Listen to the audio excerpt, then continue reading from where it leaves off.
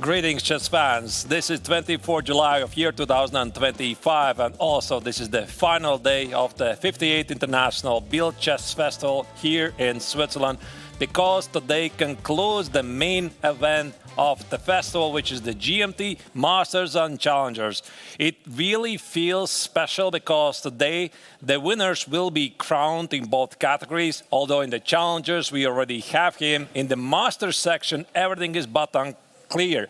Also, in the playing venue, we have these open tournaments like the Masters Open Tournament, Amateurs Open Tournament. Everything concludes today. So tune in for some amazing action and get some popcorn.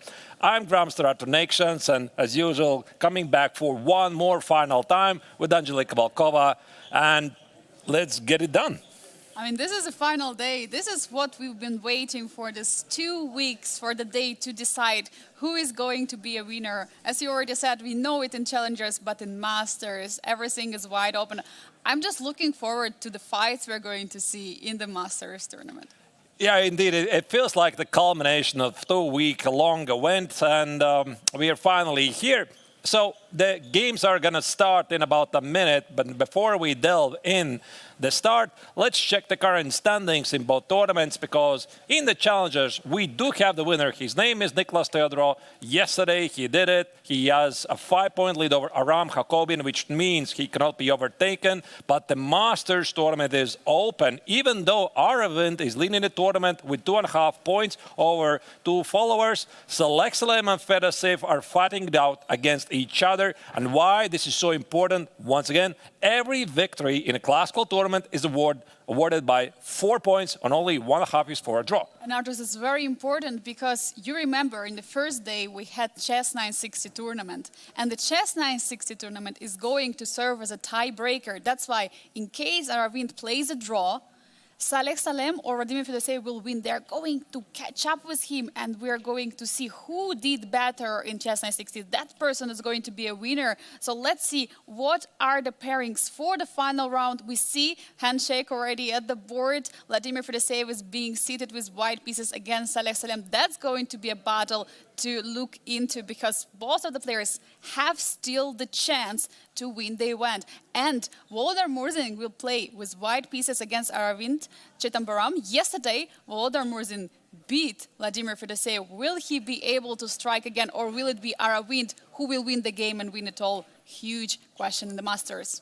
Now, in the meantime, in the Challengers tournament, there's still an open fight for the 3rd place, because Jumabayev is 1.5 points over David Navaras. Of course, there's still a battle for a place on the podium. But of course, all eyes will be on the Masters tournament, because everything is undecided. Here you can see the players are in good spirits, and I think we also might see a special event. And also we saw there was a Paul Köhler there, the tournament director. He was making the first move on this board. We saw him very short. He's very shy of the cameras, but he's the person who is making it all done in the tournament. So huge shout out definitely to Paul. And Peter Bonenbloh is the president of Biel Chess Festival as well. So the games are starting. So here we go. We have 2 d4s on the board and 2 e4s. All right. The question is, how many risks is Aravind going to take against Volodar, because he has a solid lead. But once again, if he draws and either Fedoseev or Selexelem wins, then that winner of that game might become the winner of this year's edition. Arturs, and what do we see? We see London in the game of Volodar Murzin against Aravind Chitambaram. It's the first game to the left. This weapon, this London, was a weapon of Murzin throughout the tournament. He played it against Aravind, he played it against many players, and now he goes for it again. And look at this, it is a mirrored London. We see that Aravind is just copying the moves of Volodar. Yeah, so this is one of the lines in the London. We'll see how the game is going to go. Both of the continuations are perfectly playable. By the way, we see the first brilliant move in the opening by Vladimir Fedoseev. It's not really a piece sacrifice. The knight on g5 can be taken, but White will recapture the piece immediately. Again, this is still the opening prep, and yeah, let's see where it's going to take us. Definitely. So, and also we have 2 more games in the Challengers. It's David Navarra against Renat Jumabayev. The second board to the right. It's a battle for the podium. It's a battle for the third place there. So we see there is Italian. So we will see where it's going to bring us. Is it going to be some slow Italian, or it will be an exciting one and sharp? We will find out. Meanwhile, Aram Hakobian, second placed player from Armenia, now he's facing Nicolas Theodor, who already won, clinched the victory in the tournament of the challengers, and we see Berlin on the board. So I think we should delve in the game of Fedoseev against Alex Salem, because that potentially might be the game that's going to decide everything in the Masters tournament. For Arvind, it's a bit more difficult because he's playing against inspired Merzen after yesterday's Merzen's victory over Fedoseev. So Arvind plays with the black color. We'll see if he's going to take risks. And here we just saw a couple of minutes ago White sacrificing a piece and immediately gaining it back. Oh, wow. So bishop was standing on g5, and now h4. There are no squares for the knight to go, so knight will be trapped. But where do you give up the knight? Is it going to e6 or somewhere else? But I think e4, knight e4, yeah, knight e4, knight e4, queen d5. I'm not really sure I recognize this particular line, but this motive of giving up the bishop on g5 is also a very common theme in the Berlin variation. So sometimes White also gives up the bishop on b5, which would be the other side, then plays a4, recaptures it, and it has nowhere to go. But let's step back a bit from the first moves and see what was the opening, and it was the Grunfeld. Grunfeld, and they already had the Grunfeld earlier in the tournament, and it was a variation of, it was a different line. Oh, so Vladimir deviated because he played knight f3 in the other games they played against each other. It was in rapid and it was in blitz. He played knight f3 and then h4, if you remember this game. So he went very sharp. But now he deviates and goes for bishop g5. And bishop g5 is a bit more positional choice. The threat is just to take it f6 and win the pawn. Black responded knight e4. You would think the bishop is under attack, and I think one of the main moves here is actually bishop f4. But as c takes on d5, I mean, engines love these moves. Of course, you see White just dropped the bishop on g5, but the point is, as you saw already, knight g5, h4, White wins back the piece, and the first moves are incoming very quickly. Knight e4, Black decides to give away the knight, and this is the current position. And looks like it's still a preparation even for Saleh, although now he stopped for a moment. We see that he's still considering, so maybe it was not exactly what he was looking into. But since both players had Grunfeld, it's definitely something what Saleh might have considered, that Vladimir will deviate. But the line with a piece sacrifice, are you really ready for it in the final round, or the standings dictate it all? Arturs, what do you think? I mean, if I'm playing with Black, I don't think I would be like super scared, because I'm seeing immediately the benefits for the choice, because Black is left with a Daxwa bishop. And if the position is going to open up at some point, White might regret the choices that he did. He might miss the Daxwa bishop. But then again, we have the pawn on h4. And this signals that White could be going for h5 idea and organize some counterplay here. So there's a potential that this is going to be a sharp position. And I think also for Fedoseev, it would make sense to keep the queens on the board. Definitely it does. And now big question for Saleh, where to place the queen? Queen is under attack. Does it retreat back? Does it go to a5, similar to some Scandinavian variations? Yeah, I was hoping you were going to mention it. Yeah. Queen a5, c6 looks like a Scandi to me. Yes, with a g6 included. Right. So yeah, definitely a few moves. Also coming back to d8 makes a lot of sense, because the queen is not being in front of the pieces and being targeted. But also d6 still being active. Yeah, queen d6 is again in the spirit of the Scandi. Queen d8, not sure I like it. I mean, it's also a move, of course, in the Scandinavian. That's the one of the three combinations. And queen a5 is a bit maybe more aggressive, because Black would pin the knight on c3 and perhaps also prep to play something like e5 here. And queen a5 is played. Queen a5 is on the board, so we see that Saleh Salem is going in a style for... Oh. And h5 immediately is being struck by Vladimir Fedoseev. He's going for it. He's going for the attack on the h file. Yeah, I mean, there's some hostilities about to be executed here. H takes on g6 is the current threat, and rook on h8 is not protected. I think that Black most likely will play bishop g7. G takes on h5 feels to be a big positional mistake, because it just ruins Black's pawn structure. Maybe there's also room for g5, but this might lead to really weird positions because maybe white could play h6, the bishop no longer stands on g7, and we could get a rather unbalanced position. Arturs, I'm very surprised because we see that Saleh Salem now is taking time. Maybe it's not something he was considering that will happen. And looking at Vladimir Fedoseev, he's still in the book. He still knows what's coming next. What would you feel on place of Saleh Salem in this case? Because you know, it's a very important match. It's about who is going to win, to fight for a chance to win the tournament. Because in case Aravind will not win, the player who will win this match is going to be a champion. So for that reason, it's a very, very important match. And now you're in this situation where your opponent is in the preparation. What is your thought process? No, I mean, I'm happy. I think there's definitely some ways for black to get dynamics. Like, again, these two bishops that I mentioned, this bishop g7 stuff and c5. So I think there's no need for him to be concerned about the position. And also, I think that this position doesn't really feel to me that there's no room for improvisation, right? I mean, like I already said, black would play bishop g7, black would play g5, maybe black would even play e5, maybe black would play c5, perhaps knight c6 is an option, or knight d7 is an option. So I think that there's still a lot of room for flexibility here.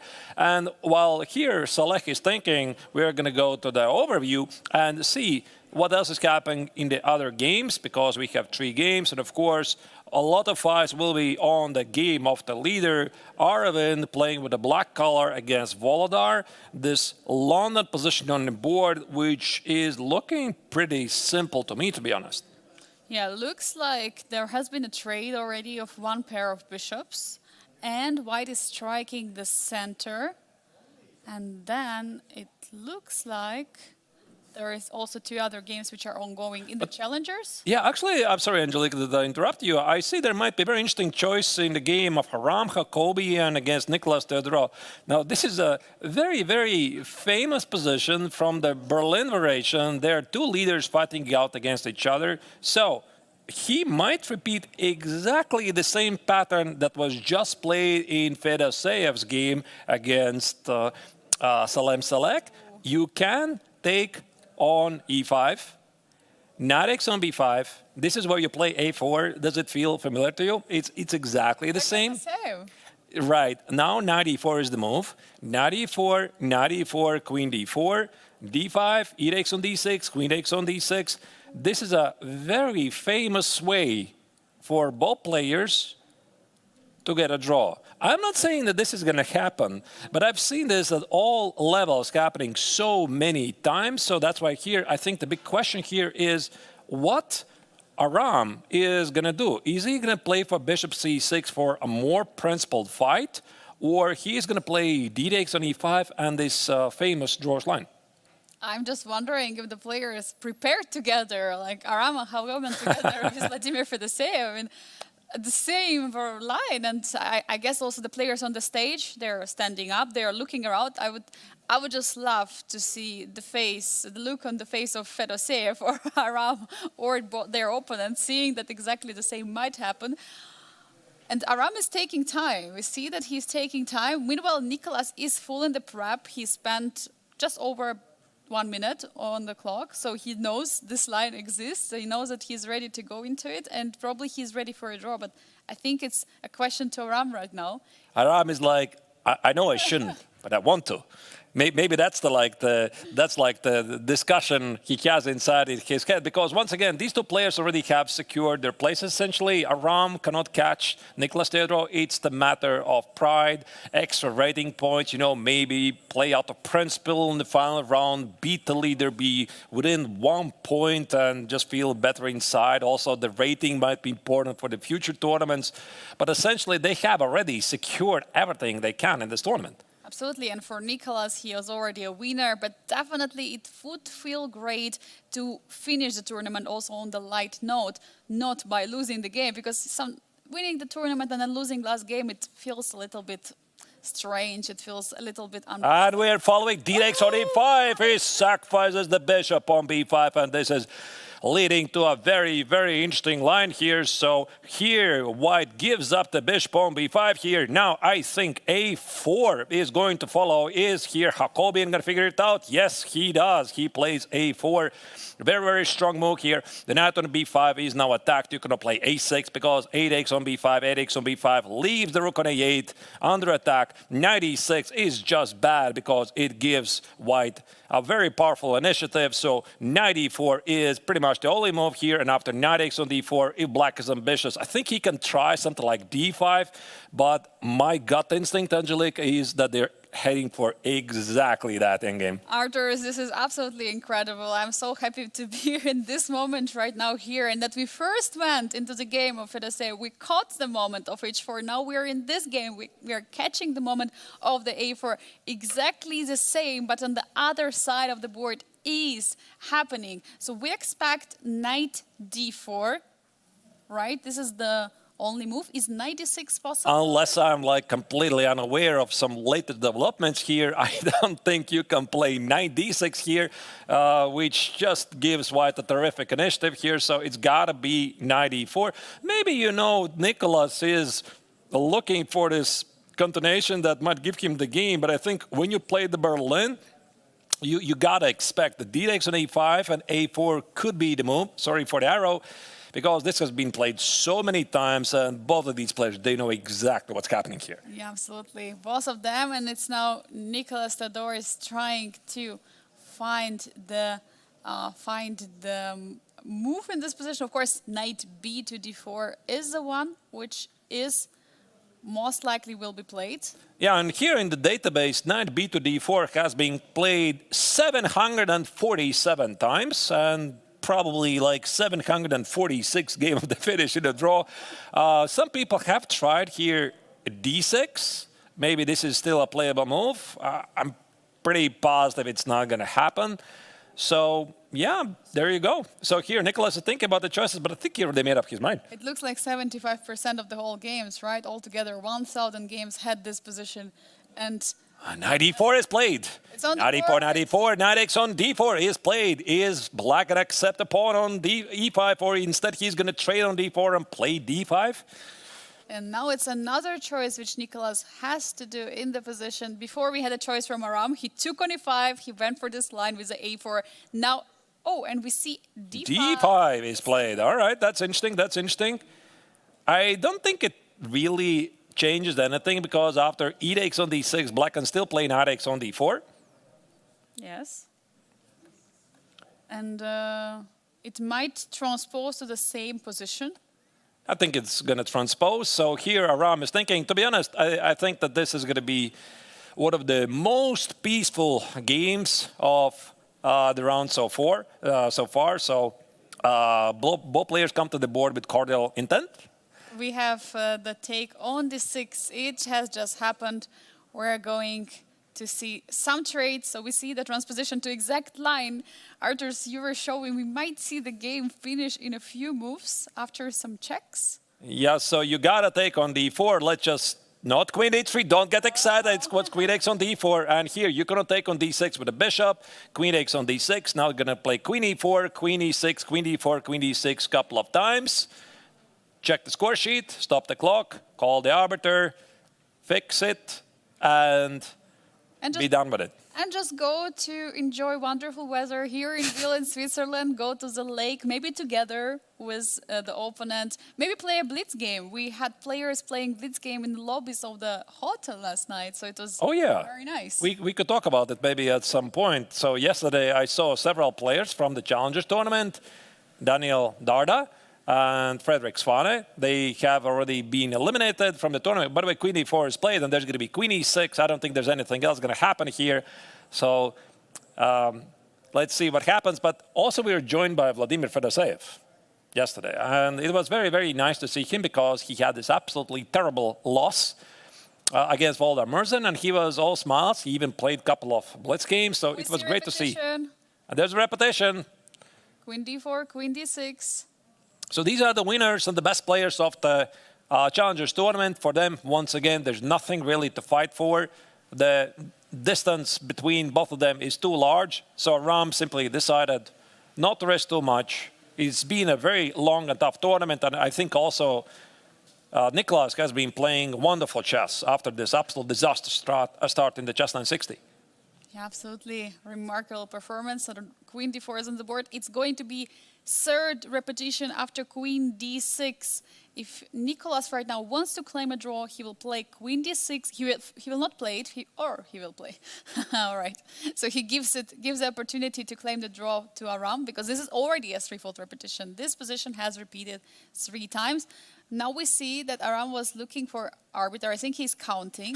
And I imagine arbiters coming like, what, really? Seriously, guys? I mean, this is move 15, right? And you already found the threefold repetition. Anyway, jokes aside, the game is finished. The first game already quickly wrapped up within the first 17 minutes of the final round. Not really a big surprise once again, but we do have a lot more action going on in the other games, because here you can see it's a fight for the championship title still in the Masters tournament. Definitely, there is a lot of action, which we are looking forward in those 2 games. We have Vladimir Vodarmurzin playing against Arvind Chidambaram in the first board to the left. We see there was some development on the board. We're going to check it out in a moment. But meanwhile, the second board to the left, Vladimir Fedoseev against Saleh Salem.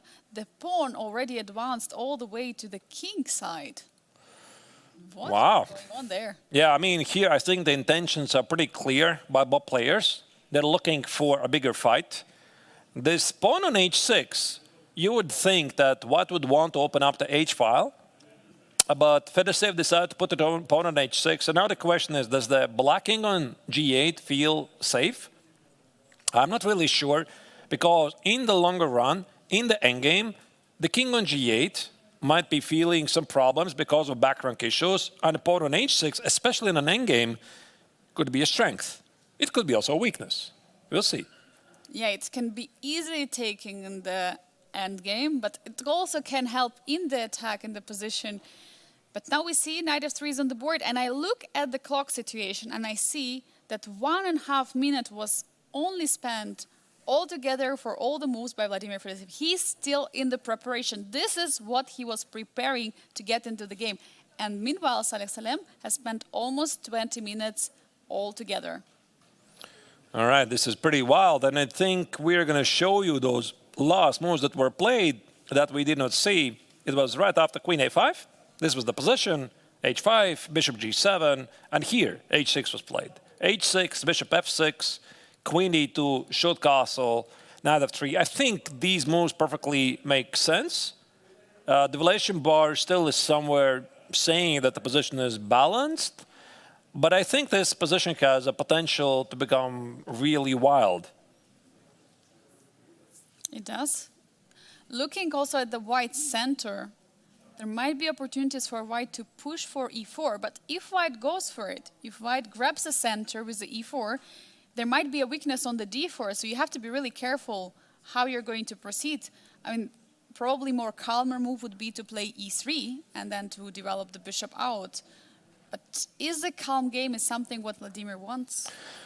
Yeah, maybe. I'm not sure about the c4. I think e4 is more reserved for the ducks with bishop on e3 or the bishop on f4. But again, these positions are really concrete. So I suppose we're going to see. Rook d8 makes perfect sense. e3 is played. I think there could be c5 and knight c6.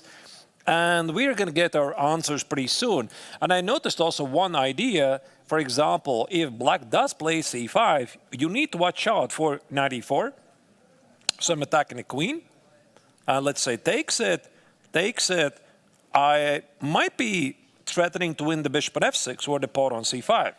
So what do? I mean, you probably take it.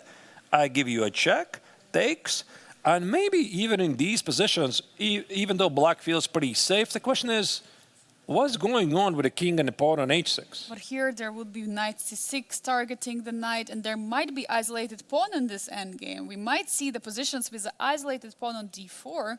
Sure, yeah, just an idea. I'm also seeing that engine likes it, but I mean this move, knight e4, could be a thing at some point. Try to trade the queens. I don't know, maybe it's not king d2, but knight e2, the knight could control the c5 square. And I think here Salem has to make a pretty big decision. Does he play c5 or make some other preparation move. And again, there's many moves. There could be knight c6, bishop f5, or even other moves. Definitely. I mean, there are many moves in the position, but I think right now for white, the biggest problem would be to try to defend the pawn on d4, and that's why this e3 move was played, just to try to be solid.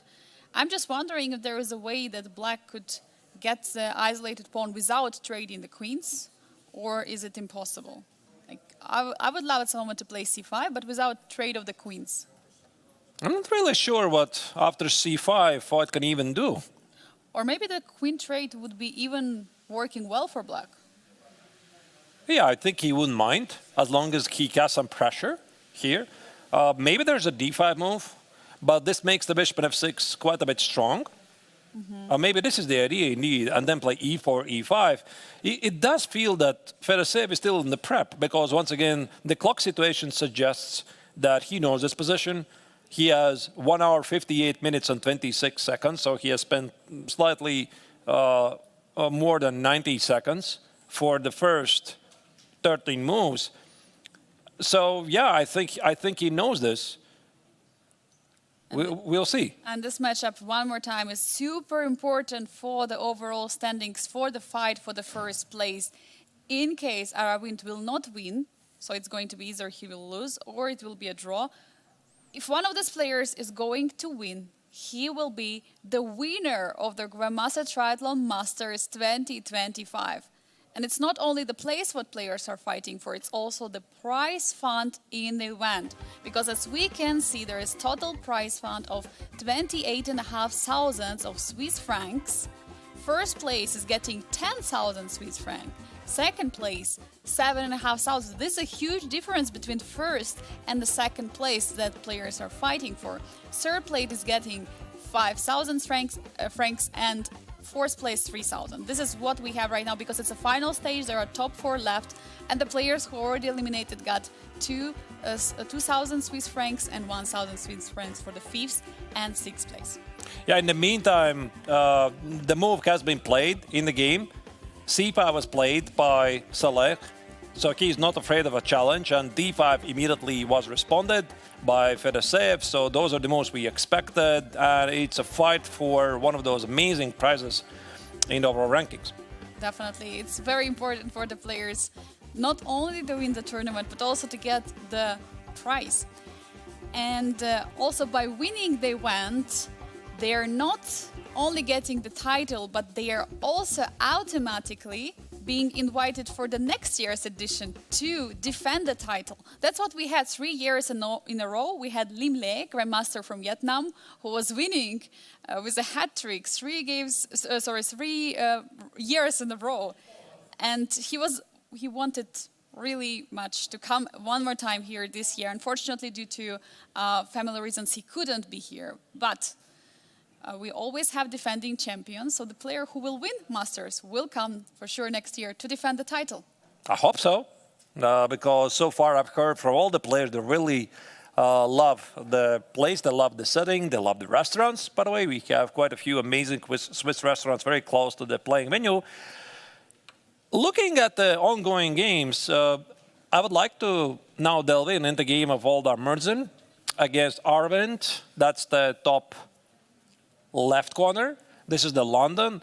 It feels really peaceful. I mean, it doesn't strike me as a position where both of the players are looking for a super sharp fight, because again, we have a very symmetrical pawn structure. The only exception is that black's pawn maybe on the d-file stands a bit on a different square. This can be easily fixed.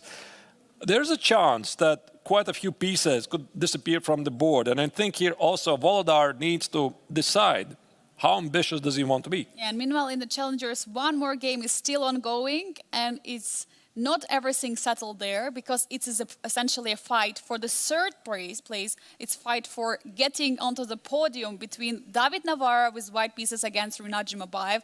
It's the second board on the right. You can see it. There is an Italian. We can see Italian opening with a pawn advancing on the A file. We see it's already advanced really far. This is a game what we also want to check out. But first, of course, let's focus on the game of Volodar Murzin against Aravind, because this looks like the exciting one, especially having the current leader, Aravind, playing the game.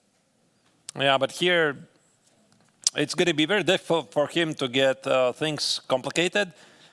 Volodar just played 92. So he is heading for the c4 square, I suppose. The bishop on e4 is under attack. And there might be more trades. And in the meantime, why I'm saying that this position is looking really peaceful, because black doesn't have any weaknesses that white can target.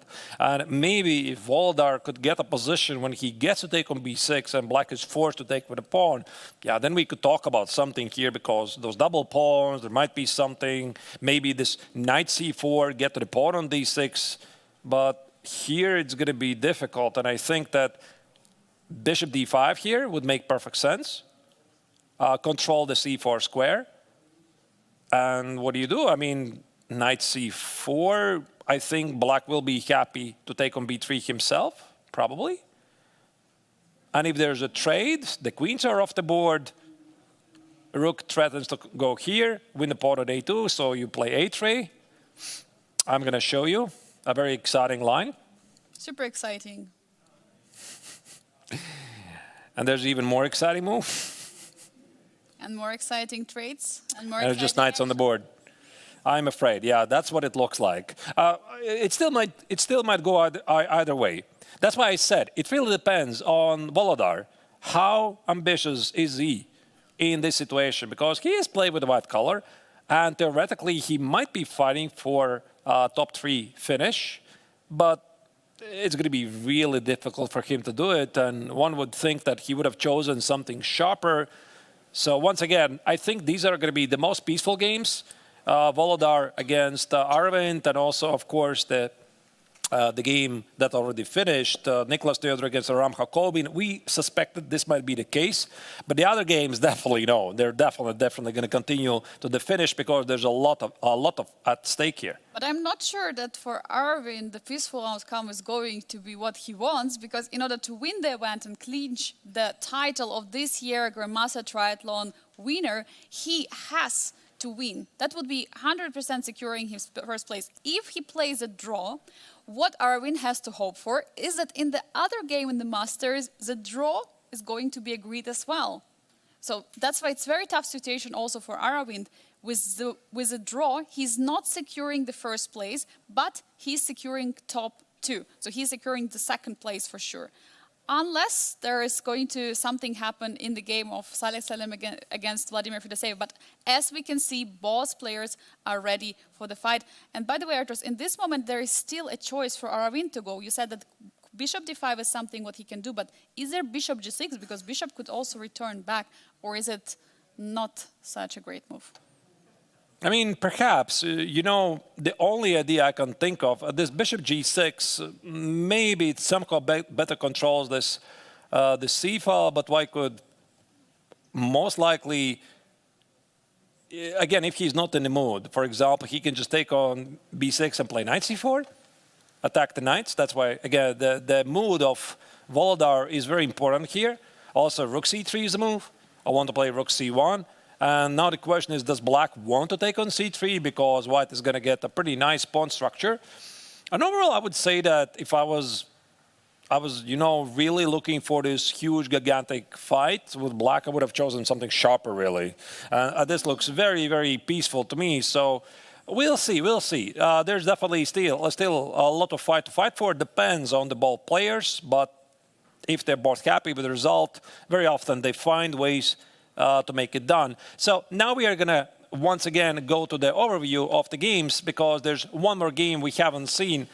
That is David Navarra against Renat Jumabayev, and I'm definitely absolutely sure this is going to be a long game, because David needs the victory with the white color to finish in the 3rd place. Definitely, it's a fight for the 3rd place, fight to get on the podium. We know that Renat Jumabayev has more points than David Navarra, which means that if Renat plays a draw, or at least doesn't lose, he's going to be the one who will secure the 3rd place. So for David Navarra, it's a must-win situation. And he also has white pieces which might bring him even more motivation for this game. And I look now, the pawn is already on e5. Arturs, do we expect a fight in this game? Yeah, it's absolutely a big fight here. So once again, the Italian game might give the wrong impression, because the Italian game often is treated like, oh, it's very positional, you know, there's not a lot of going on. But it's the other serious alternative to the Raul Lopez and the Berlin variation. And this is the so-called Hungarian variation. So I'm going to now step back from the starting move so that you get to see what was the opening. So bishop c4, knight f6, d3. In case somebody wondering why not knight g5, yeah, it's totally playable, but I think the current word is that black is doing pretty great in these lines. There's knight a5, there's the modern move b5. Many interesting choices for black, and the engine fully supports black's position. So that's why white rejects this opportunity. And bishop e7. You know, Angelika, I got to tell you this. For a longer time, I thought that the Hungarian variation is not great. Like, I thought that compared to the classical Italian with bishop c5, d6, which feels very active with the bishop on c5, giving black a lot of activity, that this bishop e7 is too passive. But based on my last experience on this line, I have changed my mind. I think that bishop e7 gives black a very simple game. He wants to play stuff like d6. And one of the big ideas overall, so that everybody is on the same page, why this bishop e7 is such a necessary move and not bishop c5, because there are moments, for example, here, after the show castle, you need to watch out for bishop g5. So it creates some kind of a problem here with the pin here. And if you play h6, what keeps the pin, and you need to make up your mind, is g5 a thing? Because white could sacrifice on g5, and maybe in this position this is not so great. So that's why some players, they're just like, you know, I'll just play bishop e7, be solid, and at least there's no bishop g5 here. Sometimes it is just safer to put the bishop on e7, because in the lines when you develop the bishop to c5, sometimes you miss the bishop on e7. You would love to bring it back, but it is not possible anymore. So for that reason, bishop e7 looks like a great move. Of course, not so active, but there are no more ideas of bishop g5 in the position for white. It eliminates those, and yeah, we see castle, castle, and now rook e1. Yeah, this is a very important move, because it stops d5, and if you would be a bit careless, for example, you could play, I don't know, something like c3, you need to watch out for d5. That's an attack on the center. You take it, rook e1. And sometimes, oddly, this bishop on e7 stands even better than on c5, because there's some different properties. And I think black typically plays something like knight b6. You cannot win the pawn on e5, because you see knight c4, your queen on d1 is left defenseless. So it's simply no good. And if you play something like bishop b3, I quite don't recall what was the move here.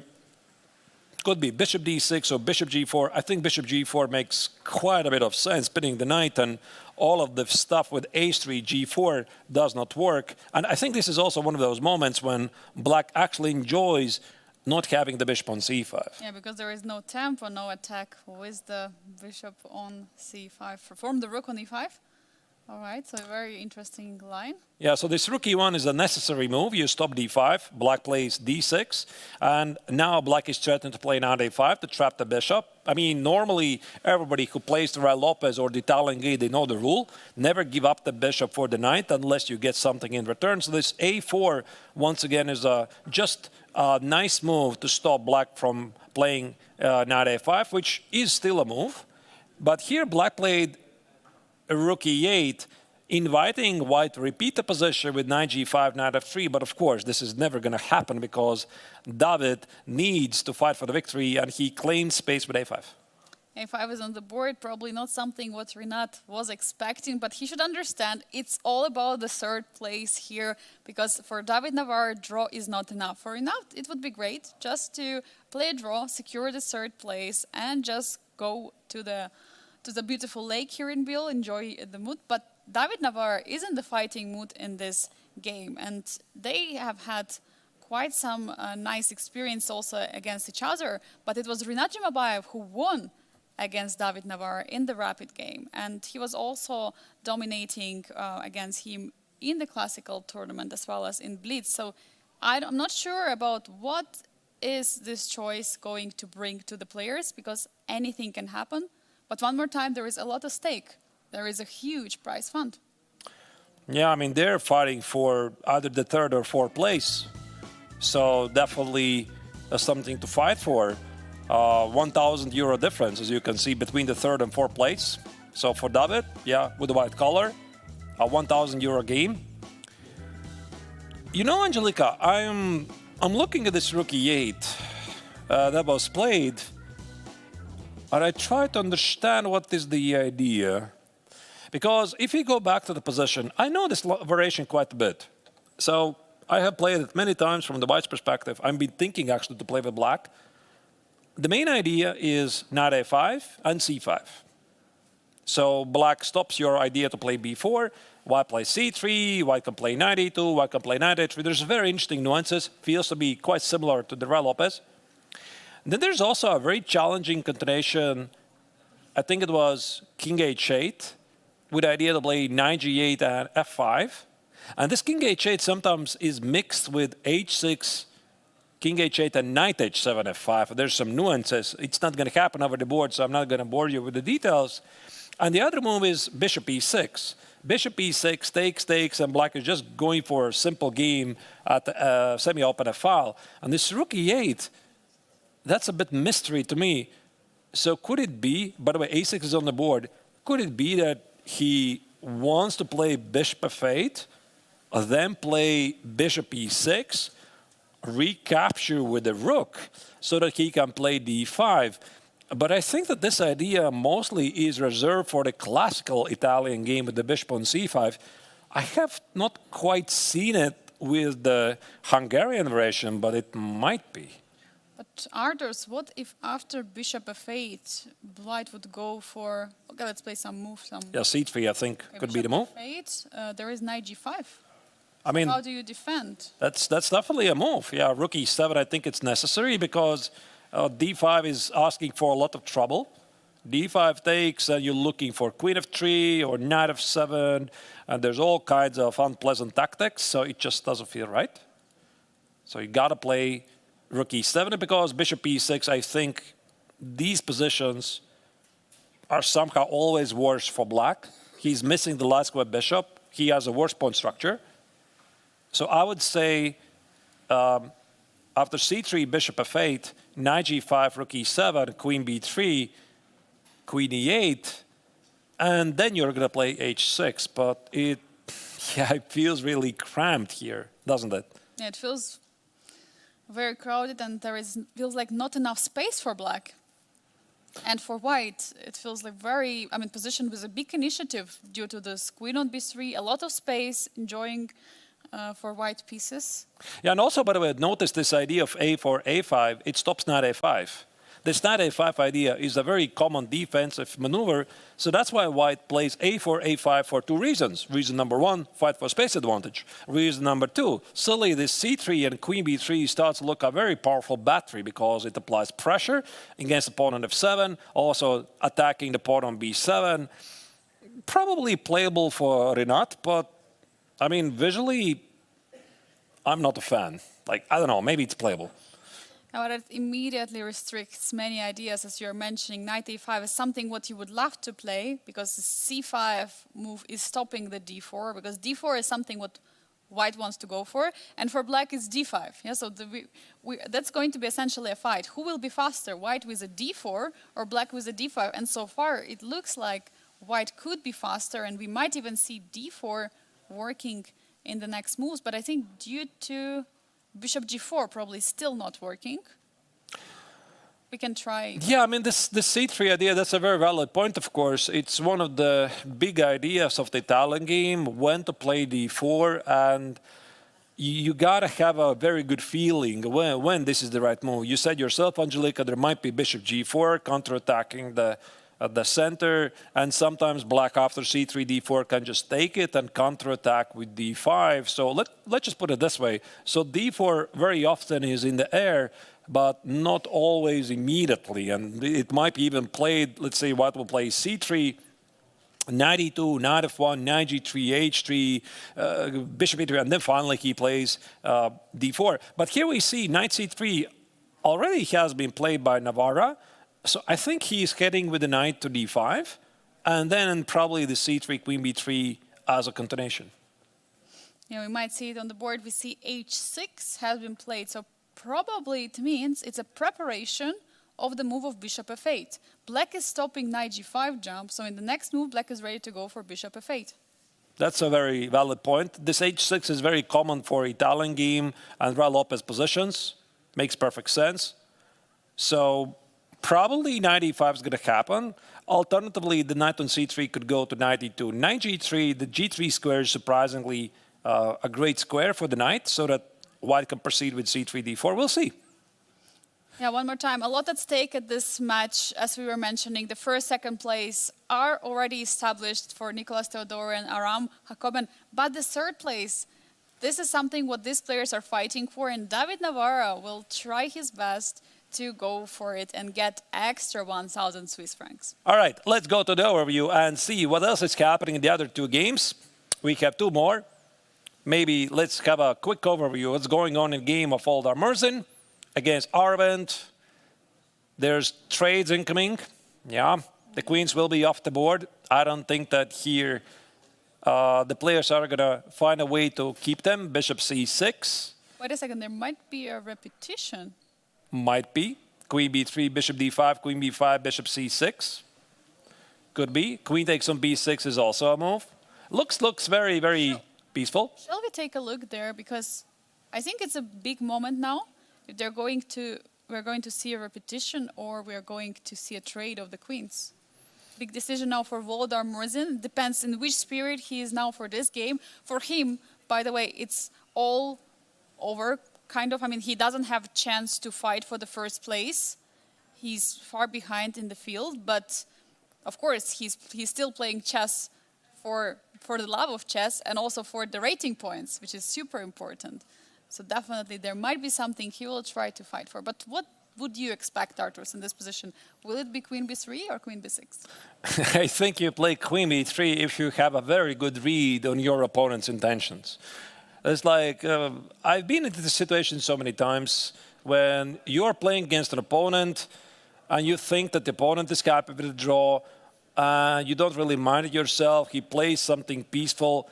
And it's like a mutual understanding between these two, right? They feel like, yeah, I mean, I could play, of course, for like queen b6, etc., but queen b3 is not really terrible. I see you could play bishop d5. It's like, it's no agreement between the two, but they perfectly understand where it's heading, and sometimes they like help each other, you know, so they find the fastest way to repeat the position. I'm not really sure. I mean, of course, queen takes on b6, followed by knight c4 also is a move. Here, for white, there's no way to be ambitious. So queen d3, queen e2 literally makes no sense. It just leaves the pawn on b2 hanging. So queen b3, bishop d5 is a very realistic way to continue, because after queen b3, I don't think that black wants to improve the white knight heading to a5.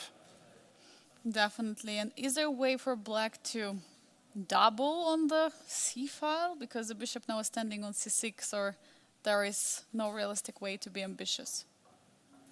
Maybe we can try to play some. I mean, yeah, we could try to do it, but I think white's going to be simply faster because white's the one to move. So if I want to play this, I could do it myself, either rook c2, rook c1, or rook c3, rook c1. Both of these moves will be met with some resistance, obviously. Maybe this is a move. Black could go here, force me to give up the c file. Then I could play rook c3 instead. And then maybe there is still a chance to get a slightly unbalanced pawn structure with something like d5. And again, there's so many easy lines to find the equality in these lines. So I highly doubt it that this is going to be a very long game, but we'll see. So in the meantime, I think we are definitely going to come back to the ongoing games here, because here Volodar has to make pretty big choice. Does he take on b6 immediately, or does he play queen b3? But dear viewers, we're going to make our very first short break for the final day. This is the 58th International Biel Chess Festival, the very, very final day for the broadcast. So stay tuned and come back after a very short break.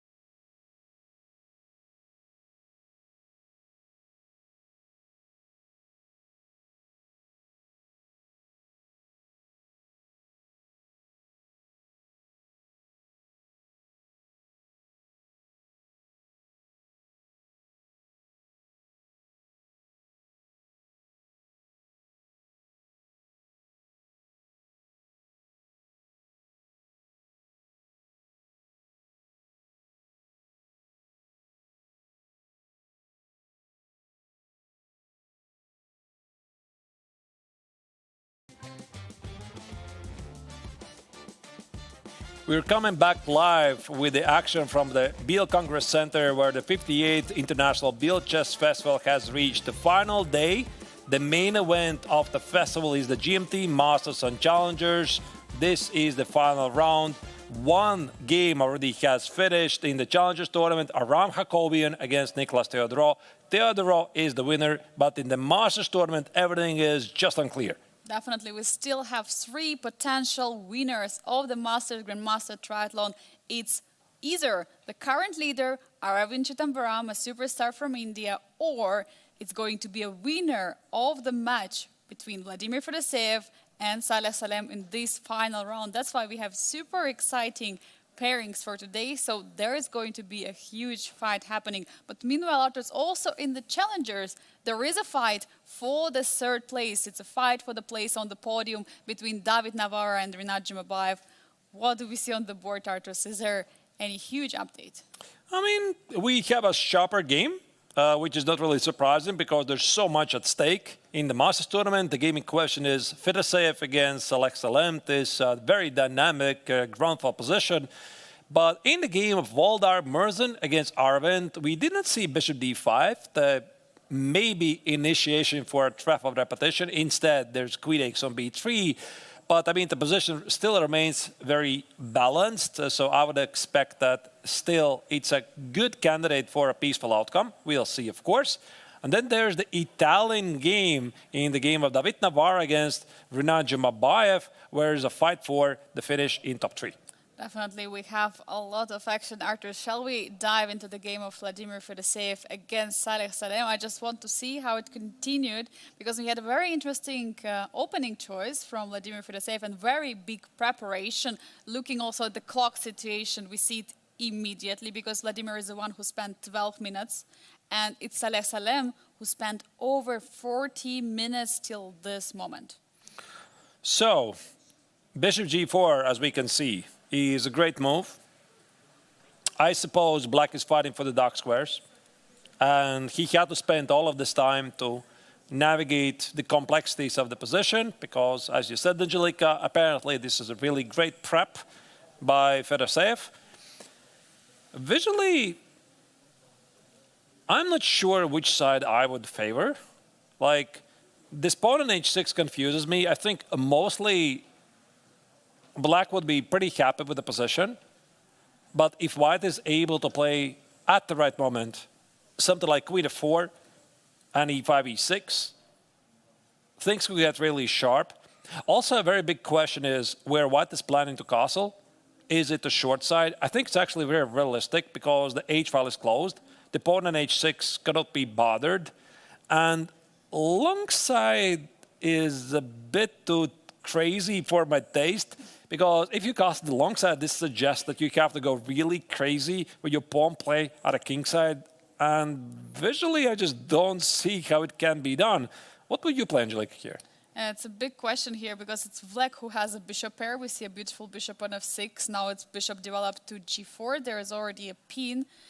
I mean, I would not go for the long castle. It would be too risky to me. But yeah, short castle is something what I would consider. Although there might be some issues with the pawn on d5. I'm just considering if there is a way that Black can try to attack it with some e6, just bothering the pawn. Because now the pawns are being stuck, so to say, on e4 and d5. There are great central pawns, but there are many weak squares around them.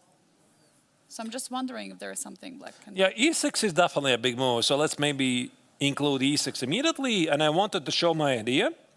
I want to play Queen f4, which I think is going to be a very common idea in these positions. I want to take on f6, give you a checkmate on g7, by the way. No, this the pawn on h6 does a wonderful job. So let's say bishop takes on c3, b takes on c3, the bishop on g4 is hanging, and if you think it's the same, well, I'm afraid I have bad news for you. Yeah, looks pretty bad. And the queen is chilling on a5. It's not helping at all. No. The queen is too far. Not at all. So maybe actually I could try to improve your idea. So you said bishop takes on f3, bishop takes on f3, and now perhaps you can play e6. But I think again I can try to play the same idea, queen f4. Now the bishop on g4 no longer is under attack, so you take on c3. I mean, you don't have to, but I just want to show the line. Queen takes on c3, sort of guarding the f6 square. But even here, there could be problems with some e5 ideas, or first takes, and then either bishop g4, e5. The black king is quite exposed. Definitely, and too many weak dark squares around the king. This is how it looks, so not something what black have to go for. So black has to indeed be worried about the king side situation, considering that the queen is on the queen side, also the knight is on the queen side. All pieces somehow are there, so there could be always this queen f4 idea. So short castle. Yeah, which brings the question what black should do. So it's not e6. I was actually thinking also about another idea. There's knight c4. Oh yeah, bring in the knight to e5 also, or on c4 it's also great. I tried to play knight b2 actually. That was the idea. Queen b2, bishop c3 stuff. And But rook c1 has been played. oh, all right. Let's just focus on what we have here at hand. Rook c1. Look at that. He's not yet going for a castle. He's not yet deciding where the king will be. It might be logical, Arturs. Maybe he wants to play king f1 at some moment, just to slide with the king back in case rook is needed on the h file. This is a very good suggestion. Yeah, I like king f1. I was thinking about that. Like, do you castle short or do you play king f1? Because very often when we talk about the castling, it's a pretty much misunderstood concept. Because I think there's two main reasons why you want to castle. Reason number one is you want to bring the king to the safety. And reason number two, you want to activate your rooks or connect them. But here you see the white rook possibly already does something good here, and the king in f1 feels safe. So why would I castle just for the checkmark move, right? Also, sometimes misunderstood by players at any level. And yeah, and the rook on c1 defends the pawn on c3, so looks logical to me. Looks definitely makes a lot of sense. And also looking at the clock situation one more time, just 15 minutes spent for Vladimir Fedoseev. So he still is somewhere, of course, most likely not in the most precise preparation, but he still remembers from the files similar positions and the way how he should play. So that's definitely something what he can tell about him. And for Saleh Salem, this position is definitely a surprise, this opening preparation from Vladimir Fedoseev. But as you were also mentioning earlier, I don't think that it's such a big thing, because the position which they got is a huge fighting position. And considering the current standings in the Masters tournament, this is something what you want to get. You want to get the fight because there is only one chance at this moment to fight for the first place. If someone of them is winning and Aravind is not winning his game against Murzin, it's going to be one of them who is the winner of the 2025 Grandmaster Triathlon. Yep. Huge stakes, of course, here. You know, Angelika, there's this story I told you, what happened yesterday, so I would like to expand it a bit. So yesterday evening, we are like gathering. I had a dinner together with Frederick's father. He's still here. We met at the local Verona restaurant, talk about life and everything, chess, etc., future plans. And then Frederick said, you know, every evening we are playing some blitz in the hotel. So do you want to join? I said, sure, of course. You know, I'm still a GM and I want to see how I fare with the young guns. So it was Frederick, Daniel Darda, me, and also another friend. And later, Vladimir Fedoseev came by. And I think it was around 11 p.m. So he was in a pretty good mood. We joked a bit about his yesterday's game, how he managed to lose this game against Volodar, that he has some chances still to win the tournament. But anyway, why I'm telling all of this? So the players were playing against each other. Fedoseev was taking on Daniel Darda, Frederick Svane, and I could feel the respect for the young players, definitely. Yeah, so they were like all quiet immediately. You know, that's Fedoseev right there, sitting against them, right? And Vladimir will be playing some really good openings. There was this absolutely crazy queen endgame with an extra pawn. I think it lasted like 300 moves. And Daniel Darda was desperately trying to hold it on. It was pure cinema, to be honest. Maybe we even got some games on the camera. I don't know, because we're filming this event. Either way, it was really great to see that Vladimir is in a much better mood after such a painful loss. And yeah, it was fun. I think it's also super important for the players, like generally, like doesn't matter this tournament or any other tournament or World Cup or Grand Swiss or whatever big event is coming up soon, is to still try to get your mood back after the loss. Because if you're going to think a lot about it, you're not going to move forward, you're going to still stay in the past. So you're still going to stay at that moment where you lost the game against Murzin like Fedoseev did. But what we see today is that Fedoseev, already yesterday we saw that immediately after the game Fedoseev was smiling. Then he went to play some blitz games against you, against youngsters from the also from the Challengers tournament who disqualified Daniel Darder and Frederick Svane who was playing in the Masters. And today he comes with a new energy, with a new power and a new opening preparation. How important is this trait of the character to just try to immediately focus on the next game? Very difficult. I think it's got to be some natural gift, like how easy you can forget the painful losses. Because who was it? I think it was Michael Tal who once famously said that every single loss is like a micro death, like especially the painful losses. You just can't forget them easily. But for Vladimir, of course, I mean, he said it was unpleasant, but he's over it. And yeah, I mean, both of the players are incredibly positive throughout the tournament. So it's going to be an exciting fight. And I think also for both of them, more tournaments are ahead. I'm not really sure about Salem, but I think he is also most likely going to play in Grand Swiss and the World Cup. Fedoseev, absolutely. Yeah, these are the big events. And also the Biel Chess Festival for both of them is a very, very important stop to test things, get in shape for the main tournaments, which is part of the qualification path to the FIDE candidates. You know, Arturs also recall. I just recalled one of the player who stands out a lot, like in terms of huge comebacks, and also the player who was playing here last year in the Challengers. It was Vaishali Ramesh Babu. She was absolutely amazing in the candidates last year.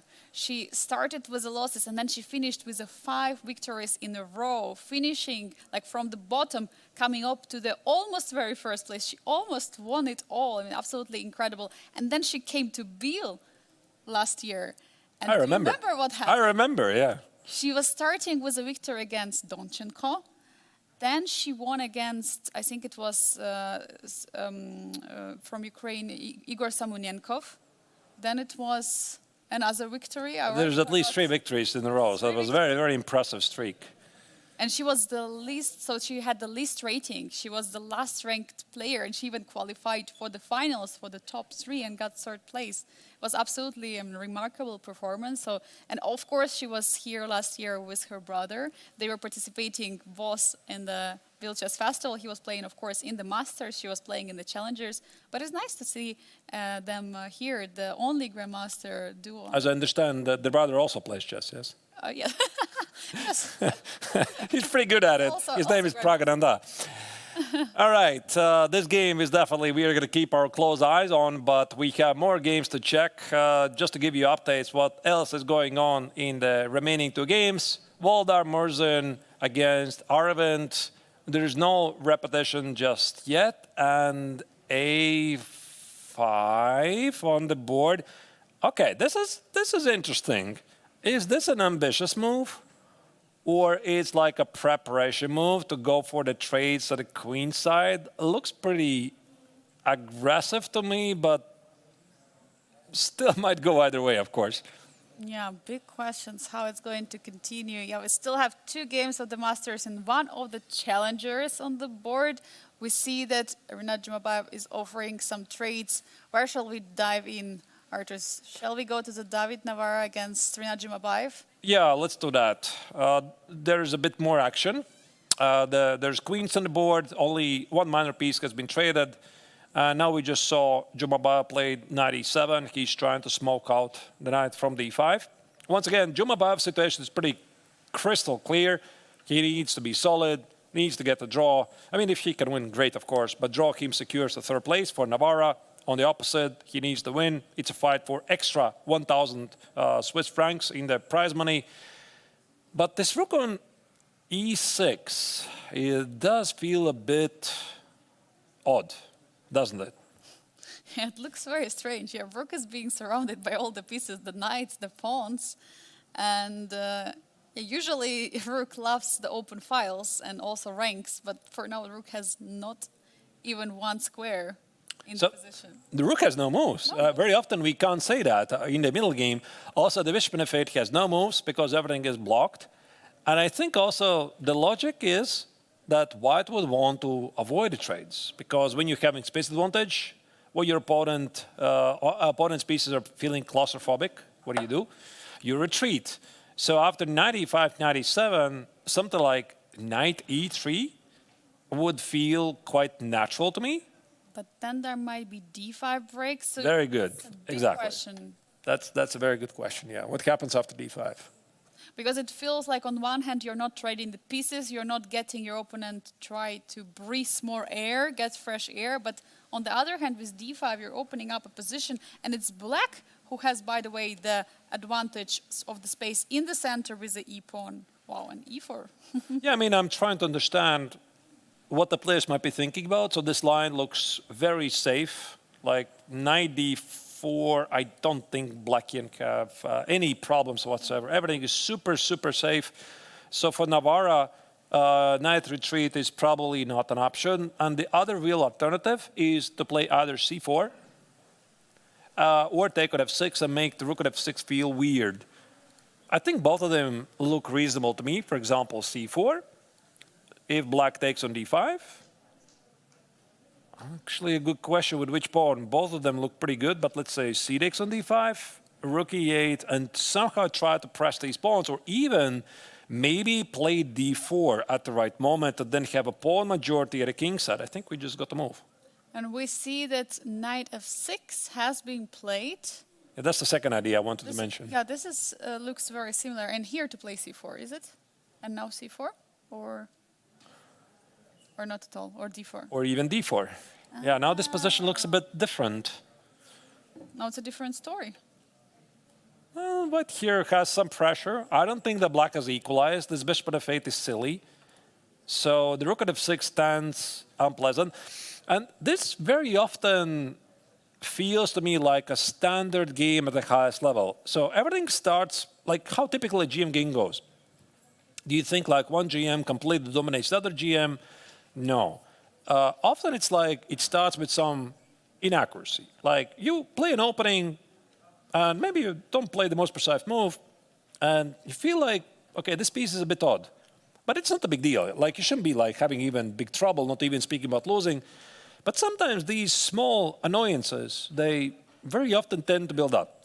So it's a small annoyance, a couple of moves later, it's pretty big annoyance, it's still okay, kind of. Then a couple of moves later, it's a problem. Then even more later, it's a very big problem. And then you're in a very difficult situation. I mean, this happens so many times. And I think here Navarra is on a really great start because the rook on f6, the bishop at f8, they feel like these small annoyances. And there's definitely something that white can work with. Yeah, definitely. This small nuances can become to the big problems and big weaknesses later on. That's what definitely can be happening. And this rook on the 6th rank, one more time, big question to this rook. Is this bringing some extra pressure on white, or will it be able to attack like rook g6 at some moment targeting g2?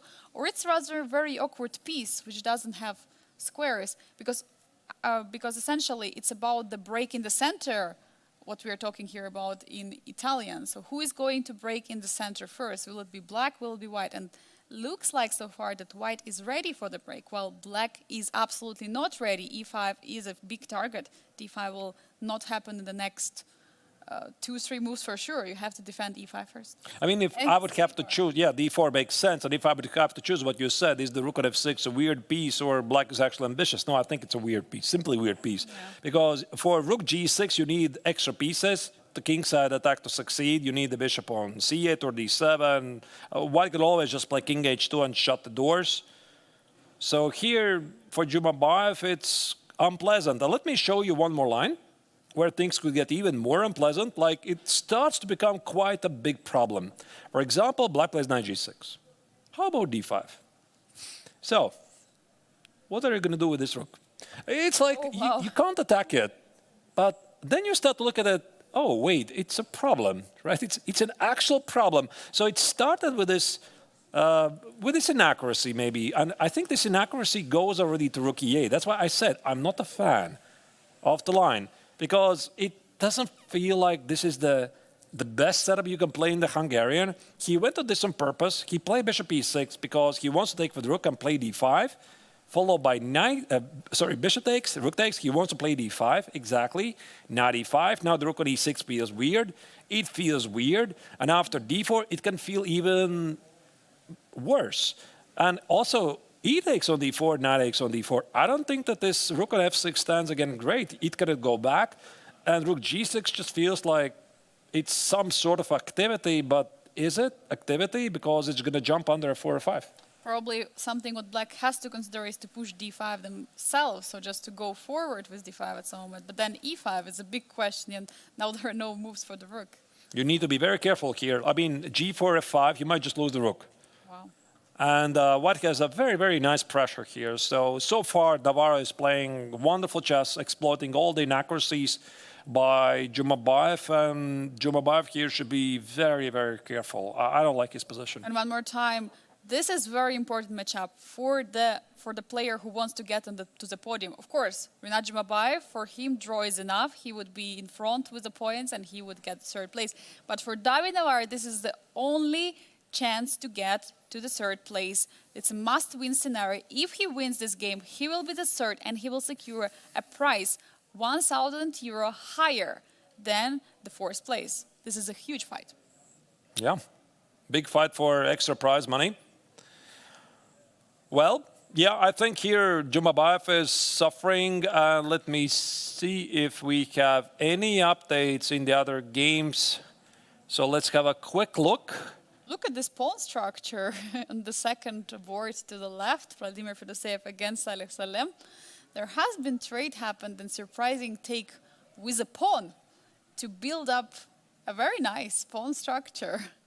And this is essentially a fight between two players who might be the winners of the Grandmaster Triathlon Masters. It's a great move. I love this move. And I think we're going to go full screen so that we can explain why did Fedoseev take with a pawn and not with the bishop. Because first impression when you're seeing this is why? I mean, why are you doubling the pawns? Why are you weakening the king side? You can't castle the short side, etc. But I think this g takes on f3 is the start of a very nice idea to play f4 and play e5. Because if we roll back a move here, you see, why could not easily play e5? So for him to prepare f4, e5, he needs to remove the knight. Where exactly? It's not clear. Then play f4, then play e5. So it takes forever. And this bishop takes on f3. Actually, I have a question. How forced was this for black? Oh, we were discussing this bishop takes on f3, including the idea of e6, but we were also discussing that it's not really working. But we looked at this position with inclusion of castle. That's what I remember, because we looked at the short castle, then bishop takes f3. But this is a different story. Rook c1 was played, no short castle. Right. King is not on g1. I see the engine says it's balanced somehow, but I can see both players a lot to fight for. For white, maybe it's a bit easier, like f4, e5, a super easy plan. Perhaps put the bishop at f3, the king goes on g2. So it's very easy to imagine 4 next moves for Fedoseev. At the same time, also for Saleh, he sees what white wants. Can you play e6 here? Are you sure you're not going to miss queen f4? That's a very unpleasant move, and queen and f5 is sort of disconnected. Or does he have the time to organize some counterplay at the queen side with knight a4? But what if I play f4? And if you take on c3, I take with a b pawn. This might easily go wrong for black. You see him grabbing the center. Arturs, could it be that Saleh Salem was hoping for bishop take on c3 in order to play your idea with knight c4? Maybe that was his plan. Bishop takes f3, bishop f3, knight c4, knight e5, or just bringing knight to c4? Yeah, I don't think so. I think he was expecting g takes on f3. Like this is it's a very common move for these positions. I think that he knows that g takes on f3 had to be played. I mean, I would be, let's put it this way, I would be surprised that Saleh was surprised. I would be really surprised. I mean, you got to expect G-Neiksans after. He's such a strong and dynamic player. But this knight a4 does not work. And also, you know what would worry me? The queen and f5 is still disconnected from the game. This would really worry me. Maybe I can bring it in the game with queen b4, queen d4, because very often when you don't know what to do, what do? You formulate things that need to be done. Like the queen and a5 is out of the game. How do I bring it in the game? What about queen b4? Can I do that? And f4?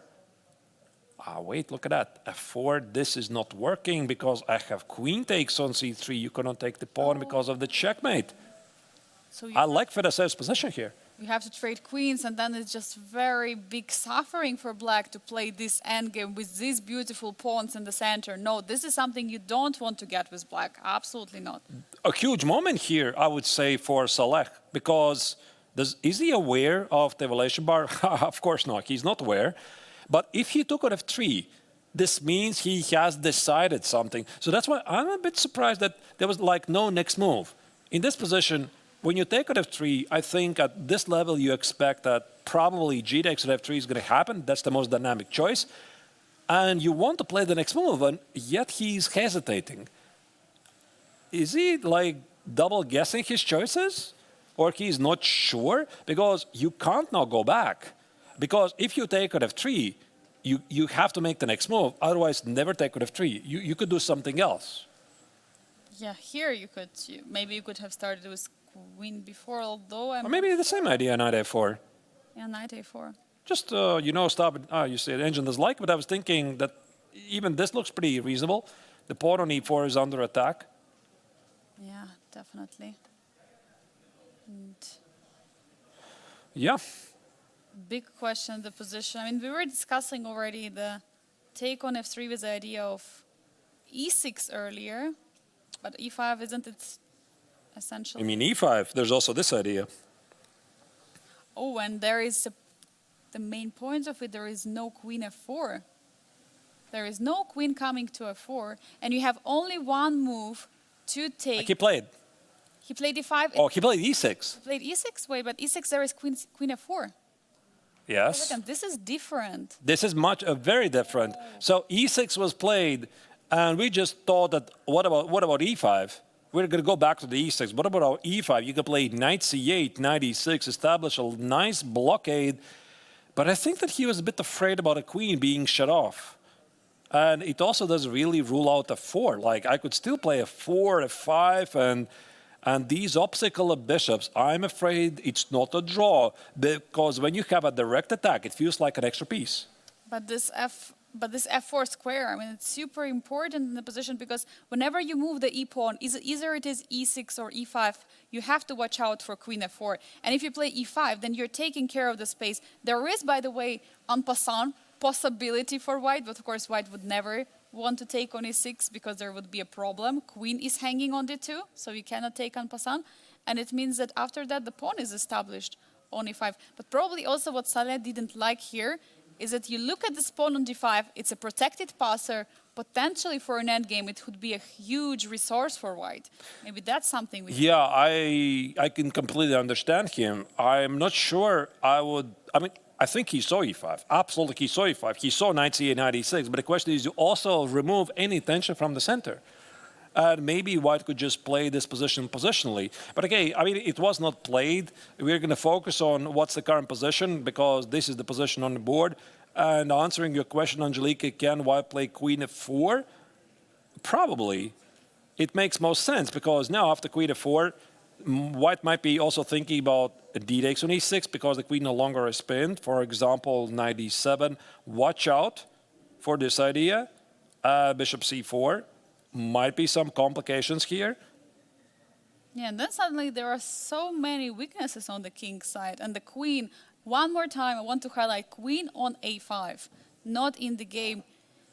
This is a big difference between the e6 and e5 move. And I'm wondering if Vladimir has already understood which plan he should follow and if he should go for the queen on e4. Arturs, you see this position, you're playing it with white. Do you see queen f4 in how many seconds? I think he already saw it like half an hour ago, to be honest. Like, he's just double checking all of these lines. And when we realistically look at the position, I mean, what else do you have?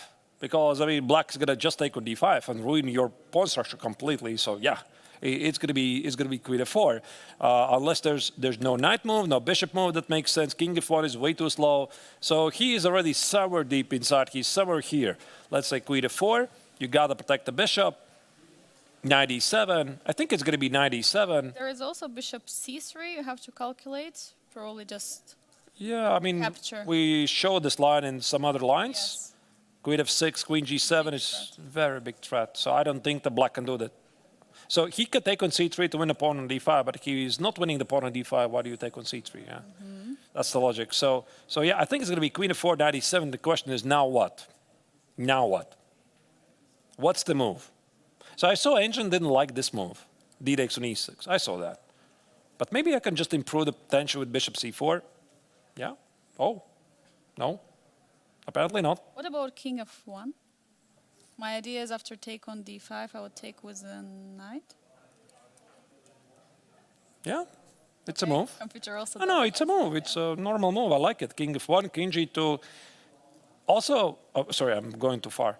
Also here, black has a very nice control to dark squares. So you definitely can understand why I selected this.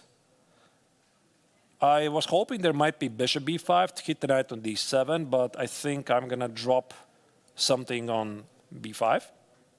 So I cannot do that. So what else is there, actually? I mean, d6 would be very wrong. You don't want to separate your pawns so much. You would like to take on e6. I mean, we can't completely rule it out because it might disconnect the black queen. Actually, this is a bit puzzle to me. Like, I think king f1 makes sense. I was briefly looking at some crazy lines like e5, but yeah, I just don't see why would I do that. I try to free the e4 square for the knight, but I mean, the knight is pinned anyway, so not e5.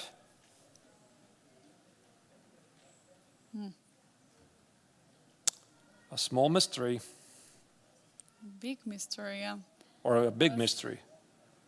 I was looking at before shortly, but of course, if black takes with a pawn, you're happy. You have knight b5 maybe, but even probably with a pawn takes, you're not happy now. I mean, maybe you can go for the f4 e5 idea.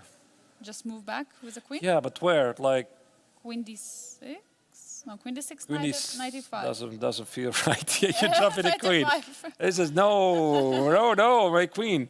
No, don't do that. Maybe queen g3? The Bottas gambit. Yeah. Queen f4 on the board, by the way. Queen f4 has been played. We see it.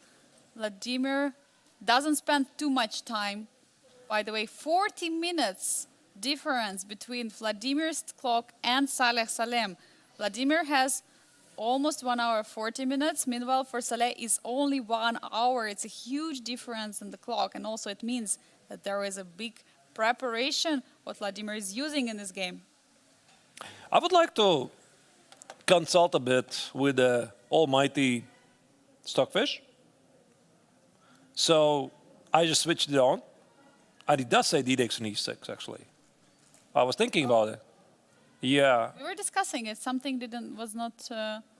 Yeah, maybe it was not properly calibrated. I don't know. And show castle. This is what Engine says.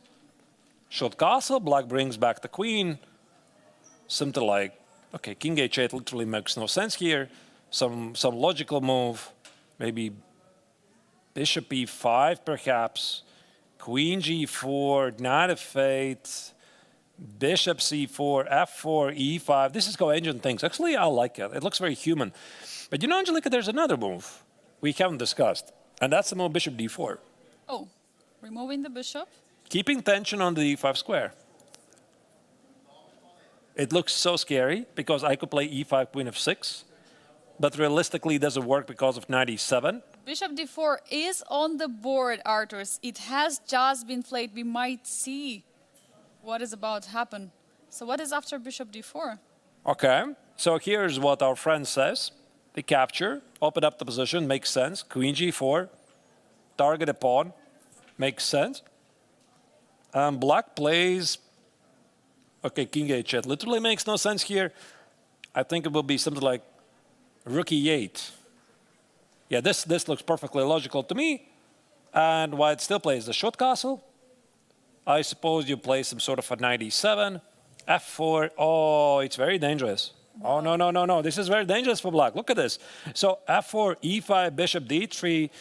This pawn, you remember it. I mean, after the opening, it didn't really feel like a big deal. But now, with bishop d3, obstacle bishops with a direct attack, I really like Fedoseev's position here. No, it's a completely different story. I mean, here, definitely, I mean, this position looks amazing, considering that there is not a single piece close to the king to defend it. There is queen far, I mean, queen abandoned her king, and just left to the queen side. There are all pieces on the queen side. It's only the king, the only piece on the king side, which is battling for life. And I have a question, Neiksans. Like, what do you think about my theory? So we were discussing this yesterday, was it? Day before yesterday, maybe yesterday. That I thought maybe Fedoseev is guiding his prep, because he was playing these offbeat lines, and I actually talk about this with other grandmasters like Frederick Spane and Daniel Darda. We talked about this. Do you think Fedoseev is guiding his prep? I said, no, I'm not really sure. Maybe, this is how he plays very often. But I mean, there's still two major tournaments coming up. That's the FIDE World Cup, that's the Grand Swiss. We talked about this before. And he suddenly plays this new idea, like this h4, h5. Could it be that for such a critical moment for the tournament, he's like, okay, I gotta try one of my big ideas, I mean, he's like, probably has like 20 or more opening surprises prepared. It's like, there you go, for Biel, the decisive game, I'm gonna play one of my very big preps. What do you think about this theory? just bringing out the ace out of the sleeve, I mean, it looks like it is possible, because looking at the position, looking at how Saleh Salem was surprised in the game, and before he played completely different variations against Grunfeld from Saleh Salem, I trust it could be true. I mean, this is absolutely, this theory is possible. It looks to me a very serious preparation, because in many games, Vladimir was just experimenting straight. And this is here where he goes back to the classical chess. For him, this is also a very important game. I wouldn't be surprised. What do you think, Angelika? We could probably go back to the other games. I think we haven't checked them for a while. Maybe we missed some action? Definitely. Let's take a look, and we see the first game on the left. It's Volodar Murzin against Arvind Chitambaram. There has been a trade of the queens, but the battle is still ongoing. We see that now there is a big question. Will their rooks also be traded in the position? Meanwhile, Arvind is bringing the king to the center of the board. We see he slowly slides with the king a7. And now he just offered the rook trade on c8. Question, is he going to be accepted? But also, super important match in the challengers. David Navarro against Renat Jumabayev, and it's David Navarro who is pushing. He has just broken the center with d4. It's the second game to the right. And we see he has a very active knight on d4, also more space advantage in the center with a pawn e4, while black has this awkward rook on f6. But Arturs, it's your choice. Where should we head out next? Yeah, I mean, we could go to see full screen Volodar Murzin against Arvind, because Arvind is the leader of the Masters tournament. But this game, unless we're going to see a repeat of the famous game Robert James Fischer, Boris Spassky, when Spassky famously played bishop takes at h2 in a similar position. That's the only drama I can think of. Maybe white just takes the pawn on h7 and allows g6 to be played. Apart from that, no. I think this position is as equalish and as drawish as it gets. So I think we can stay here for a while, because I think it's going to wrap up very soon. Yeah, and it's a pity to see that Arvind is allowing all those rook trades heading out for some peaceful outcome. We see a rook trade on the board now, the bishop. Which move count is it right now? I think it moved 25, isn't it? No. Yeah, this is mode 25, and the players cannot agree to the draw before move 40, and usually there comes this mutual understanding, right? So one player repeats the move, the other repeats, etc., because there's no need to do that. But here, I mean, there's a complete symmetricality on the board. White can play a3, b6, I don't know, h4, h6. So bishop takes on h7 here. This is the very, very famous game, idea at least, from the World Championship match back in 1972 when the American chess legend Bobby Fischer famously took the pawn on h2. Do you remember what was the reason, what he saw there? I think he miscalculated something.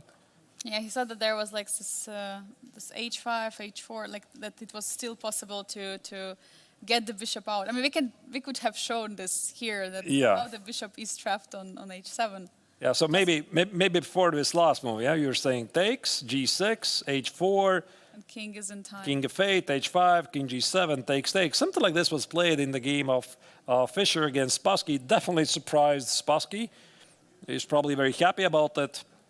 But Arvind said no, take on h7 will not allowed. We see prophylactical moves being played for the overall standings. This is a very crucial result. I mean, if the players will have a draw, but one more time, they cannot agree on a draw.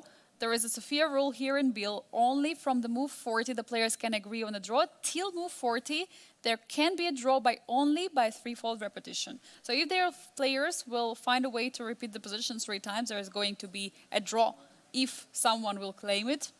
And then it means that both of the players getting 1.5 points. Yeah, one more time, there is a very interesting format here in Biel. 4 points for the victory, 1.5 for a draw. So Aravind would get 1.5 points, which means he would be ahead of the whole field. But it would allow Saleh Salem or Vladimir Fedoseev, when they would get 4 points, catch up with Aravind. They would have the same amount of points. And here we go backwards to the first day of the festival where they played chess 960. And at chess 960, Aravind had the last place. He has the worst tie break. So it doesn't matter who he faces, he fails. So that would mean if one of the players will have a result in the board of Vladimir Fedoseev against Saleh Salem, and this game will finish in draw, we will have another winner, not Aravind, but someone, and it will be decided in the tiebreak, I think, for the first time since many years, because I don't remember when was the last time the first place decided because of the chess 960. I don't think so, it was. Yeah, because this is usually the case. Somebody was always ahead by a certain amount of points. We're going to get to that. You know, the only thing, Angelica, I'm surprised that this game is still going. It seems that both players are happy with the result, and they're spending like 1 hour each. After the opening, I had my doubts, you know, maybe it's going to be a larger fight. But both players are very, very carefully treating every single piece on the board. It's just the bishops here. Yeah, there's not going to be a lot of happening here. So we're going to go to the next game. We haven't followed for a while, directly to the game of David Navarra against Renat Jumabayev, because that's the Italian game we have. And Marazzi bind is on the screen, and Navarra enjoys considerable space advantage, while Jumabayev still has the awkward rook on f6. I'm just looking at the pieces of black, and I see that they can barely breathe. I mean, they would love to have more air, but unfortunately, I don't see a way how the rook can get out from this awkward position on f6. Meanwhile, one of the main ideas for black could be to target the pawn on e4, but I don't think that it's such a big target. It's being covered by the rook. There also could be queen c2 played defending the pawn. I don't think that black can do it. And by the way, d5 will never happen because there is already c4 on the board. White is controlling the d5 square very nicely. Yeah, that's why the c4. This resembles the Marazzi bind, a very, very famous pawn structure. You put the pawns on c4 and e4 against the pawn on d6. You are squeezing black. And also, this suggests that white would want to avoid some trades. But the last move surprises me a bit. Here after c4, why black didn't play knight c6? Knight c6, offering a trade and also getting away with rook to e6. Yeah, but I mean that's what I want to do. Like I'm annoyed with this rook on f6. I want to solve it and just get it back and play g6, bishop g7. Okay, I'm slightly worse, but what to do, right? And this move rook e8, I think it somehow black is now suffering even more because I could play bishop c3. You see, you can no longer play knight c6. The rook remains now under attack. Not great. So you got to move the rook now. It's going to go to e6. Now it goes to this g6 square. And maybe there's some queen h3 ideas, but I don't buy this. I think that's something what is happening right now in David's head. He's calculating all those lines. Is bishop c3 possible? Because rook g6, I mean, once you see this rook g6 on the board, you see there is a pressure on the g2 square. There is opportunity to take on h3. You start to seeing some goals, but looking at the white's position, all the pieces are so close to the king, so it's going to be probably very easy to defend. Probably something like queen f3 can be even played. Yeah, I'm thinking about the small queen f3. You know, I'm sitting here with white. If I was David, I would be thinking I have a large advantage. Absolutely. I mean, I know this. I feel that black is like... struggling. Definitely struggling. So I'm looking at queen f3. Black is definitely going to play knight c6 later. He's annoyed with this knight. And I tried to make work queen f5. Like, that was my first idea. I noticed just to somehow disconnect black's position. I don't think you can take it. Oh, sorry. Mouse slip. Queen's gambit. No, that was a mouse slip, I'm afraid. And this rook is stuck. Yeah, it's looking really bad. I'm going to play a4 and thank you. Thank you for the rook. Yeah, you're going to do that. But the point is, of course, after knight c6, queen goes here, black can play either rook d8 or queen c8 or something, and the tension remains. But one thing is clear, is that David doesn't want to trade the knights. Because if he does, like if he trades, for example, here plays, whatever, I don't know, queen e2, knight c6, this will never happen. Because then there's almost no pressure. Black plays queen e6, rook e6, g6, bishop g7, the advantage is gone. So he needs to find a way to keep the knights on the board. And that's the point. How can you keep the pieces, the more pieces on the board, so that black is struggling even more in this position? We're going to see. I mean, the game naturally continues. And while here also David is thinking about his choices, we're going to go for another short break. This is the final day of the 58th International Biel Chess Festival. We have made it. The winner of the Challengers Tournament has been crowned. He is Nicolas Theodorou. But here, the Masters Tournament is still wide open. So we'll be seeing you after the break.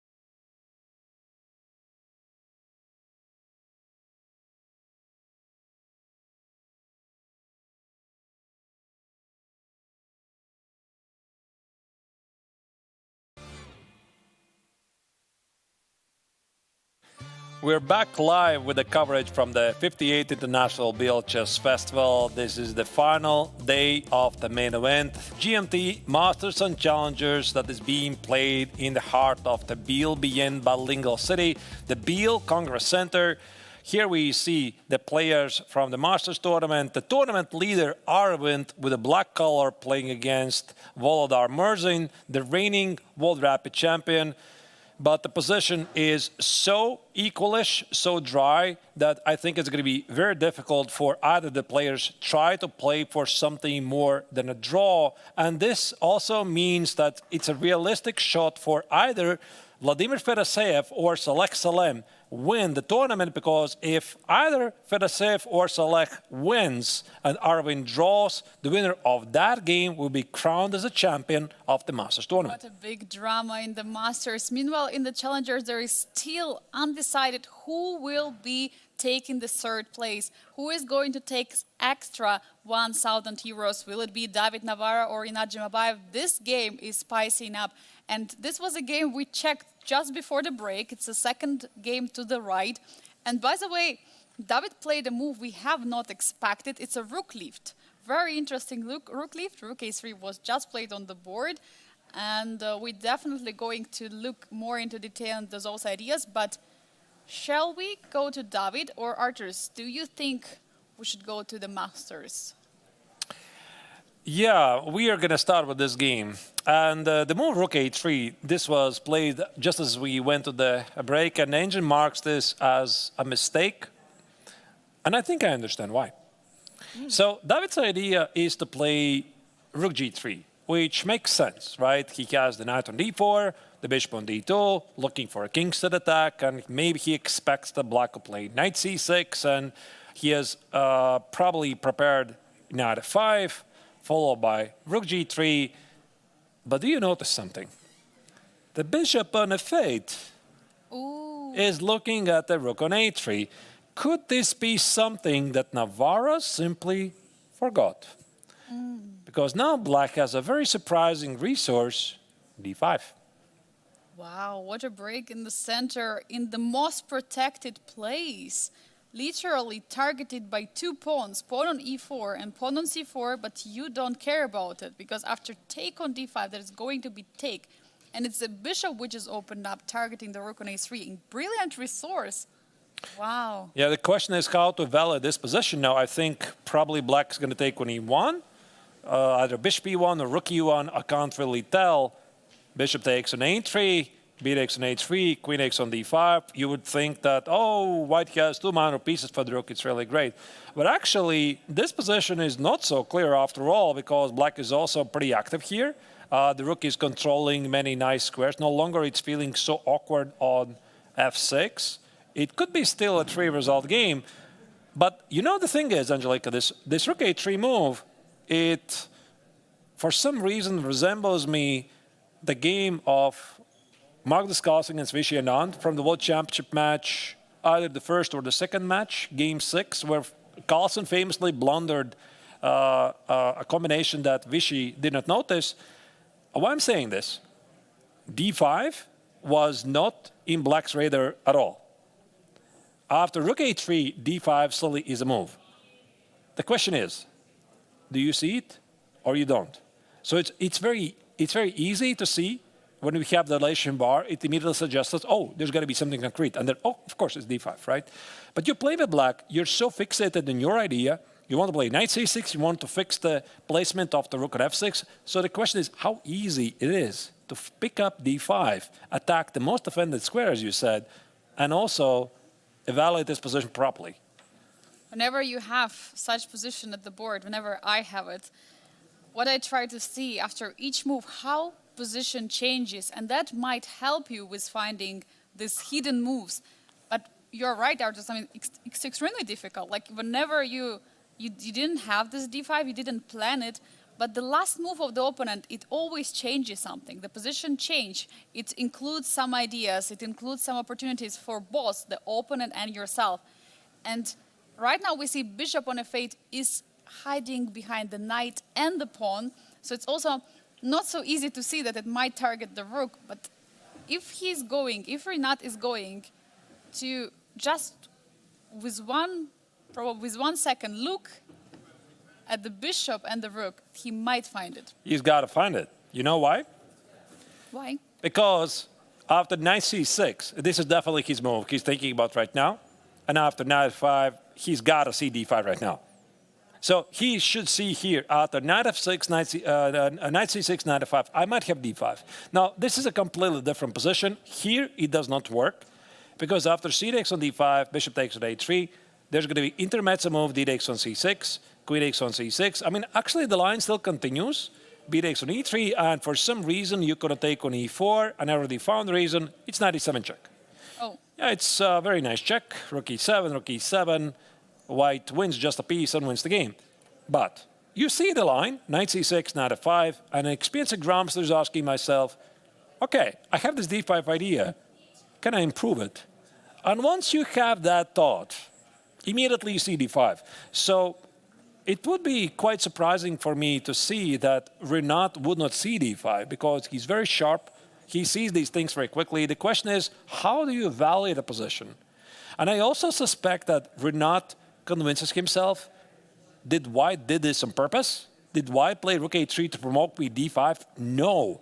Why? Because he already had this great position with a very nice space advantage. So he convinces himself that most likely Navarra missed. And that's why I think that d5 is a very, very realistic move for Jumabayev to find. Arturs, and also looking backwards a bit to the games which Renat played on the board. Meanwhile, we have a result. It's Voldar Murzing and Arvind Chidambaram who had a threefold repetition, and the game finished in a draw. We already don't see, by the way, this is probably Arvind is walking away.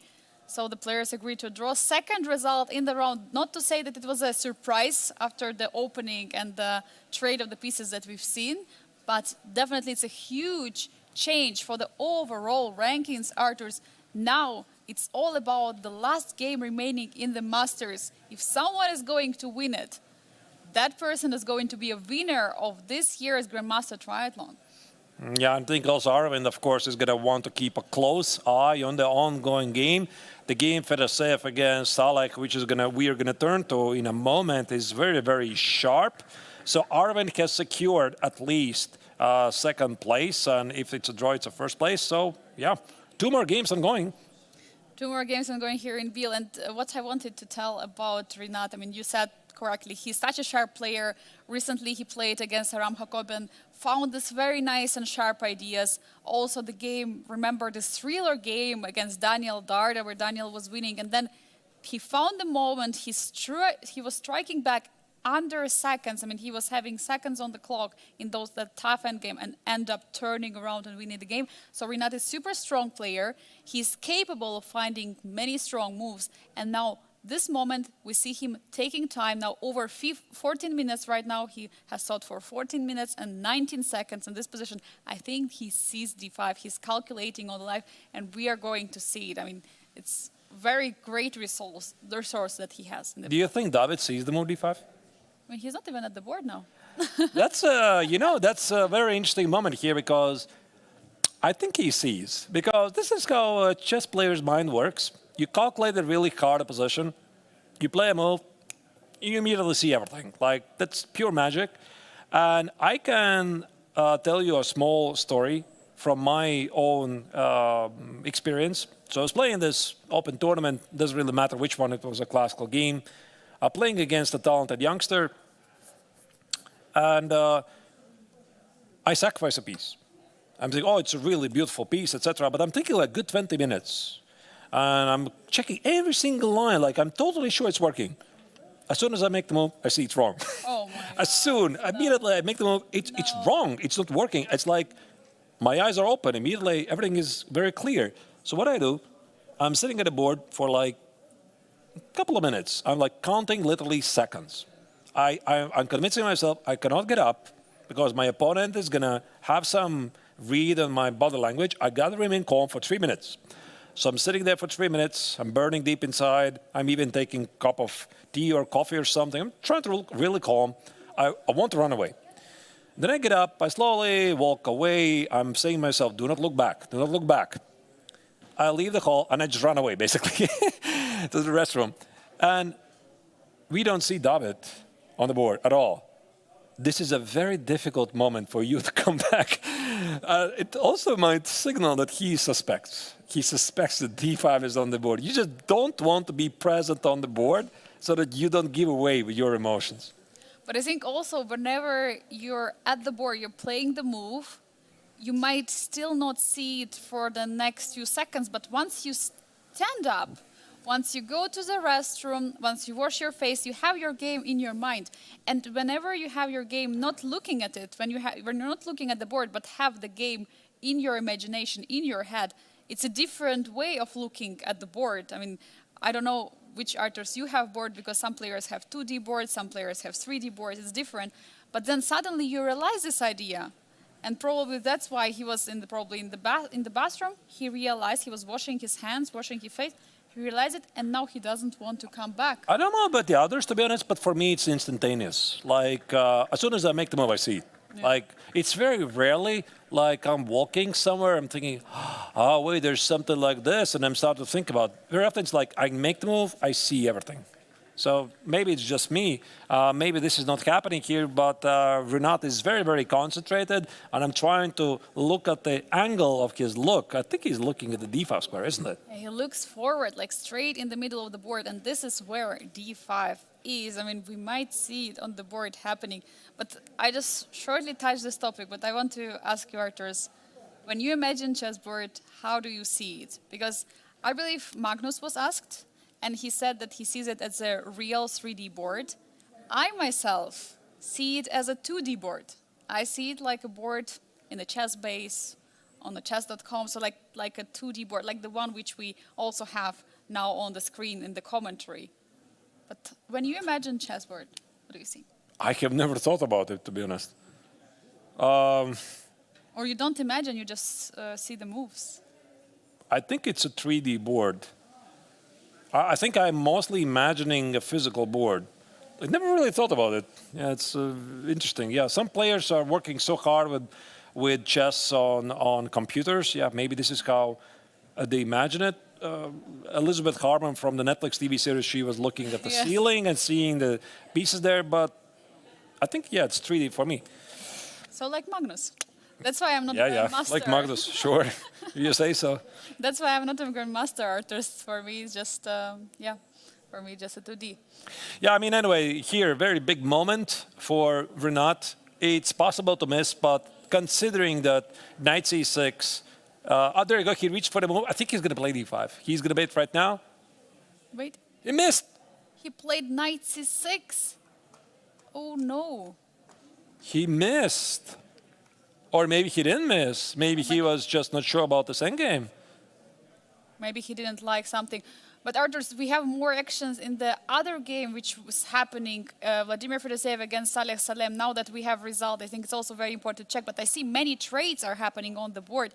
And apparently there was not the best choice played by Fedoseev. Let's go straight to it. That's a very, very important game for us to follow. So we're going to the game of Fedoseev against Salem Select. That's the Masters tournament. Here, this is the fight for the win in the tournament.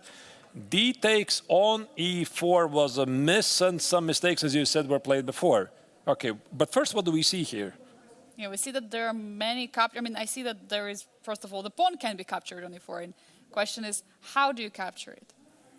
Then we also see this awkward queen from black on the queen side. It's not working at all. An opportunity of the knight jump to c7, knight can jump to d6. I mean, there are many moves for white. Wait. What about knight e4, queen f6 here? Oh, wow. What about this move? How do you stop? I mean, if I would just put it on the board, how is this even equal? Maybe you cannot take, what? King f8? I mean, king f8 is the only move. Wait, is black escaping this? How is this not a checkmate? Knight e7? Knight d7, sorry? King, queen h8 or something else? Bishop c4. There is bishop c4. I mean, you're continuing attacking. I mean, the queen is a bit under attack, but you could give a check and then play bishop c4, but watch out for the queen g5. Let's just put it on the board. Queen g7 check. King e7, bishop c4 would be a very nice continuation, but there's going to be some queen g5 checks here, and black at least has a draw. Engine says actually black is winning. Is this intended? Or this is a miss? Like, I would have thought you need to keep the bishop alive to stop any queen of 6 ideas. We got to go back a bit. We have to understand what's going on here. What is going on, Arturs? I'm shocked. So we left it queen f4, bishop d4, should castle. We were here before. Engine does like should castle. Engine says first include the trade.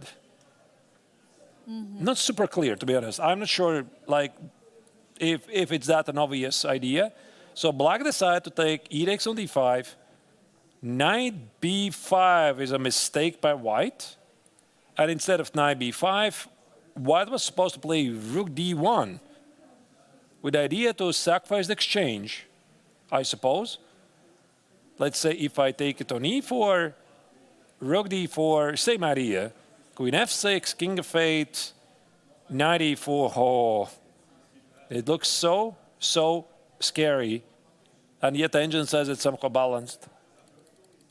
This is a completely shocking. I mean, you're playing black this position. You're having black. You have 42 minutes on the clock. Your opponent played out the preparation. And according to an engine here, bishop b2 is the best move. So you keep the bishop alive. Rook takes on c5. And now take on... Actually, yeah, why not this? Because at least you keep the control of this square, of these squares, dark squares. The bishop is alive. It's not really about the pawn on b2. I mean, this pawn on b2 doesn't really matter. All I'm trying is to keep the bishop alive. But he must have not liked something here. Maybe he saw something like... But maybe e5? No, e5 doesn't work. Bishop c1, bishop h6. I think it's like a general feeling. You look at this position, the queen is still out of the game, the king is getting exposed, but I still find it quite difficult to explain why would he go for this.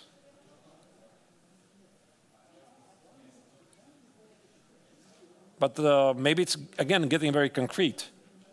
You're having black pieces here. I mean, are you going for this line? I mean, doesn't look scary. No, I don't think he blundered. He calculated this, and the clock situation suggests that he has spent some time on this. He has 42 minutes. So according to an engine, this is the line. I mean... But he played very quickly this take on e4, didn't he? I mean, he didn't spend almost no time. On d takes c4, there has been like seconds spent. Right. Okay. I mean, what else I can say, really? I mean, it looks scary, but I mean, the line goes according to an engine like this. Knight e4, c takes on d4. Maybe white can delay queen f6 and play c takes on d4, and then play queen f6. So the engine goes something like this. d3, queen f6, king goes here. I mean, you don't play d3. Like, whenever there is a checkmate threat, you don't play d3. How is this equal? I just don't get it. It must be because of the exposed king. Like, we have knight d4 on the board, and immediate take has just been happened. This is what we see. Take on d4, pawn takes on d4, recapturing. Wow, I mean, we don't see dark square bishop in the position anymore. Suddenly, dark squares of black are being so exposed, being so under attack. I mean, I would be scared to death in this position for black. I mean, I don't know how Saleh Salem is so calmly going for it, although looking at his body language, maybe he is uncomfortable with his position. What do you there's think? no way. I mean, there's no way he went on this on purpose. Like, I'm looking at this position, once again, especially since he has the alternative. He has the alternative bishop b2. He has alternative bishop h8. Why would you risk with this? Maybe there was something more scary. Maybe after bishop at b2 there was rook c5. No, I just don't buy this. Like, once again, I mean, this entire sequence, like takes, knight e4, takes, you see queen f6, okay, you figured out king f8, right? But I might include f takes on e4, queen f6 threat remains, your queen is still out of the game, you move the knight, there's going to be bishop c4, targeting the pawn. Yeah, I mean, here the engine says, yeah, d3, everything is good, you know, bishop g4. Knight d7, it's equal position, but you know, I'm generally afraid here. Like takes, queen f6, king f8. You just don't go to these lines from the black's perspective. It just looks so unreal. Yeah, the moves which you are seeing suggested, I mean, they're very artificial. I mean, you don't play these moves if you are human and you are scared for your king. I mean, one more time, in the chess, you have to checkmate to win the game. And I mean, if Saleh sees all these lines, I mean, I'm very happy for him, but... How does it look to you? Does it look like this was his intention, or he looks nervous to you? It's very tough to say for these two players. I mean, actually, we have these two players who are very good at poker face. We realized it about Fedoseev many times, whether winning position, whether losing, whether slightly better, slightly worse, or even equal, he's remaining the same. For Saleh, although, it's a bit different. We've seen some emotions of him.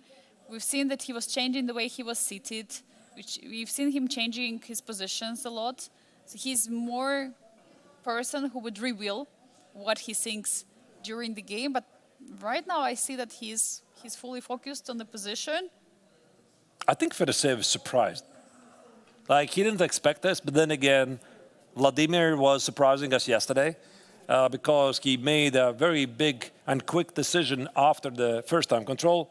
The second time control started, he had extra 30 minutes, he just rushed against Merzin, so maybe he just learned the lesson, right? Of course, jokes aside, he knows everything about not rushing, etc., but sometimes the hand does the move, and must be some glitch. Like, I have a very hard time to believe that, no, he does look nervous to me. I think he's looking with the expression, I can't believe it that I did it.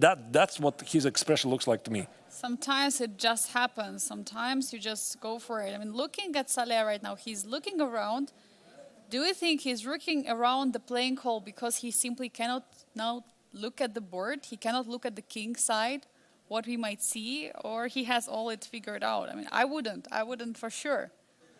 I would be so scared. It's a bit mystery, indeed. But then again, if he, like, okay, maybe he mixed up something, or you know, sometimes this happens when you play a variation, you play the second move as your first move. You're thinking, okay, I'm going to go this, and I do this instead. And you're like, what did I just do? Right? Oh, no. This has happened, definitely, to many players, many times. But then you start to think, okay, maybe it's not so bad, right? So, okay, fine. There was like, whatever happened, maybe I'm still not like in trouble here. Queen f6 is at least king f8. F takes on e4 is played, sure. He took a pawn, it's on the board. So now, and Saleh is looking away. He's not even looking, okay, now he's looking back at the position. But big moment for him, how to stop this idea of queen f6. I mean, queen f6 is not... Or about queen b4? Is this the way to stop it? Queen b4, queen f6, queen f8. Yeah, that's what I wanted, but now the queen on b4 doesn't give you any perpetual check ideas on g5. And I might play rook c7 anyway. Rook d7. Takes, and some sort of a... Oh, there's no bishop c4. Sorry, I should have found a way to include bishop c4. It feels very suspicious.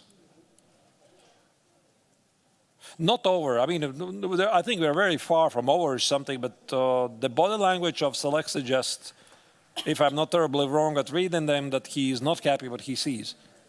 Definitely, and I was considering, is there knight d7 in the position? So my idea is I want to stop the queen f6. Knight d7. And also, okay, I don't stop rook c7, right? You don't stop rook c7, that's one thing, and also there's bishop c4, bishop b5. Looks very, very unpleasant. Like maybe rook c7 is stronger, I'm not sure. But I like this bishop c4. Knight e7 is a very human move because you also want to get queen e5 to the defense. Yeah, I think it makes sense, but as you can see, the engine doesn't like it. It's like, I'm just wondering if there is the only way to go. I mean, we were discussing this variation with this engine line with a d3, but I mean, how can you Oh, d3 is just not real. Like, as a human, how can you pick it up? no, you don't. I think you don't play like that. I mean, this d pawn is even going nowhere, and d3 you just improve White's bishop on g4. That's the engine saying us this. Yeah, you just play d3 and there's nothing. But we humans, we tend to disagree. And for Saleh it's a very tough situation right now. 40 minutes on the clock against 1 hour and 9 minutes for Vladimir Fedoseev. Huge battle right now here. Both players know Aravin just finished in a draw. And the winner of this match is going to be this year, 2025, Biel Chess Festival Grandmaster Triathlon Champion. So this is what players are fighting for the first place. And the difference between first and second place is in 2,500 of Swiss francs, which around equals the same as in euros. So it's definitely a lot to fight for. And knowing that result of Aravin already happened, they can have big ambitions, both of these players. For Aravind, he already settled. It will be either second place or the first, depending on the opening, depending on the game of Vladimir Fedoseev against Saleh. But draw is not enough. So we're going to see the two-result game for sure. I mean, both players will try to risk an attack. I think the next move is critical. And Saleh knows this. He knows that he possibly messed it up. Whatever was the reason of e takes and d4, it's gone. You got to accept what you have here. So the first thing what you need to do is overcome, if this indeed was the case, overcome the initial shock. Okay, I'm still alive, everything is good. And then make sure you're not committing to a second mistake, because the two mistakes in a row is a very, very famous rule in chess. Most often the first mistake you make, it's like making your position worse, but it's not a losing position. And when we are in this state, like we think, oh my goodness, what I have done, it's over, I'm so bad, I don't know how to play chess, etc. All kinds of excuses. You make the big mistake. So I think everybody who's watching can relate to this. We have done this so many times, all of us, we've been in this situation. So it really takes all of your resolve to get over it. Yesterday, Fedoseev didn't manage to do it himself. And it's move 23, Arturs. It's move 23, 37 minutes for 17 moves. It might feel like a lot, but once you realize that there is no time increment, there is no increment per each move, there is no 30 seconds. So this time is then becoming a little bit more limited. So it means 2 minutes, if my calculations are not wrong, 2 minutes per each move is what Saleh has now to reach move 40. And he's already spending almost 5 minutes on this move. And I just realized there's also bishop d1, bishop b3. Oh. Very strong idea. Maybe it's not even bishop g4. You know, this bishop g4, I was thinking it somehow facilitates the idea to play e5, e6, also take away the c8 square for the rook. But the other idea is to play bishop d1, bishop b3, target opponent f7. So for White, the next moves again are incoming really easy. So he goes for his king's set attack. The pawn on h6 is a very, very annoying piece. And I think it's basically a confirmation this was some sort of a glitch for Salem. There's no way you go for this position on purpose. Definitely. You don't. You absolutely don't. I mean, there was something what he missed before, and now probably the realization kicks in at this moment. He's trying to figure it all out. He's trying to fix, but this pawn on h6, Arturs, what we were discussing from the beginning of the game, and this pawn on h6 is such a huge factor in the position. Imagine it being on h2. There would be no issues for black, right? Yeah, but it is on h6. A pawn is there. Pawn is there. All right, so the game continues, of course, and Saleh is trying to figure out. We're going to jump straight to the other game where David Navarra in the Challengers Tournament is fighting for the third place against Rinat Jamabayev. A move ago, the Kazakhstani Grandmaster missed a great opportunity to equalize the game with d5. Either he missed it or misevaluated. I thought he had to find it. He did not. And maybe, you know, the reason is why he did not find it. Because he was fixated on the idea to solve the problem of the rook. Because this rook was bothering him on f6 for a longer time. So that's why maybe he was so focused on it that he looked at knight c6, knight f5, rook e6, and he was looking at this very hard, evaluating, is this good or not good, still suffering, but maybe playable. And very often, I find myself also in this state when there's a distraction, like you're looking for something, very often you don't see what's happening in the background. So this d5 push, I'm going to roll back again in case you missed it. There was a move d5 after Navarro's mistake d5. It was never there before. It was only here. So when you have a distraction, meaning you want to solve the problem of the rook, you might not see anything else. But I mean, I still find it quite surprising because I think that with knight c6, knight f5, he should have noticed the d5 maneuver. And that's why I would have thought he's going to formulate that d5 is a move earlier.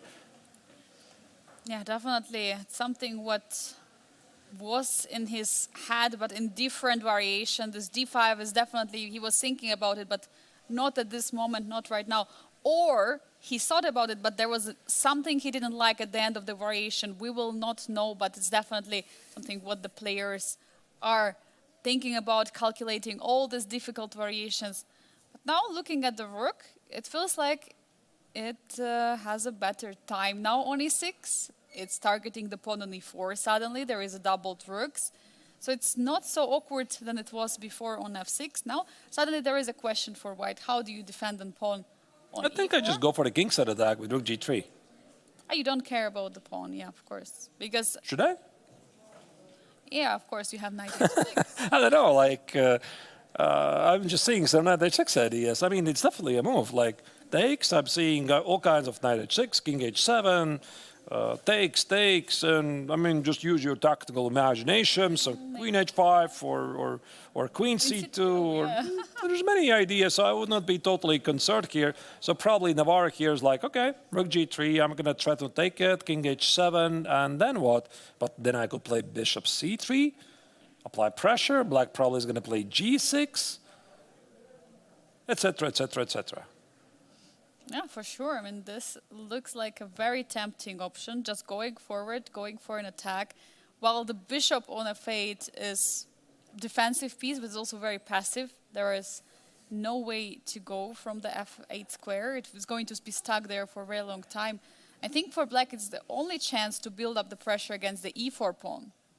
Because in case white would play something like f3, then maybe that would make more dark squares weak. Yeah. Yeah, I mean, f3, I think it would weaken those dark squares. But you know, Angelica, I'm thinking there is a probability, not very high, that Renat saw d5.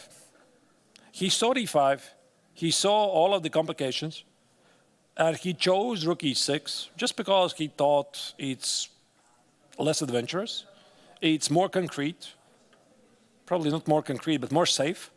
And he wants to play like king h7 and g6, and if the knight leaves, why would he want to go for that endgame when he can have this? And maybe he's hoping the white pawn on a5 and the weaknesses on the dark squares, they're going to tell at some point. But, I mean, I don't quite believe it myself because I'm seeing this rook g3, king h7, and now, all I need now is some kind of an active move. Yeah, I mean, the move could be queen h5, but what do you threaten? There is g6. There's going to be g6, yeah. I'm not even sure this pawn on e4 matters at all. Like, I could give it up for some complications. Maybe it does matter. Maybe bishop c3? We looked at this. Yeah, we looked at this before there was g6. And maybe this position is still very unclear. Maybe, you know, maybe Mabayev, yeah, he saw everything, and he just decided. For him, if we go back to this moment, after rook a3, d5, c takes, knight e5, e takes, rook e1, bishop e1, oh, maybe queen e1 actually. Queen e1, bishop a3, takes. He was just not sure about this. And maybe he felt that there's a risk, c5, but no, actually it feels very solid for black. Why would this be worse for black at all? Like, No, it doesn't look. yeah, so I think he didn't see it, but we're going to find it out either way. Of course we will. And one more time, this is a big fight in the challenger section for the place on the podium, for the third place. In case Renat Mabayev will be able to solidify in this game and find a way to at least draw. I mean, of course, victory would be amazing, but if he finds a way not to lose this match, he will be the third in the standings, and he will get also the third prize, which is 1,000 euro higher than the fourth prize. But for David Navarro, it's a must-win situation. He has to try his best to win this game to get to the third place, because the draw will not be enough. I decided next year I'm going to come and play in the Challengers. Really? No. Of course not. Why do you think so? I will come back and do the commentary, of course. No. Watching so much chess, I'm thinking it would be fun. Yesterday we had fun in the Blitz, but no. These guys are too good, obviously. So the games continue of the final round of the 58th International Biel Chess Festival. This is the final day, final games, 2 more games ongoing. 1 game in the Masters, 1 game in the Challengers. There's a lot of at stake here. The title of the Masters, Triathlon, or the third place finishers in the Challengers. The viewers don't go anywhere. We are going to see you very shortly after the break.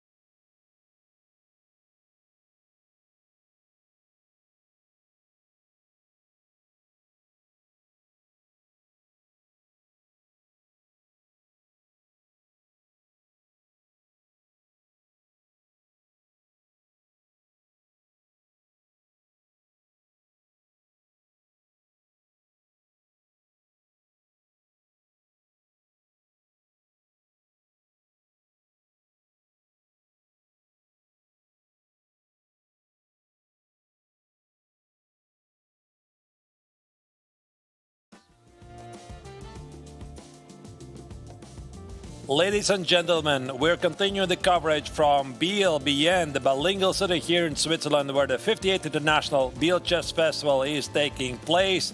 There is a major development in the game of Vladimir Fedoseev versus Salem Saleh, because this is the game for the championship. If either of the players is going to win the game, he is going to become the winner of the triathlon. And just a move ago, the Emirati Grandmaster Salem Saleh made a pretty serious mistake, queen b4, allowing white to play rook c7, rook d7, and here white has a very serious attacking idea. Arturs, I see a huge alarm right now for the top Emirati Grandmaster. Just unbelievable how he managed to go for it. Queen b4, and he didn't see the d3 option, which of course was a computer move. I mean, this was a tough move to see for a human, especially when there is a big checkmating attack ongoing. But we see already rook is on c7. I mean, rook is on the 7th rank. You just feel that your pieces are joining the attack very easily. Queen f6, potentially bishop g4 or bishop c4, something what we can see. What about queen e5? What about queen f6? These are also moves. So here, according to the engine says rook fc1 is the move, and I think it does make sense because you want to keep more pieces in the attack. But if I'm Fedoseev, I'm also thinking about ways to immediately deliver the mate. And I think I saw Angelika Kim reaching for the rook on f1 to reinforce the rook on c7. Will we see the rook supporting the other one? And he is going for it. Rook f to c1 has just been played. He's supporting the rook. He's inviting queen coming to f6 or e5 in the next move. I mean, this is exciting turnaround what we see right now here. I mean, amazing game from both players, super sharp, incredible preparation from Vladimir Fedoseev. And also a pretty strange mistake by Saleh to give up the dark square bishop, which would control these dark squares, because that's what we saw. And I think it was some kind of a glitch or tiredness or whatever is the reason, but the move is done. And here after rook fc1, if you could roll back a bit, this was the position here where Salem made the move queen b4. It just looks very natural because black wants to bring the queen either to d6 or f8, most likely the d6 square to control the f6 square. But according to an engine here, engine would say you gotta play d3, and I think it's very easy to discard because you see bishop d1 as the move or bishop g4, and neither of these moves, they improve white's position, so it's just almost impossible to do it. And yet here, queen b4 was the accurate move. Well, let me try to figure out why. So if I play now, rook c7, rook d... that's why. There is no opportunity for white to include rook f to c1. Okay, then we should look at the variation where after d3, bishop goes to g4. Not bishop d1, but bishop g4. Yeah, I'm definitely going to check it, I promise. I also wanted very quickly to have a look at bishop b3, because that was like my big idea. I don't want to just give up on the line. But now there's queen e7. So you protect these squares, and rook c7 is going to be rook d7. Yeah, so you're kind of safe. I could understand that. And after d3, bishop d1, what was the move again? Queen b4. If I play queen f6 here, queen f8. Now there's queen f8. So it's very concrete. And you said bishop g4, right? Is also the second move? So that would include ideas of rook c7, rook f to c1 to be still in the picture. So if now queen b4 is played, rook c7 is the move. Right. So what should black do now?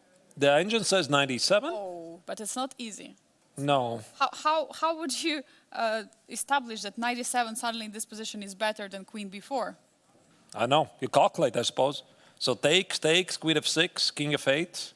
And one more time this position. One more time this march with the king. Yeah, you win the rook, but there's a perpetual check. There's a check, and a check, and it's a draw. Wow, yeah, this was a very difficult maneuver to find, to understand that d3 was important to identify the placement of the bishop, but when you generally look at the move, all you're seeing is that you're actually helping white. And especially right after you have committed a mistake, in this situation, to make such a move, it's dare I say, close to impossible, very difficult. And here the point is, rook fc1, what keeps the attacking ideas? d3 is going to be simply bishop takes on d3. The pawn on f7 remains under attack.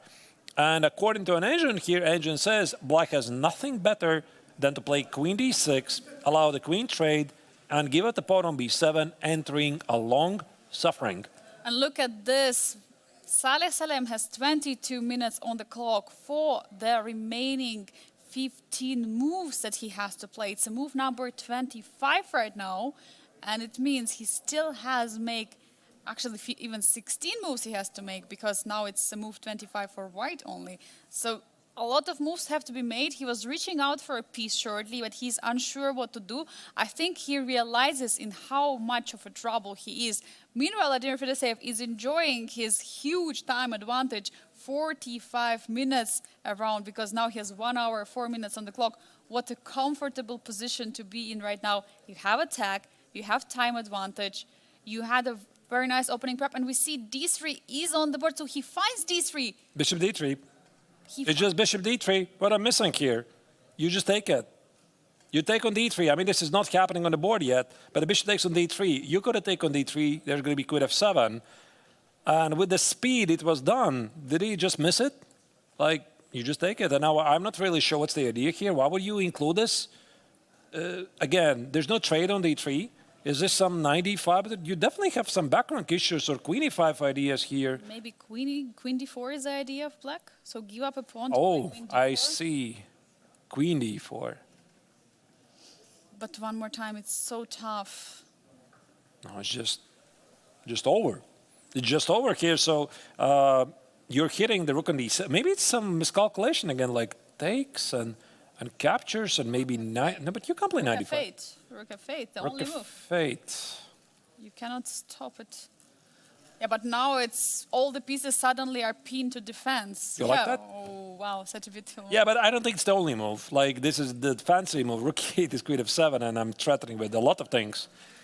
But the queen and the rook are basically pinned to the defense of the king, and with the only one knight to jump, I mean, not much you can do here as black. I mean, what a tough situation to be right now for Saleh Salem. He goes for d3, he finds this move, but it is one move too late, or even 2 moves too late. He should have found this move earlier. He should have played this d3 2 moves ago. Then there was a chance for him to save this game, but now it's getting very critical. Speaking about the thing you mentioned, Angelika, that Fedoseev enjoys a large time advantage. When was this? This was a couple of days ago. I was watching some interviews, and I think it was Jan Nepomniachtchi, who one of the world's best players.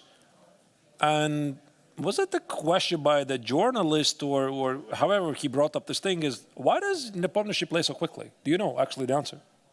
No, I don't know the answer. Well, apparently his coach, either the first coach or the current coach, I don't know which one, told him that you have to play with like a feeling that you have 1 hour less on the clock. So you have 2 hours on the clock, but you're playing like you have 1 hour on the clock. So, and somehow this allowed him to change the mindset to play faster chess. Like, I don't think that's the case for Vladimir, but yeah, I mean, we are seeing a generation of younger players who are indeed starting to play really fast, not spending time. Could be that thinking is overrated. I think it definitely, I mean, thinking is, I don't think it's overrated, but definitely it's there. It makes a lot of sense. Because what I think the main problem is of spending time is that players are afraid to make decisions. So there are like 2 decisions or 3 decisions in the position you have to go for, and you already know which decisions you want to go, but you still don't want to make a decision. But unfortunately, not making a decision is still a decision, because if you're prolonging this decision making, you get less and less time on the clock, which in critical position is going to backfire. And that's why thinking that you have 1 hour less time on the clock than you actually have, it might help you psychologically to try to decide on the moves faster. Because for me, for example, I can totally relate to it.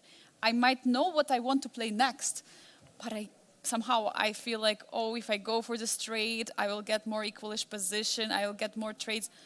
Yeah, bishop d3. I'm sorry to interrupt, Angelica. Yeah, bishop takes on d3 is on the board. Yeah, it did happen. But yeah, I mean, what you said, it definitely makes sense. Yeah, so, you know, we had this discussion yesterday also with fellow grandmasters, with Frederick Svare and Daniel Darda. They're playing the blitz. So we played with the time control 1 minute plus 1 second in a hotel lobby. And I was always ahead on the time. Like, I played the openings very quickly. I had like 1 minute on the clock, and they had like 30 seconds. And I told to them, like, what's going on? You're the young guns. You should be playing much faster. I'm the old guy here. And then I was making the mistakes at the very end.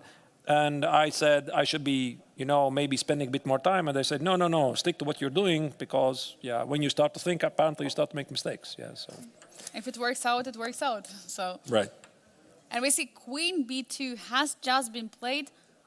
So this was the idea, but one more time, I mean, there is no material advantage now for white, but there is a huge pressure, and you might consider already ideas of taking on d7 and bringing another rook to c7. I think I understand it, actually. I think now I understand he missed one move in this position. Maybe Selim felt his position is safe, Angelica. e5?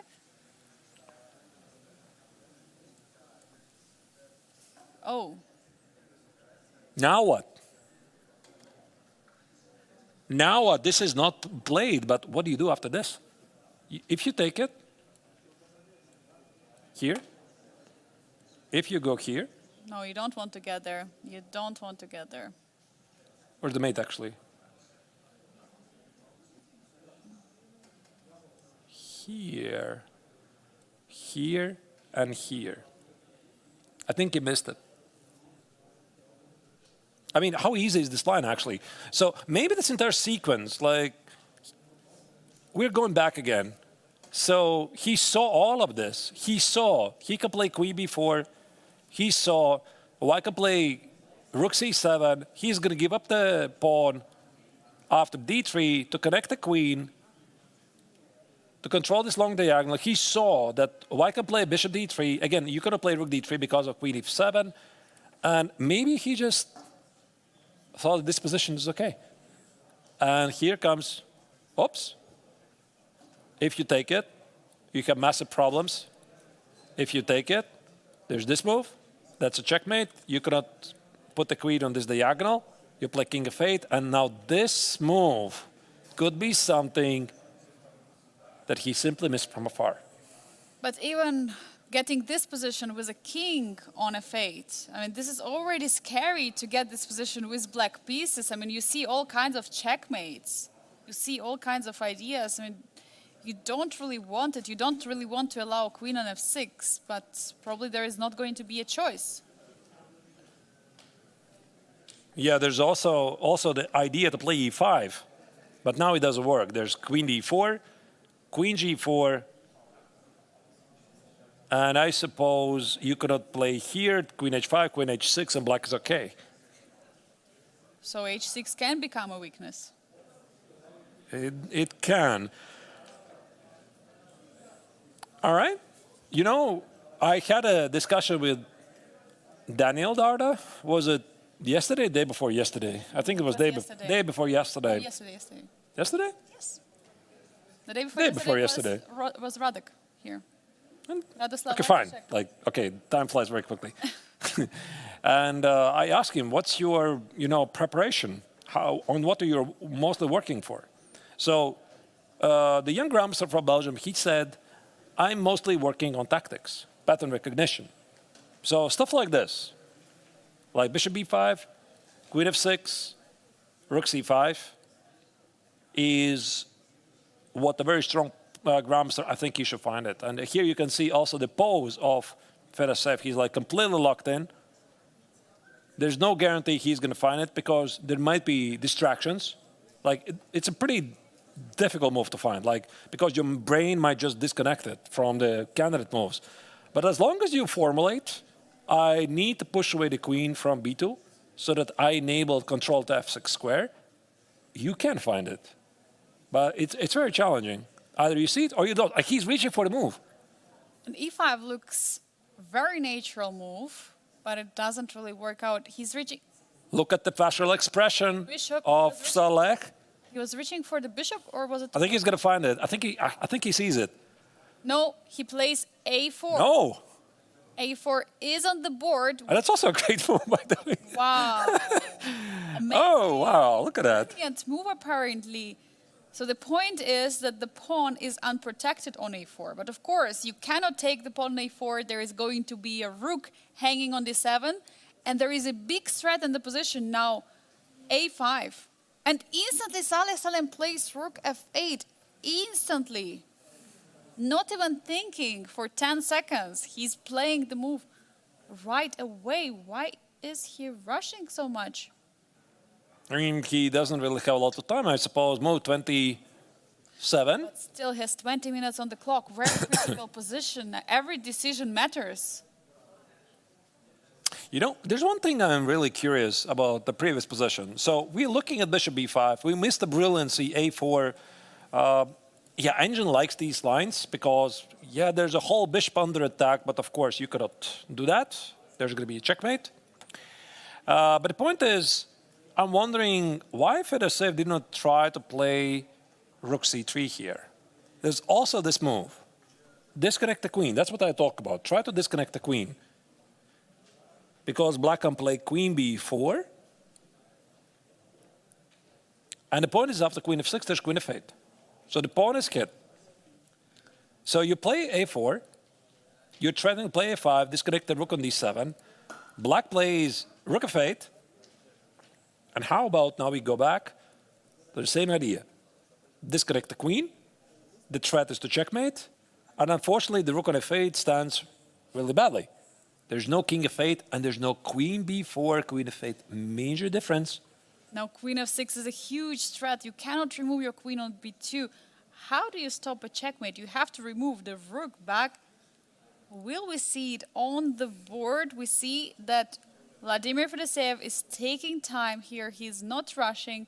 He has 54 minutes on the clock against 20 minutes from Saleh Salem. He knows this game is the most important game in this tournament. This is not only that because it's a final round, but because Aravind played a draw, who was leading the tournament before this round. Now, in case Fedoseev manages to win in this game, he will be the 2025 Biel Chess Festival Grandmaster Triathlon winner of the Master section. And this is definitely what he wants to get, and he doesn't want to get any hiccups on the way, because yesterday, Arturs, he already got winning position against Murzin. He was winning, I mean, he was almost trapping the queen, and then he just made one inaccuracy, one mistake, and then suddenly he appeared in the completely lost position and lost endgame, and this was completely shocking to follow. But here he must find a way to solidify and get the victory. Yeah, but what's going on with Salem? Like the last two games, he had this absolutely great start. I mean, when we roll back the picture, at some point in the Masters tournament, he was in the last place. Then he won 3 games in a row. Like, okay, he had some luck, for example, against Aravind, but it felt like he's in a really good role and doing really great. And yesterday, there's just complete collapse against Aravind. And also today, this strange knight takes on d4, missing the trade, and even though Danger says it's somehow equal, yeah, I mean, unfortunately, he's making these mistakes at a critical phase of the tournament. But I think, Arturs, it all starts with the opening. And we see that Vladimir Fedoseev was prepared so well.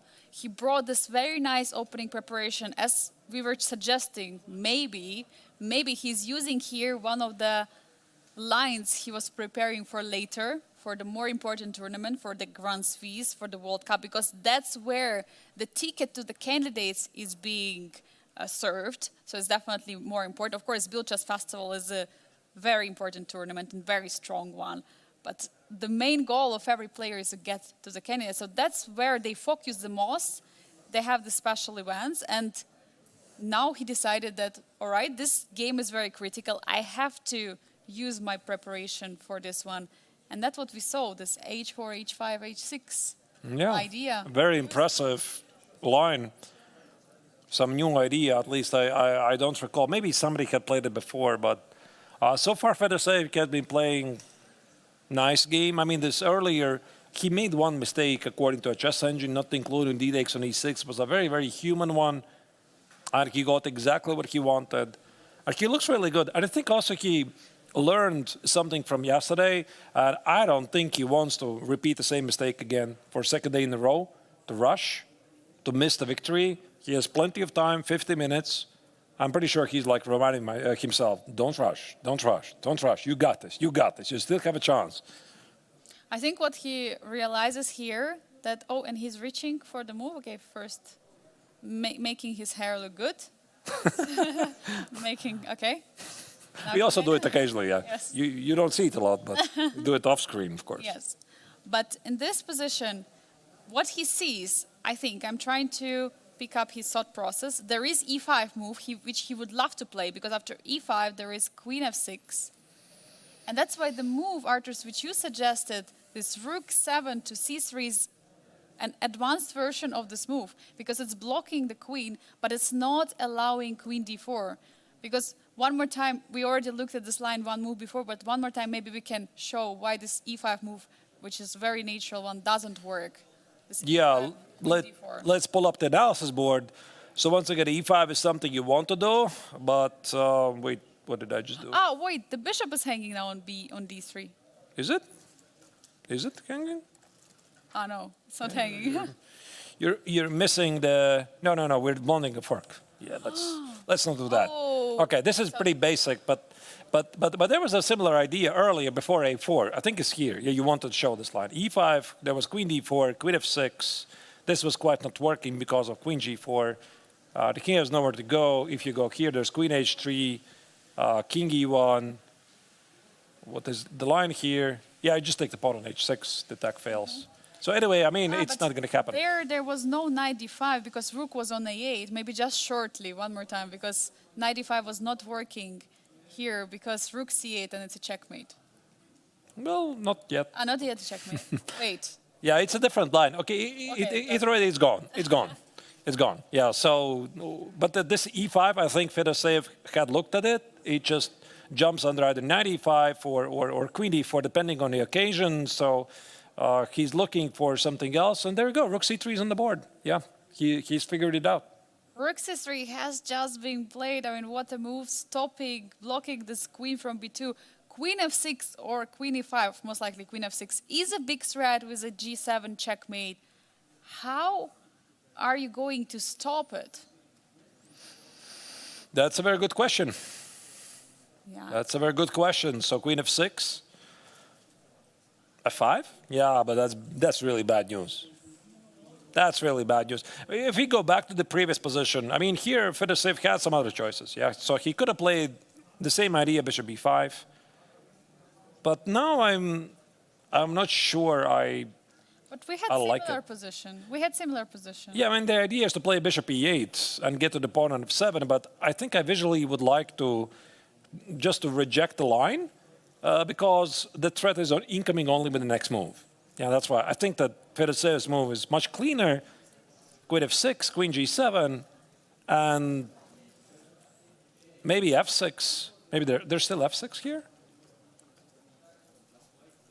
There is... Wait. There's going to be a5.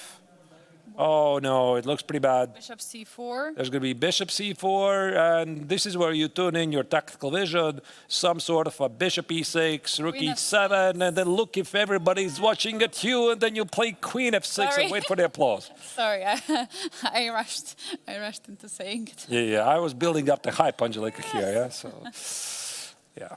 Could end up with a checkmate here. Yeah, definitely. All right. There's a lot of very cool lines for Fedoseev, and the extra pawn the black has.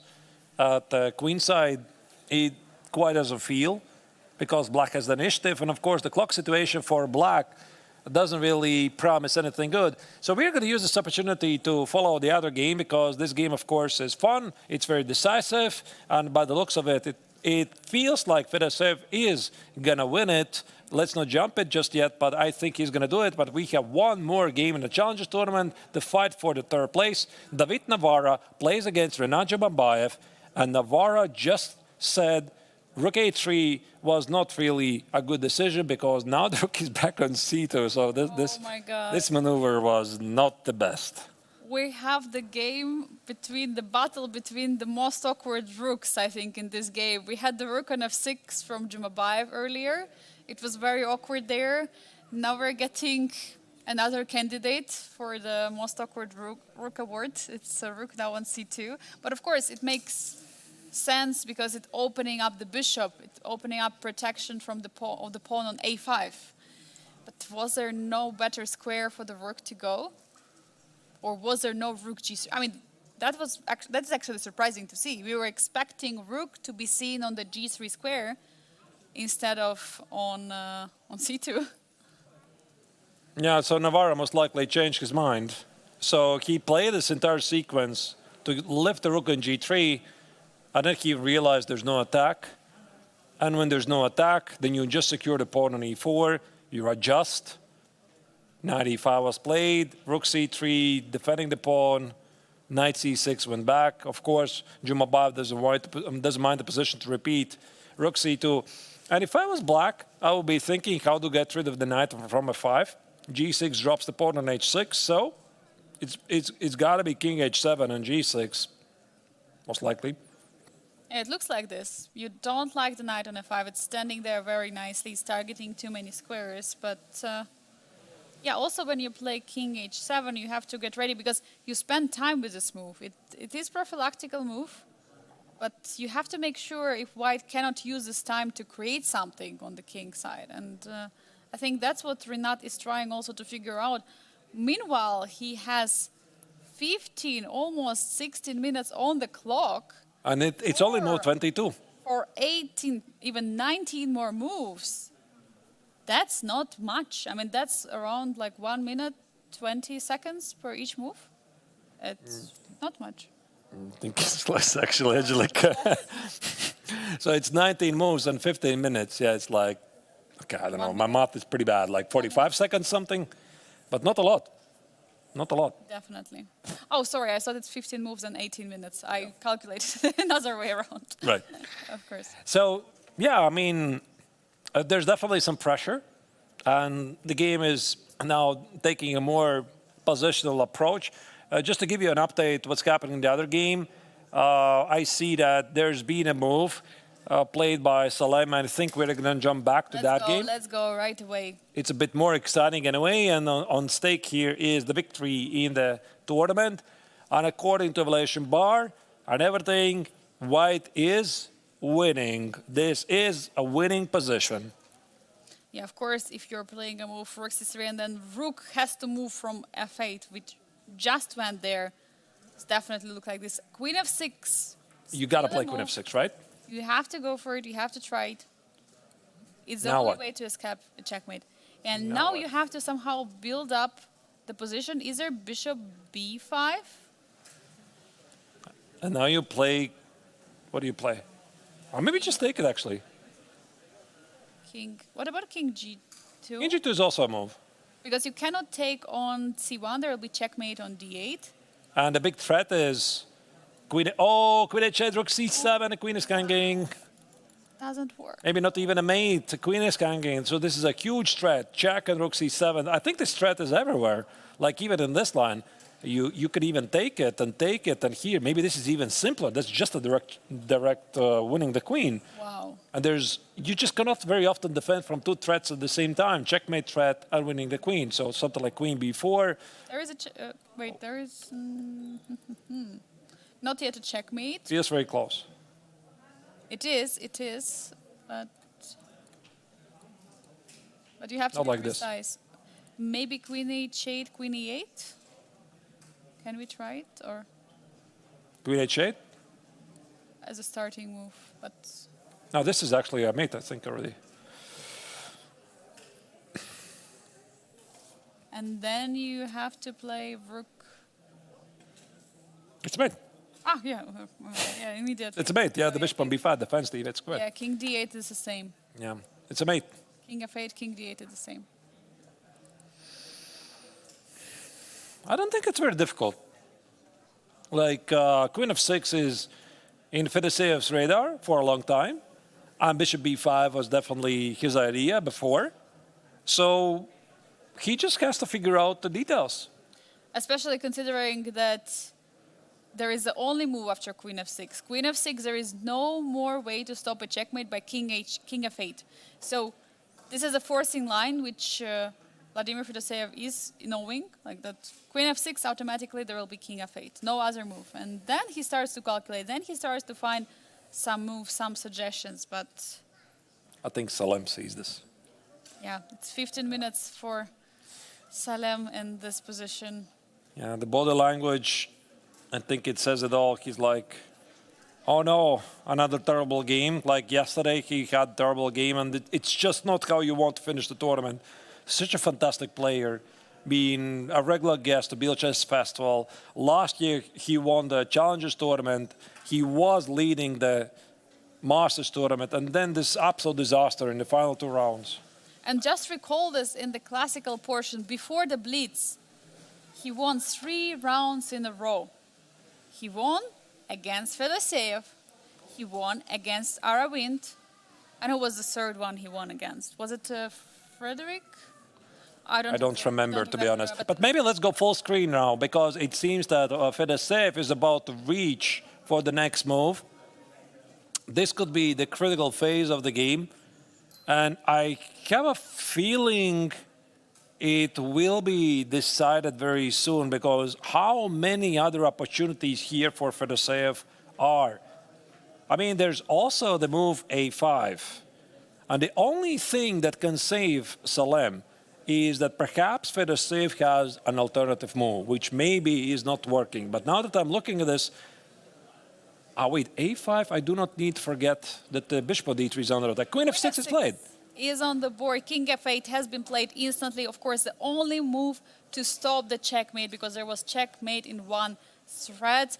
Saleh is trying to play moves quickly, but the position is not getting easier at all. He's getting ready for the next move. Definitely he expected the only move from black. He does play bishop b5 here, and I think also Saleh did expect this. This is the strongest move, and now black's position is just collapsing like a house of cards, because you could have played rook e7, it's going to be just a checkmate in one. You make any other random move, white just collects the rook on d7, the killing attack continues. By the way, notice also bishop takes to d7, the rook on d8 remains under attack. There's just no moves. And there will be a checkmate on c8 with the rooks, because you have 2 rooks doubled on the c file. So, yeah, definitely. I mean, somehow everything is working for white. Somehow all moves are working, and there is no good way for black to go. I mean, how do you try? I mean, is rook d1 his only try? I don't see any ideas. Like, we looked at rook d1. After rook d1, after rook d1 check, there's even the simplest one is just take it. Yeah, you take it, king g2, you have million threats. You have the threat of winning the queen. You have the threat of queen g7, rook c7. So realistically, I think for black, try to do something is to go for the perpetual. But for the perpetual, you'll need a queen on g4. You simply cannot get the queen there. Like, I don't know, queen d2 or something? Queen d2, queen h6? But this doesn't really spell me a lot of optimism. Maybe this line. Just take queen on d8, rook on d8 is hanging, rook cannot take because there will be rook c8 checkmate, so... Yeah, not checkmate, not yet checkmate, but... No, it's a checkmate, you're right. Checkmate, but a bit later, a bit longer checkmate. And maybe after bishop d7, queen takes on d7, there's definitely going to be a way, like, there might be still some hope. But yeah, the bar says, unfortunately, I mean, even here, white could just play some quiet move, like, I don't know, f3, king f1, or calculate rook c7 if this works. No, this game should be over. And what we see also at the screen of the camera, Fedoseev keeps on walking left and right. What I recall from yesterday, if you remember, when Murzin was walking, He was walking to one side, to another. It was like a shark walk, and that's what we see now again. It's a winner's walk. Fedoseev knows the game is over. Look, by the way, he's again walking. He's walking around the opponent. He gives this time to Saleh to sit at the board by himself, realize it's lost. And then at some moment he will come to the board and he will most likely wait for the resignation. Is it something what Grandmaster usually do? We see now Fedoseev on the Yeah, it's like the being respectful to your opponent. You often stand up, you leave the opponent thinking you don't want to disturb him. So when you like feel the body language that he's like started to look left and right, like he already is not there, you come back, and very often this is where the resignation follows. I mean, chess is obviously a gentleman's game, so you respect your opponent. You respect everybody. So that's usually like a unwritten rule. Definitely it is, and for Saleh it's a very tough time now to decide if there is anything else which can still prolong his position. But I think prolonging it will just prolong the suffering for him. Look at Vladimir Fedoseev, look at his walk here. Very powerful game, and I'm happy for him, right? Yesterday he did play this powerful game, and he had ups and downs in the triathlon, so he always kept fighting, even though like at times he was struggling, but he fought until the very end. And he is rewarded.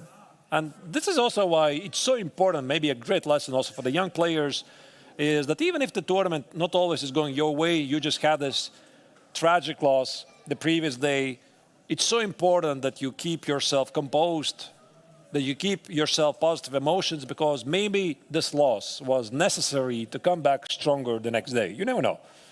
Arturs, is this the walk of the 2024 Grandmaster Triathlon champion? No, it's the walk of the 2025 champion. Oh, what did I say? Yeah, I think you said 24. Oh, really? Sorry. Anyway, no, it's the walk of the champion. You're right. Exactly. You're right. And we see the move has been played. Rook d1 is on the board.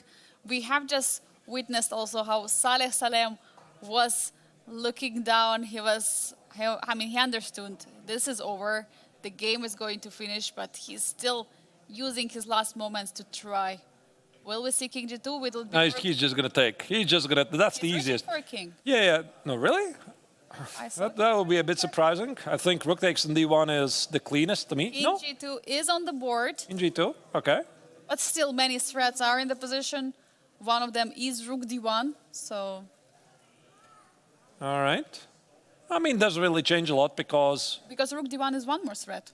Because rook cannot take on d1. Yeah, we could argue about it. Both of the moves are perfectly playable. And, of course, big problems.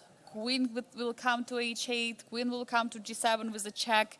There will be rook c7. I mean, too many threats to hide from. 10 minutes for Saleh Salem to try to figure out what he's going to go for. But the previous body language of the top Emirati Grandmaster is saying it all. It's saying that, yeah, he was completely devastated. He couldn't believe it's going on. But as you were mentioning earlier, Arturs, Saleh is not recognizable in this game. No, unfortunately, yeah, the last two games is just slightly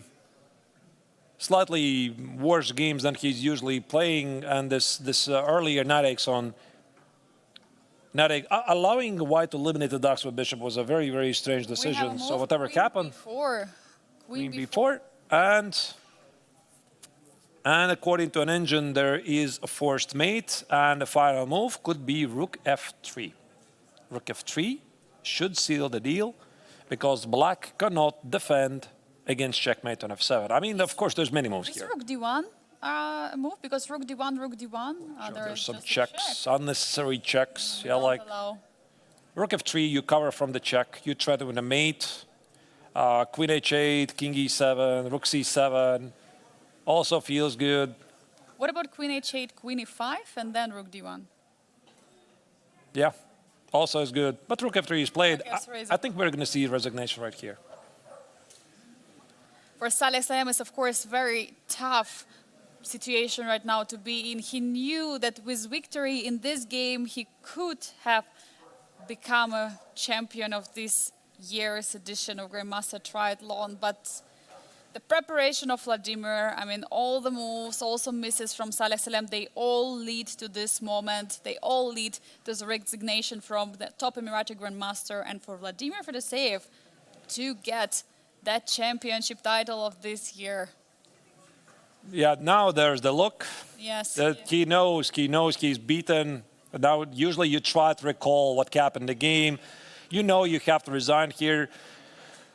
And yeah, it's been a fun ride for Salem, but unfortunately the tournament finish was not what he expected, and we are seeing a crowning of the 2025 GMT Biel Chess Festival Masters Tournament. Winner of the Masters Tournament, his name is Vladimir Fedoseev. I think it's already safe to say it. Here there's no chance for black whatsoever. So I don't think there's any moves incoming. It doesn't feel like there is a way to save the game. And Queen e7, there will be Queen h8 checkmate. I mean, you cannot stop the checkmate. And yeah, now I think before resigning, Saleh Salem is still going to spend some time, and looks like Vladimir Fedoseev is still sitting on the board. He's not standing up for his sharp. He knows there's going to be resignation right here, and that's why it's also a nice gentleman's approach. It's just you sit there, you know there's going to be the end of the game. You expect it any second. So that's why you can see Vladimir is waiting for the game to finish. Usually he would walk, and very often you also get the subtle signals from the opponent's body language when the opponent is thinking, when he's not thinking. You also think, what would I play if I was my opponent? You expect the final tricks here, but there's no more final tricks. And speaking about the position, for example, the engine says the best move is Queen B3, just hang the queen. So if this is your best move, according to an engine, you know you're done. Absolutely. I mean, he cannot wait to stop the clock. And here we have Vladimir Fedoseev, the 2025 Grandmaster Triathlon Master Section champion.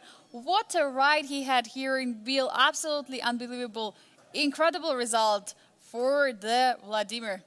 And of course, you can see Saleh is very disappointed, not really in a great mood, so you can perfectly understand him, but he will absolutely recover from this and take something away from this important lesson. There's I think I saw the first smile. They're laughing a bit. Okay, look at that. We had this crazy game.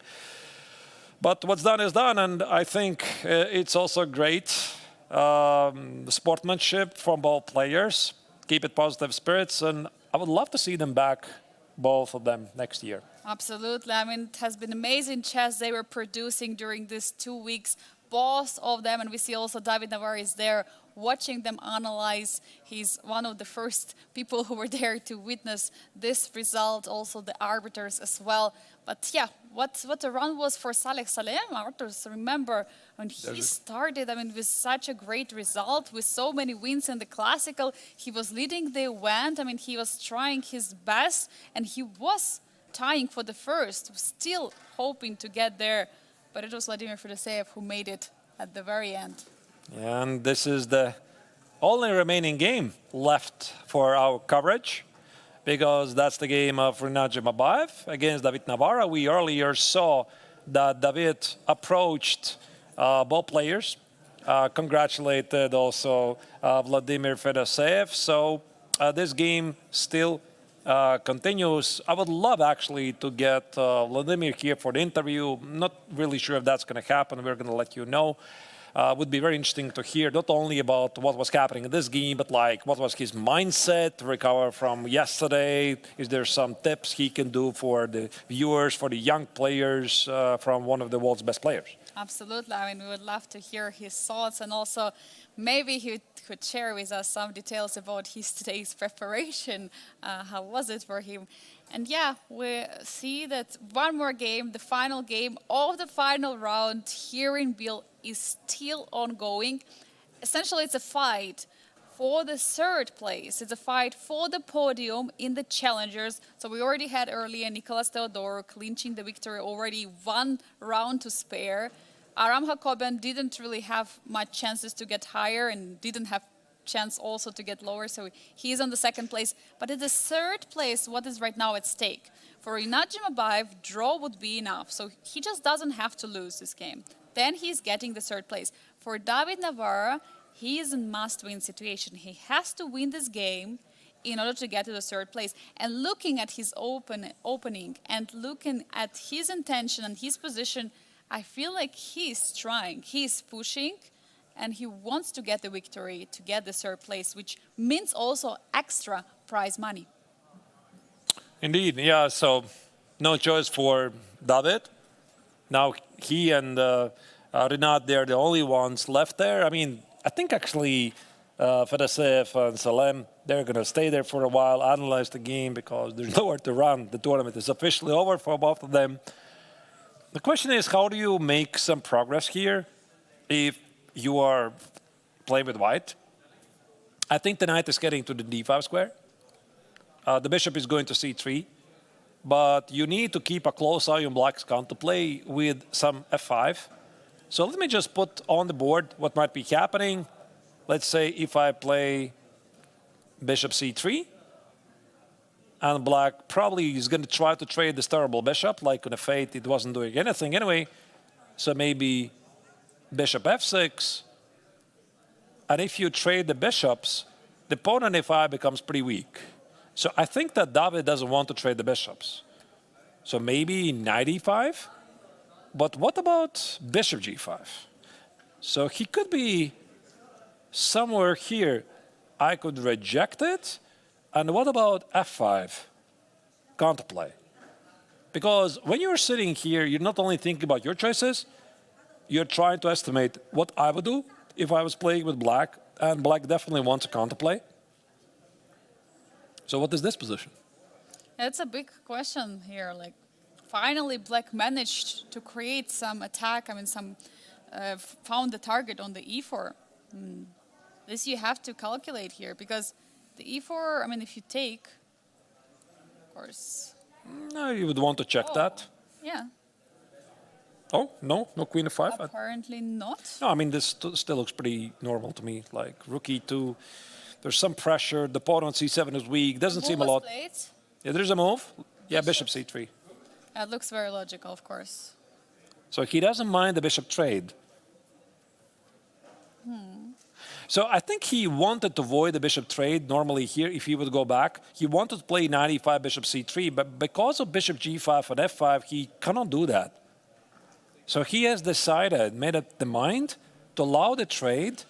But it doesn't seem a lot, to be honest, because there's not much to fight for. I mean, white has some pressure. For example, if he takes and plays knight e5 and plays, by the way, watch out for f5. Now f5 is ready to go.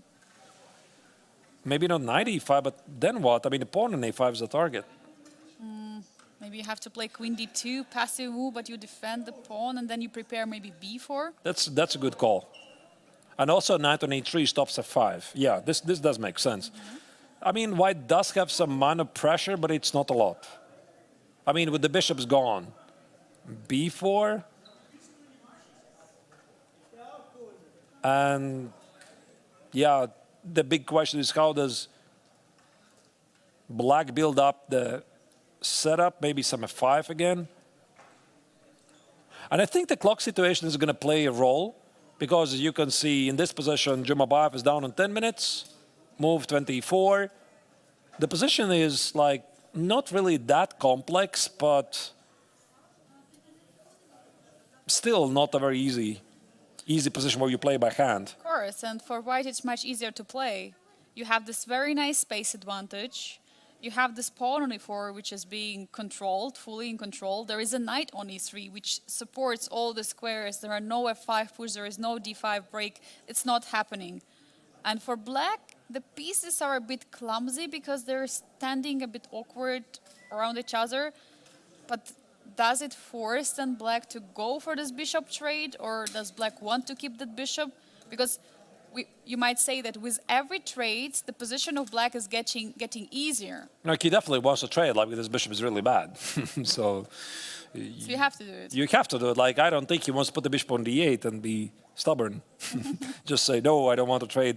This bishop on c3 is very strong. But then what is he waiting for? Because it looks like such an easy move to play. I mean, what is he? Maybe bishop g5 is the alternative. That's what I'm thinking about. Yeah, like maybe I could trade, maybe I could kill the knight. And then play a 5. And then play a 5, yeah. He has an alternative, so he's choosing between the two. But I don't think he can sit there for too long, because you don't want to find yourself on increment. And we already were witnessing this several times during this year's festival. For example, the most famous example we have is Fredrik Svane playing against Arvind, where Fredrik essentially had to pre-move the last move to reach the next time control, having only 2 seconds on the clock. Bishop f6, by the way, is played. Bishop f6 is on the board, offering a trade of the bishops, and looks like, I mean, what else on bishop f6? Of course, you have to make sure that you're not, yeah, he's going for it. He's immediately taking bishop f6, rook f6 is on the board, very quickly played. Now, pawn on a5 is a target. You have to defend it. If you play knight d5, you will allow again this f5 idea. And by knight d5, by the way, on the board. But what do you do after rook f to e6? That is really surprising. Wait, did he? So fast. And he played so quickly. Wait. Why did he do that? Like, of course, that's a great square. What does he want to do after rook e6 and stop 2 threats, f5 and knight a5? How does he plan to combat that? Is there b4 or something? f5. Like, black should be very happy about this. He has counterplay against the pawn on e4. You can't take it. Rook on e1 is ganking. This is just not great. Like, isolate the pawn, knight on e5, c6, or maybe trade a couple of rooks first. There's no way that here black is in any trouble. So he must have prepared something. But what is it? So we see the move. 6 is on the board. Of course. I think he just rushed. Should have kept no, now he... e4 is on the board. All right, so there's something happening here with b4. Very, very surprising. But dear viewers, we are going to make a very short break and be back in a couple of minutes with a small surprise to you. But I hope that you're enjoying the coverage so far. We'll be back in a very, very short break. Stay tuned.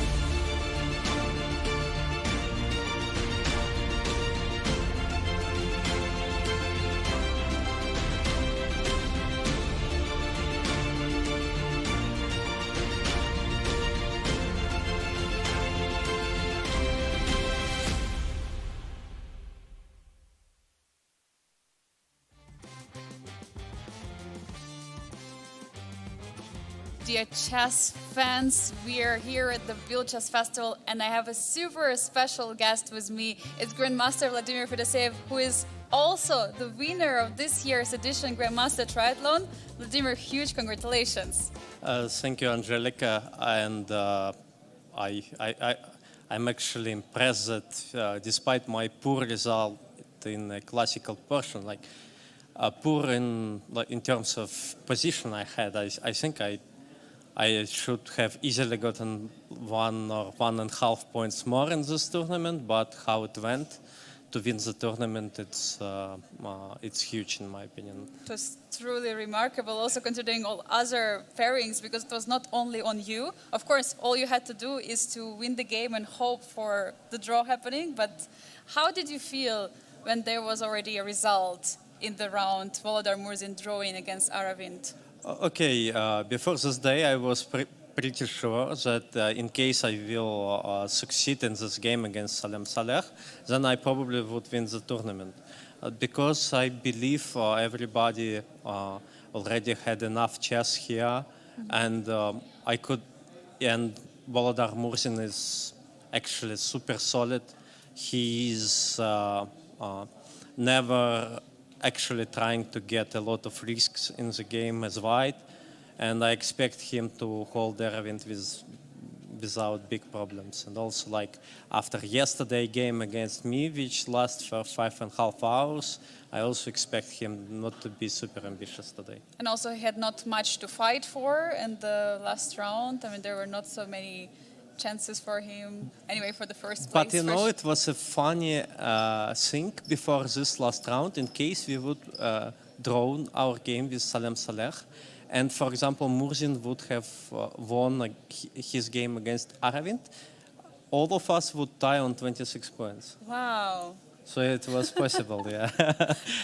So I believe he should have tried for such opportunity somehow, but it turns out that he was probably idealist in variation Aravind played today. Mm-hmm. Yeah. But also I think that Murzin saw how your game went, and we all saw, and we were on the edge of our seats because it was clear both of you went for a fight, because for you and for Saleh it was clear the game must not finish in a draw. You have both of you to try. Yeah, but he simply played his opening, and I had some good preparation for today. This idea was built by Rutik Makaryan, who is now just generating lots of idea in all openings. And it all happened till my move 15, I believe, till move c5, d5. Let's dive into the game. Yes. Yeah, definitely. So this was all preparation. So obviously it was all preparation, yeah. Because we've seen that you played earlier. We played this h4 idea, but including knight f3. f3, bishop g7, h4. I played twice against him in lower time controls, but this was I a crucial decided game. that this time it will end in a draw for sure. He will repeat his lines, and there is nothing to do, so I prepared this line, and I was actually impressed at first. It looks like after this queen a5 and bishop gets to f6, like it's nothing super promising for white, but the more I look in the depth of this line, the more I realized it's actually a good try for white. Yeah, so I'm kind of proud with my opening preparation. And it's also very poisonous, because on the first glance it looks like, okay, h6, there is no real attack ongoing, but in the future it can be dangerous. Yeah, always in future. In many games it's still pawn to deal with, and it's actually super principal and tricky position. So tell us till which moment was it? Yeah, so probably I believe even move 17, like rook c1, bishop f3, g takes f3, I still knew. Knight d7 is not the best reaction, but decent one. Here is many options for black, but we will not dive deep into it. Okay, knight b6. Yeah, how it went in the game. e4, bishop g4, rook c1, and bishop f3, gf. I think all was my knowledge. So basically till this moment? Till this moment I knew everything, and then we started to play, and I still knew ideas, and I still knew how to play in this position. And And you had 40 more I minutes. believe I had a massive advantage by this point, practically speaking. And soon it increases. Like I believe e6, queen f4, bishop d4. I was proud with my move short castle. Have you considered here for him e5 move? Yeah, I Apparently- knew e5 actually, because e5 is the best move according to engine. All other moves are not equalizing. e5 somehow equalizes, but still okay. It would be a game, and I still knew it's like some O10, and I can try, but it's not much. Yeah. So, But- but he went for e6, and here It looks probably natural. I have something. After bishop d4, I would like to know if my move castle is correct. Maybe not. No, it's a but it's actually the same, yeah. So it's saying probably he takes played on e6. take on e6. I didn't like because f6, and then he plays c4. His queen is getting to the Queen game. g4? Yeah, I saw it, and here he actually was planning c4, queen e6, king h8. He told me. Yeah, and he is getting very active very fast. So maybe castle is a better practical try. Practically speaking, Yeah. of course. Because And you're still actually- putting the pressure. Actually, engine is going up, so probably it's just a Glitch, really yeah. good move. Yeah, yeah. And then it's like ed5, knight b5. I believe d takes c4 is almost decisive mistake. So apparently that was not the best move. Knight According b5, But what I had bishop like- b2. Could you hold? Instead of Instead of knight b5, no, I believe I need to rook go d- knight b5. rook fd1. Rook f d1 maybe, yeah, but it's very hard concept Of for course. human. Yeah. But also for him, it would be very hard to play Yeah, bishop b2 we calculated actually. Rook c5 and d takes e4, rook c7, and it's still kind of scary for black. many ideas. I mean, if you allow a queen to f6, Yeah, rook it's some- on c7, yeah, but yeah, somehow black are surviving. rook f8, rook Rook d7. d7, rook d1, and we was not sure Oh, how wow. good it's for black. I'm actually don't trust this weak engine here. It might be just completely wrong. So in this position, yeah, Yeah. I trusted my feelings more. So knight b5 is Yeah, it still makes a lot of sense. practically Of course. speaking very good. And d takes c4. Yeah, it feels after the game like a decisive mistake, but probably he could have continued somehow. But But yeah, yeah. he allowed you to take on d4. yeah, I took and play fe, and here it's already very, very pleasant and without any risk for white, and I was hoping to achieve. And more. here take. So now you threaten with queen f6. I mean, Yeah, potential and also rook queen c7 f5, and many ideas here. So he need to. So here apparently there was the only move for black, Yeah. which was d3. So Yeah. he had to play it D3, first. D3 felt like Oh, sorry. the best, yeah. Yes, d3 in the position. And then after rook c7, he can play rook d7, yeah? This is the point. And now, Yeah. the bishop is problem now. Yeah, here, like queen f6, you need to see king f8, and yeah, it's not much to do for white here. So on rook g7, I'm actually, yeah, bishop d3 I can't go. Yeah, I think I need to go for this queen f6, king f8. But And it- somehow eventually it will be draw. But also it's also scary for black to have this Yeah. position because king is running forward like it's... Other idea on d3 was to go either bishop d1 or bishop g4, but I was not sure if But- it's working. And yeah. also queen f6 at first, king f8, bishop g4 was kind of making sense. Yeah. But Yes. here he can play knight d7 probably anyway. And he holds, yeah. It was very unclear. I mean, there were these moves, queen b4, knight d7, d3, but in which move order? And Yeah. then it was very difficult, definitely, for Saleh to decide, considering also the situation on the clock. He went for queen b4. Yeah, but it's just wrong. Rook c7, rook c1, then I thought like it's almost over. So at least after d3, if bishop would be on d1, there would be no rook No, c1. d3 I even can take on d3.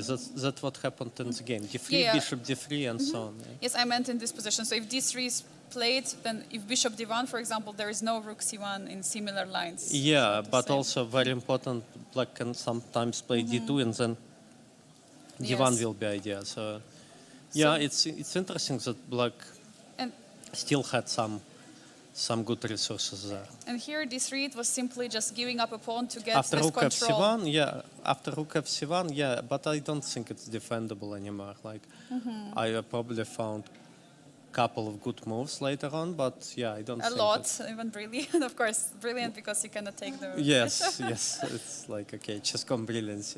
for another brilliance. You cannot take the pawn. Yeah, but okay, it's not so It's hard even to letting find. the bishop and the pawn. Yeah, and Rook crossing. F8, maybe Rook 7 C3 engine also likes a lot. Yeah. Yes, Yeah, exactly. yeah, That's what interesting. happened in the game. Yeah, this was the best way to go, Yeah, and here it's just nothing And he it's- could do. Yeah. and it's the best again. One more time, this bishop b5 was Yeah, amazing move. it was just crucial idea. Yeah, and here it's inevitable checkmate. Even taking already. on d1 probably would be Yeah, working. it probably everything also works. works. Everything works already. Yeah. Position And- is so good. And here after rook f3, it's already mate in some 6. sense. Yeah. In 6, yeah. Yes. Absolutely incredible game. I mean, one more time, huge congratulations, Vladimir, and thank you for showing it. But share with us your experience. You shared already chess experience. You said you were not doing so well, but besides you, also other players. Because I remember you were here for one of the interviews, and you said to us that one of the main opponent for you will be Aravind. And Aravind had also very tough time in the event. Also Saleh Salem, so you were always close to each other. So how was it for you, I mean, following also his games? And did you think that even though you had a bad performance, you still have a chances for the top spot? Or No, pretty much for the whole tournament, I thought if I wouldn't do something dramatically stupid, I should be able to win this tournament. But I did many stupid things in classical portion, and it was in close contact till the end. But as for Aravind, he's not playing so well in classical chess last month after a huge breakthrough. But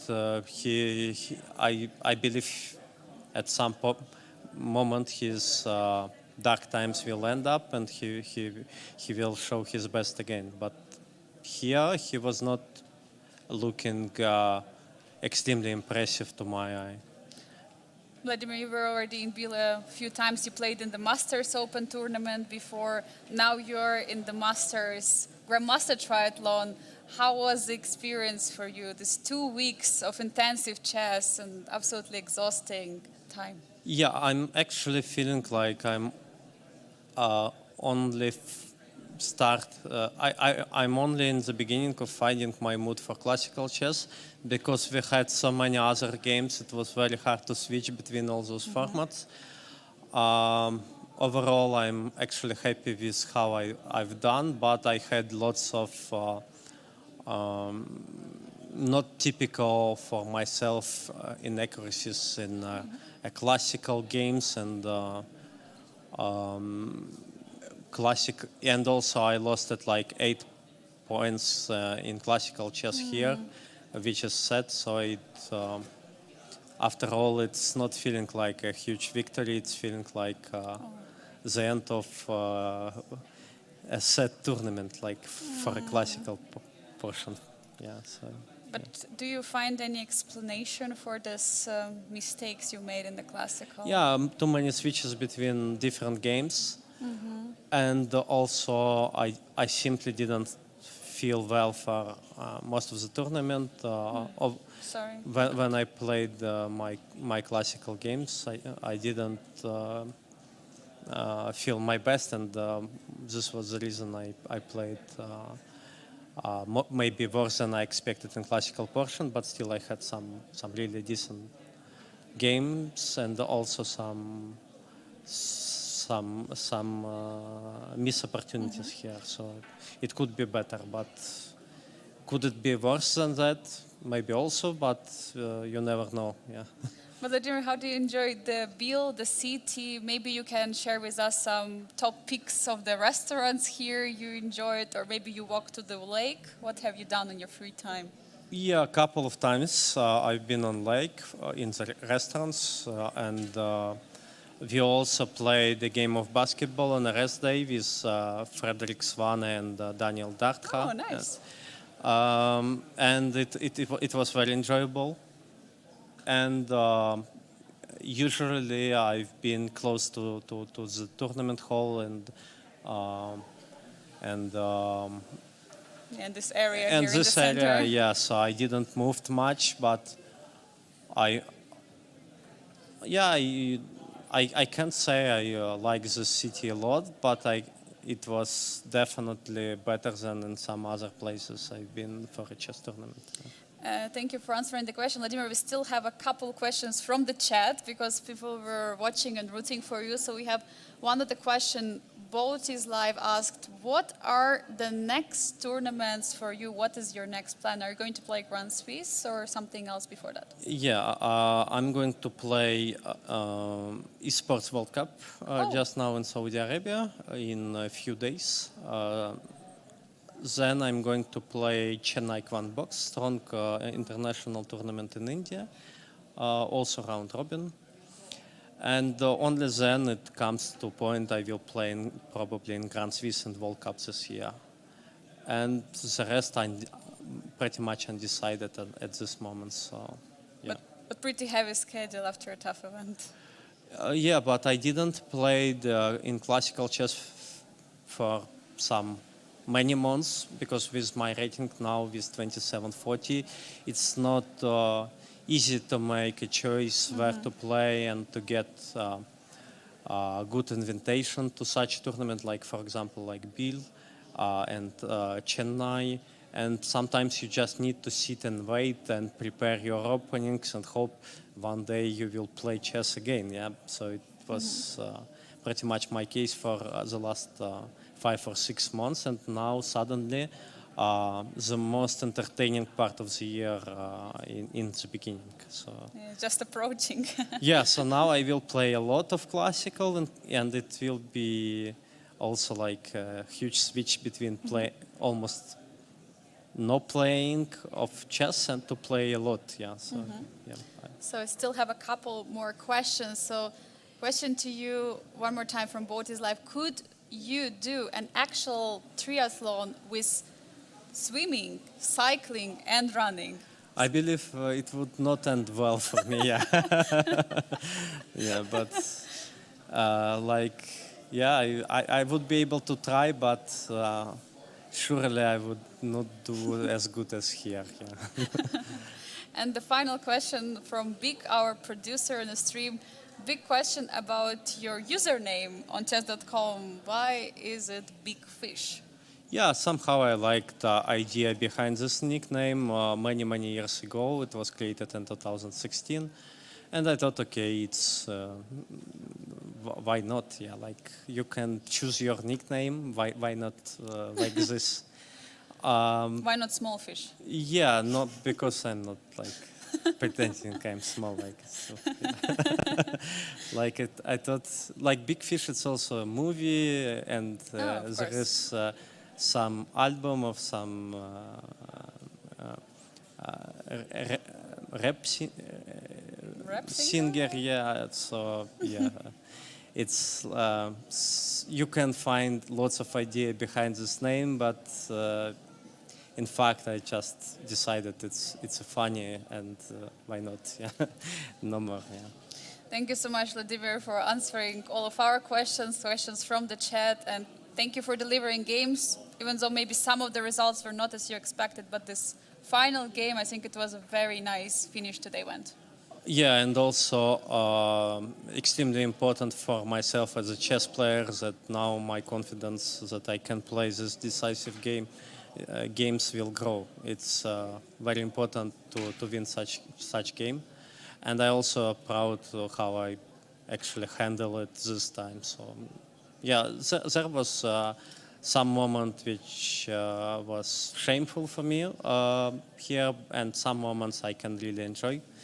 Yeah, but it's our game in chess. It's always different, and you never having two similar games. It's always different. Yeah. And even similar situation is not really often you can get. And one final question, Vladimir. Will we see you next year here in Biel defending your title?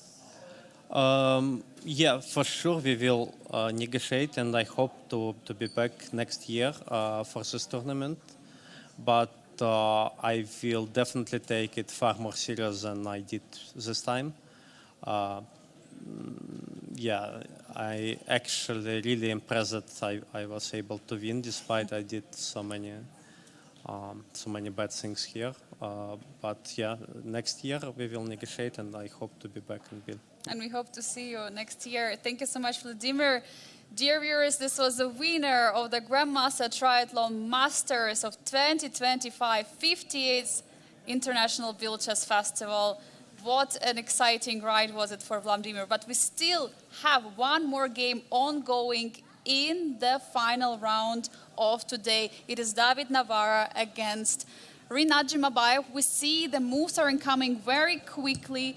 There is a trade of the rooks right now on the board happening. We see the Queen's Endgame, which is already on the board. By the way, Queen is on e4. And then we might see another Queen trade. And there is a 3 pawns against 2 on the King side, while there are 4 pawns against 3 for Black on the Queen side. The matters are getting pretty much leading to the peaceful outcome, and I have finally Arturs here with me after such a nice interview with Vladimir. Yeah, that was really wonderful to listen to the winner. I'm back. Enjoyed a bit my free time there. And the final game of our broadcast looks peaceful. Yeah, it does. It does look peaceful, something what we were expecting also earlier. So it was a perfect time that we had also Vladimir here talking about experience. He was saying that he lost some rating points. He was not so satisfied with how he played. But yeah, you know, still, like he's still a winner because it was somehow that everyone in the tournament couldn't find the rhythm. Although it was Saleh Salem who scored 3 victories in a row in the classical, but then he just was losing one after another. So definitely a great ride. Yeah, absolutely. So I'm also joining the congratulations of everybody of Vladimir. I'm hoping that he's going to come back next year. But what do we see from this position? So how realistic is it for David try to score the victory? There is something, though, I noticed, Angelika. That's the clock situation. Because Black has only 28 seconds for 2 moves to make. Yeah, there are still 2 moves that has to be made in the position. But now it's David's turn, so he has more than 10 minutes on the clock. He's still going to probably try to find the best way. But is there any realistic way? Of course, there is a big space advantage on the Queen side. There are the 3 against 2 on the King side. Mm-hmm. But is there? And he's going g4. He's getting even more space on the board. Rinat Jimabayev, 20 seconds on the clock, 2 more moves. He goes d5. D5 immediately responded. Queen d4. David attempts to fight on the clock. 15 seconds for Rinat. He has to make the final move. Queen e6, I 10 suppose. seconds. Yeah. Yeah. Queen e6 is played. And both players are safely reaching the second time control now with the 40th move. All right. Now I think it's also a perfect moment for both players to take a small breather because they're going to get extra 30 minutes on the clock. And this is also a perfect opportunity for us to make a small break and come back after it with more analysis on this unusual Queen Endgame, the only remaining game here in the 58th International Biel Chess Festival. You viewers, we are still not done. We have still action and games to show you. We'll be straight back after the break. Greetings, chess fans. We are the official commentators of Biel Chess Festival. My name is Arturs Neiksans. I'm a chess grandmaster. This is Angelika Volkova, my co-host already for 4 years of the festival. And we have for you a very important message. Yeah, we're here in Biel, but the question is, if we're going to come next year, and it could depend on you, dear viewers. The goal is to achieve €10,000 donation from our Tippy campaign. You probably have seen, what is this Tippy button right there on the streams? This is our donation campaign. So if you are enjoying our coverage, if you like us as your hosts, and most importantly, you would like to see us coming back next year, we would really appreciate that you would donate something for the campaign. And we're going to reach the goal. You will have this opportunity of having free entrance to all the tournaments at the Biel Chess Festival and also hotel accommodation. Arturs, I hope we're going to get some donation because I'm really looking forward for the next edition, and I would like to be here commentating with you. So do I. Being here for 4th year in a row, we make a really great team, so please make it happen.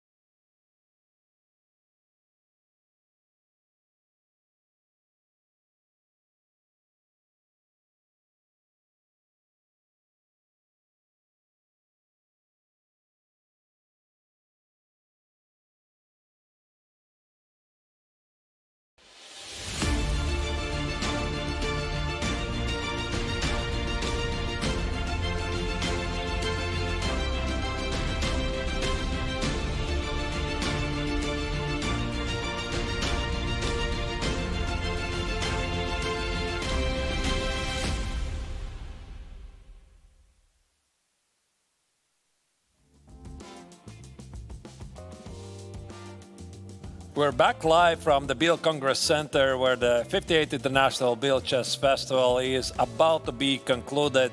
Today is the final day of the main event, the GMT Masters and Challengers. We just saw an interview with the winner of the Masters tournament, Vladimir Fedoseev, who managed to score a clutch win in the final round against Saleh Salem. Angelika, you had the honors to do the interview with the winner. What was it like?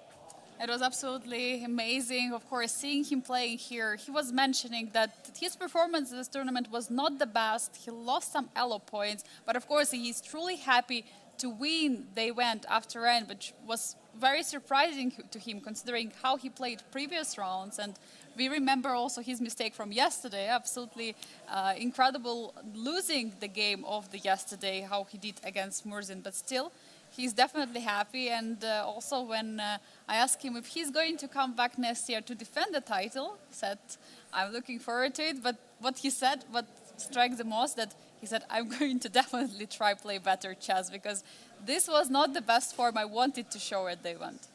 Did he credit some anonymous blitz games he played the previous evening? No? No. Okay, I think they were important for the mindset. Definitely. I mean, he said what he was doing at the free time. He said that they played a basketball game together with Daniel Darder and also a couple of other players. So that was on the second rest day.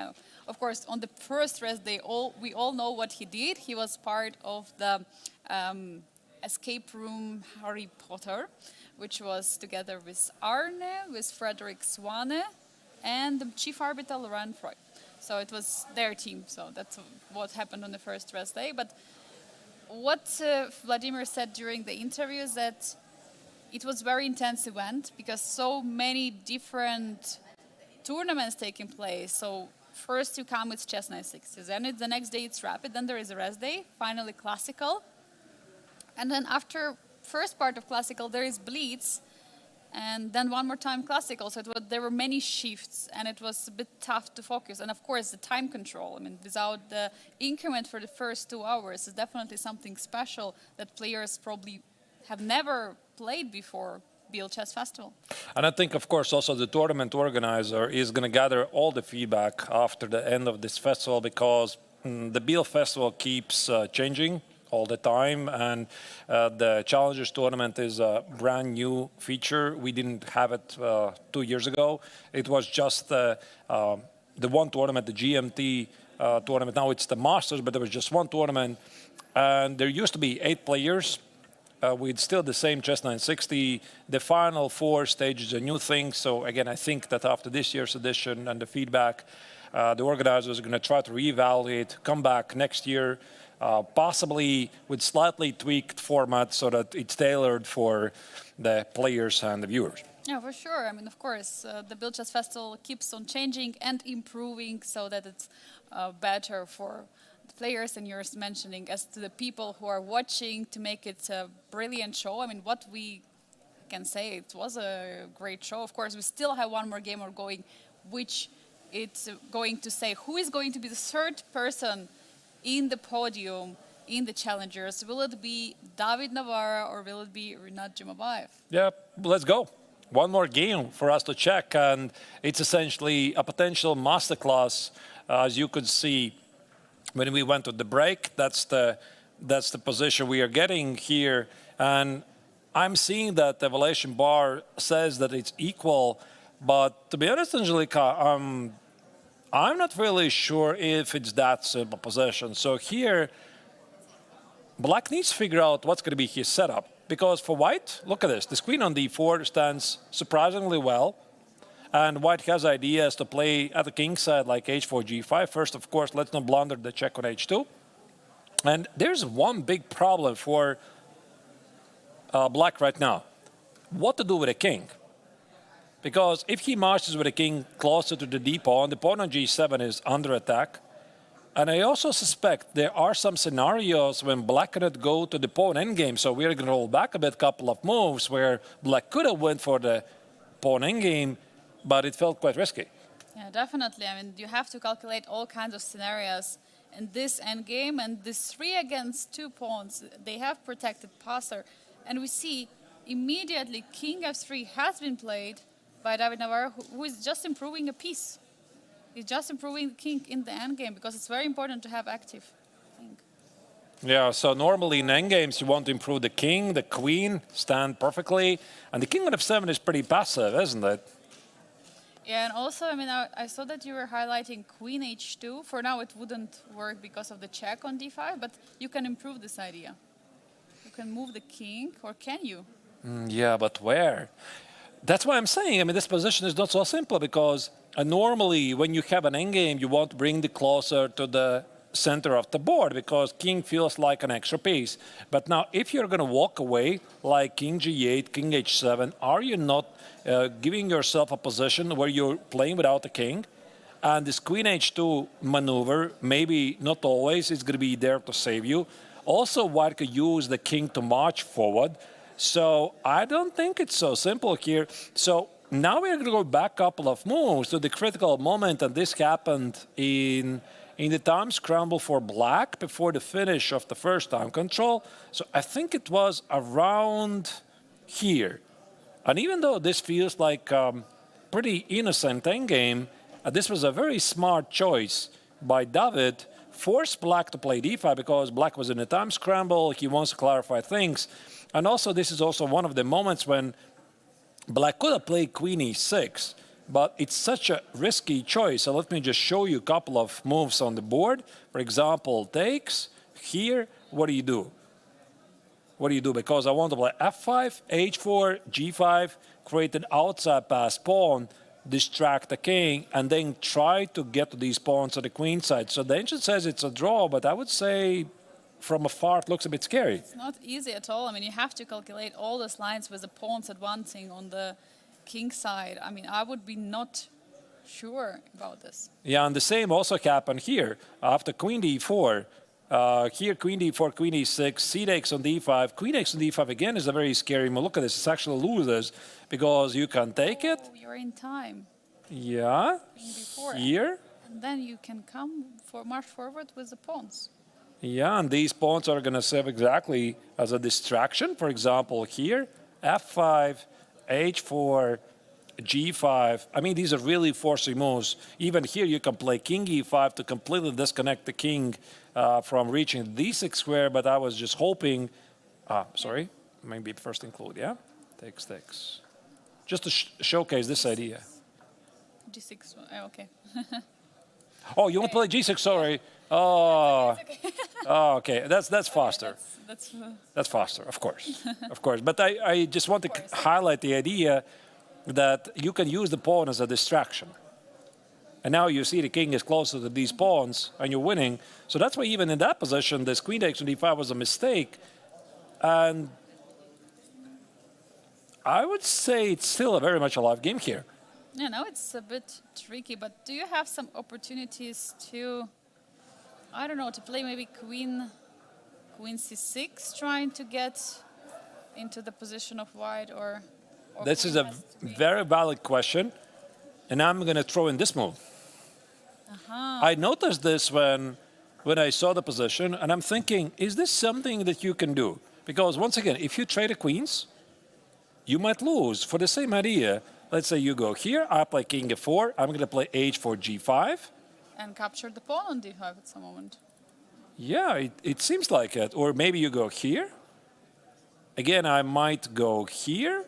I put the king here, you protect the pawn, and I'm using these pawns as a distraction.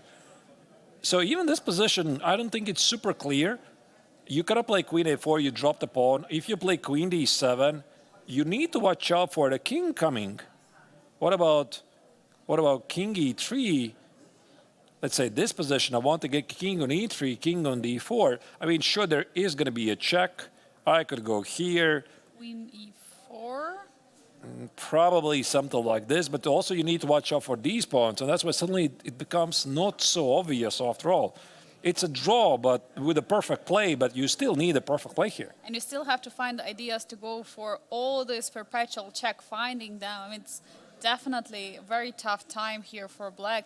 Meanwhile, also white has a space advantage. I think that also brings a huge role into the position because, first of all, there are 3 connected pawns on the king side against 2. So it's protected passer for the pawn endgame is just a safe to say that you're not losing at least, and maybe more, even winning.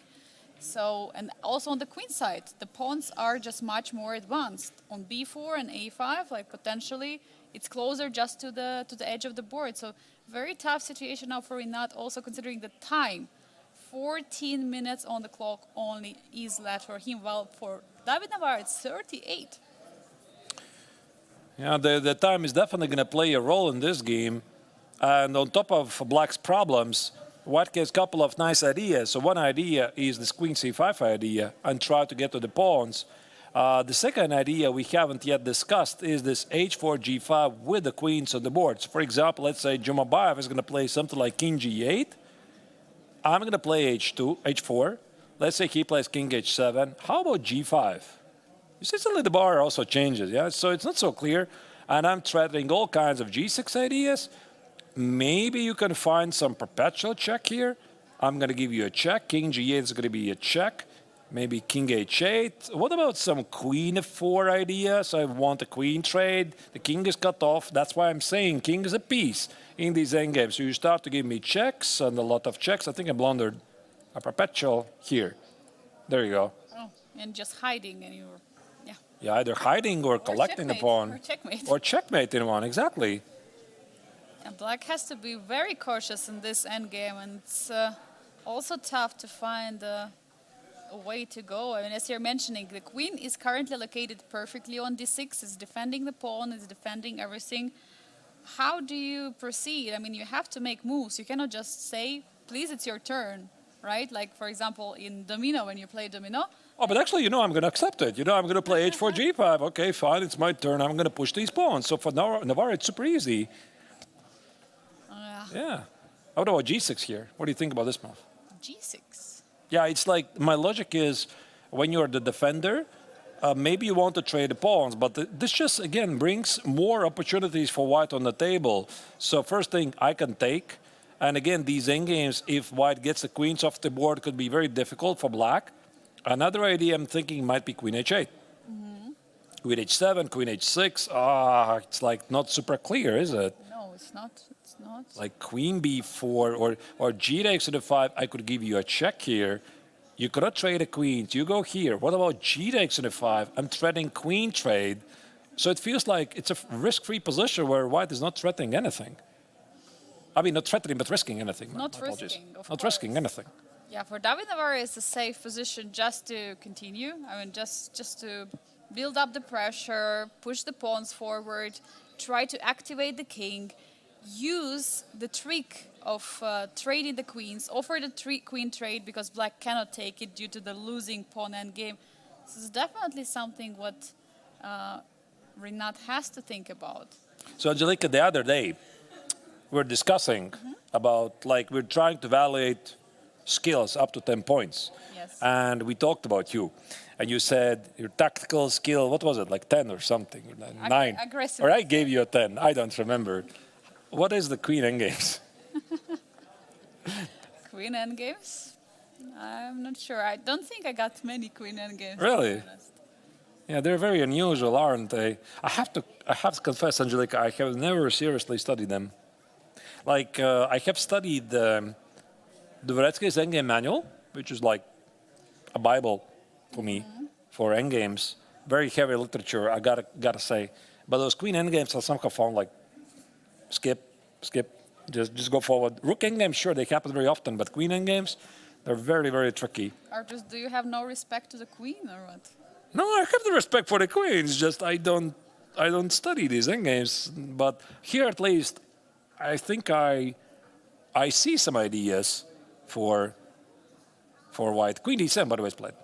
Queen d7 is on the board, still taking control over the d5 pawn.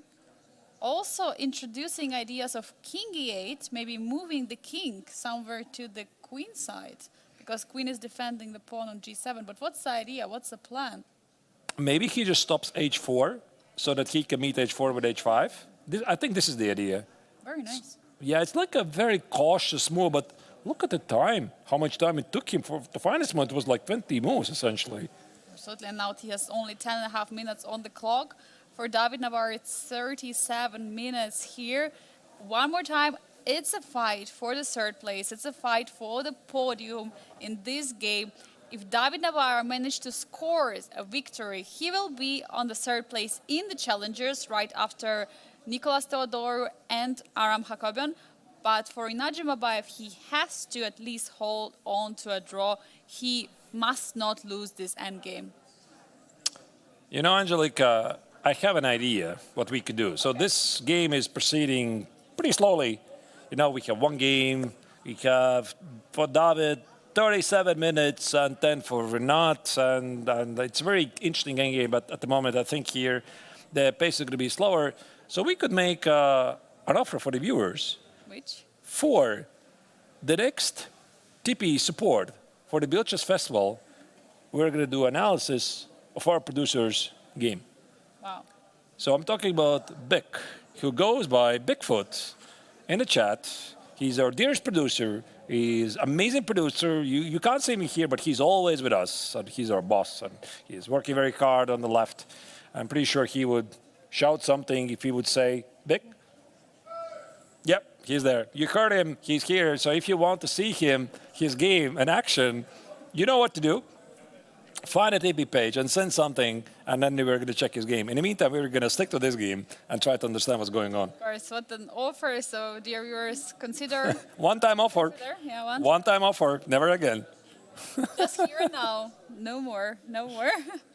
But yeah, we still have this one more game, final round of the Grandmaster Triathlon ongoing. And now that we have it, I also kind of getting all these, memories from the last 2 weeks and how exciting it was, how exciting it all started. Arturs, what was the highlight for you from the whole event? Was it really the food or was it something else? Yeah, I don't know. I have to think of the correct answer. What's the highlight of this year's event? Yeah. For you personally? For me personally, probably one of the commentaries. I think so. And I'm thinking the Blitz. Somehow, yeah, I think it was the Blitz event. It felt really nice. I think we got it really nice. We had some, by the way, we had some difficulties in the beginning. We sorted them out.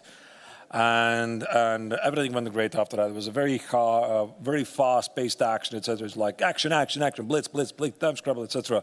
For the commentators, for producers, it's usually very tough. So the toughest tournaments are the blitz usually and the rapid.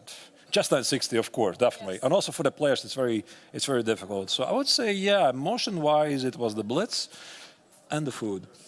Yeah, the food. Definitely the food. Because the blitz was only one time and the food was every day. It was every day morning. What about you? Well, for me, definitely commentating alongside you. I mean, every day? Maybe some days better than others, depending on the games. Because I think it contributes a lot, because you have this material which you can commentate on. For example, also today's game of Vladimir Fedoseev against Salih Salam, it was exciting to commentate. And yeah, I can agree with you. The Blitz felt somehow, it went very quickly. We were doing commentary only for 3 hours, but it was much more challenging than doing the classical round, because there we can chill, we can talk right now. We have a lot of time because players are taking time. But yeah, I agree with you somehow. In terms of commentating, probably Blitz was a highlight, because there we had these nice games all the time ongoing, and we had some great results, tactics, and it was a good pace. I think that's what we managed to have with you and with Big on the broadcast. Yeah, I think we really had a great pace. And I think it also depends on the choice of the players. If you get the right players who are big fighters, you definitely get a lot of action. And I think we have everything perfect here. So established or the veterans, so to speak, with the youngest, brightest talents. So it's a very nice mix, usually, with an exciting format.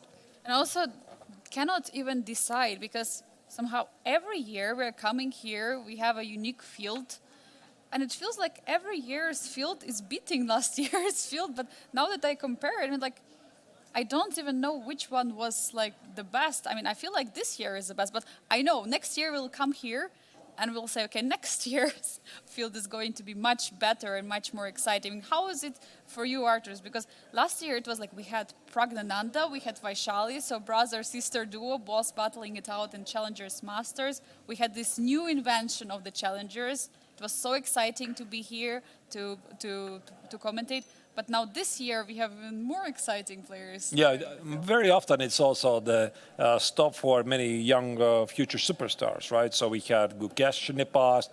He's the one champion right now. We had ordinary guys, Prague, as you mentioned, Vaishali, of course. And from this year's the young players, I would definitely mention Fredrik Svane, definitely on his way to 2700. Daniel Darda, very young, ambitious player who wants to get it done. So, and then, I mean, 1 year from now, 2 years from now, you're like, oh, look at that, this guy, he's like 2700. He played in Biel last year. Yeah, absolutely. And also what I love the most is that players are coming here and playing in different tournaments. So we were discussing it already for a few times, but one more time, Saleh Salem is 11th participation at the Biel Chess Festival this year.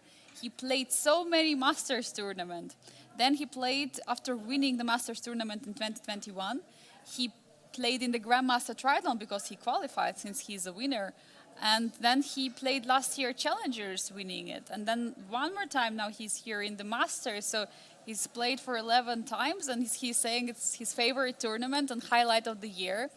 But what about Lim Le, the Vietnamese Grandmaster? He was keeping on coming to Biel and winning it 3 years in a row and telling that this is the most important tournament for him, and also that he didn't really have so many tournaments in the schedule, but he would always come, play Blitz, and win. Unfortunately, he was not this year. But he's definitely going to return. Like, I think we have something. I think we have a TP. Oh, we missed something. There is a tippy, and I think we're going to have to keep up our word. Thank you so much. Now the big question is how on earth I'm going to find the game. I love the broadcast is the name of the person who made a TP. Thank you so much for the donation. All right, let me try to select the game. Let's probably go to the full view of the board of the players while we're getting the content you are probably you were not expecting, but you deserved. No, I did expect. Of course, for Bic, absolutely. No, but for viewers. For viewers. So you're coming here to see Grandmaster Triathlon. You're getting Grandmaster Triathlon, even higher action in the week's tournament, which is taking place now from Monday till tomorrow till Friday. It is a tournament, by the way, which I would advise to some people who would like to enjoy Biel, who would like to get experience in Biel, but they don't want to be here for a very long time because MTO tournament is very long and it's very exhausting. But this week's tournament is very nice because you have 5 rounds. You are from Monday till Friday here. You're enjoying the beautiful weather in Switzerland and Biel. You're enjoying the lakes. You're enjoying the nature, and you're enjoying obviously the chess on the stage of the top Grandmasters. Yeah, there's many things going on, and this tournament is one of them. So, Bic, this is your big moment. This is big. He's not responding. He just can't wait for the analysis to start. So, Bic here is playing with a black color. You know what? I gotta say, I gotta give some credit to myself because he's been asking my expertise for every single round, right? So he's not only our producer. He also asks, what should I do? So I prepped him for one game. I prepped him for one game. Yeah, He didn't really listen to my advice, though, to the very end, but okay. What to do? Yeah, you got to learn and. Yeah, and also I said to him, you always put the knight out of 6, no matter what, like knight of 6 or knight of 3. But he doesn't listen to me. He starts with g6, bishop g7, and allows e4. What can I do? But this, by the way, works still pretty well. Takes, knight of 6. We have some dragon, e5, knight h5, and knight h3 was a mistake because white was threatening to play g4. why. But now g4 is a big threat. Yeah, now g4 is a big threat. So here, our dearest producer, he found d6. Very good move. Stopping g4 because there's going to be intermezzo move, d takes on e5. So there was a trade. He included bishop takes on h3. Very nice move. Ruining white's pawn structure. G takes, queen takes on d6. Takes. Very nice queen e6 check. Not allowing the queen trade. He's not trading the queens. Yeah, I mean, he could have traded the queens actually on d1, but he was like a bit afraid. Let me just put it on the board. Takes, knight g7. There's some knight b5. I don't think he is afraid. That's not what he said. He was afraid. Sorry, Nick. Anyway, let's move forward. Queen e6 check was played. Queen e2, knight g7. Black is doing pretty well. So far he's playing perfect chess. Knight c6, queen e6, knight e6. I actually saw this moment somewhere here. Every single morning we have our team meeting here. We gather every member of the organizing team. We discuss all kinds of things, what's happening. And for the past days, Big cannot attend our meetings because he's playing his games. And then we go and check him out, what he's doing. So just to morally support him. So I saw this position. And I suggested that rook c8 was probably the nicer move. White would have played knight e5, but here he would have to pick up a very nice move, king f8. No castle, but king No f8. castle, yeah, because you need to watch out for the e7 pawn. Let's say white plays something like rook e1, king g7, and white cannot take on c6 because knight e7 is met by a very cute idea. You trap the knight. Yeah, the knight is trapped. Indeed. But he made a mistake. He played knight c5. And now this led to the following position, where white played rook c4 going after the pawn, c5, rook d1, rook a7. Yeah, I think this was necessary. Otherwise, after the show castle, there's going to be rook d7. So rook a7 was played. And long castle was apparently a mistake. Yeah, I mean, rook c7 was a move. Probably the best move, I think. I think he was afraid, so he castled. I mean, the point was that, yeah, I mean, you see all kinds of rook d5 ideas, show castle, knight x on c5. But here, I think black is okay. But maybe, yeah, you know, this endgame is not so easy to evaluate from afar. Like these pawn endgames, they're so tricky. You see the bar says it's a draw, but is it a draw? I don't know.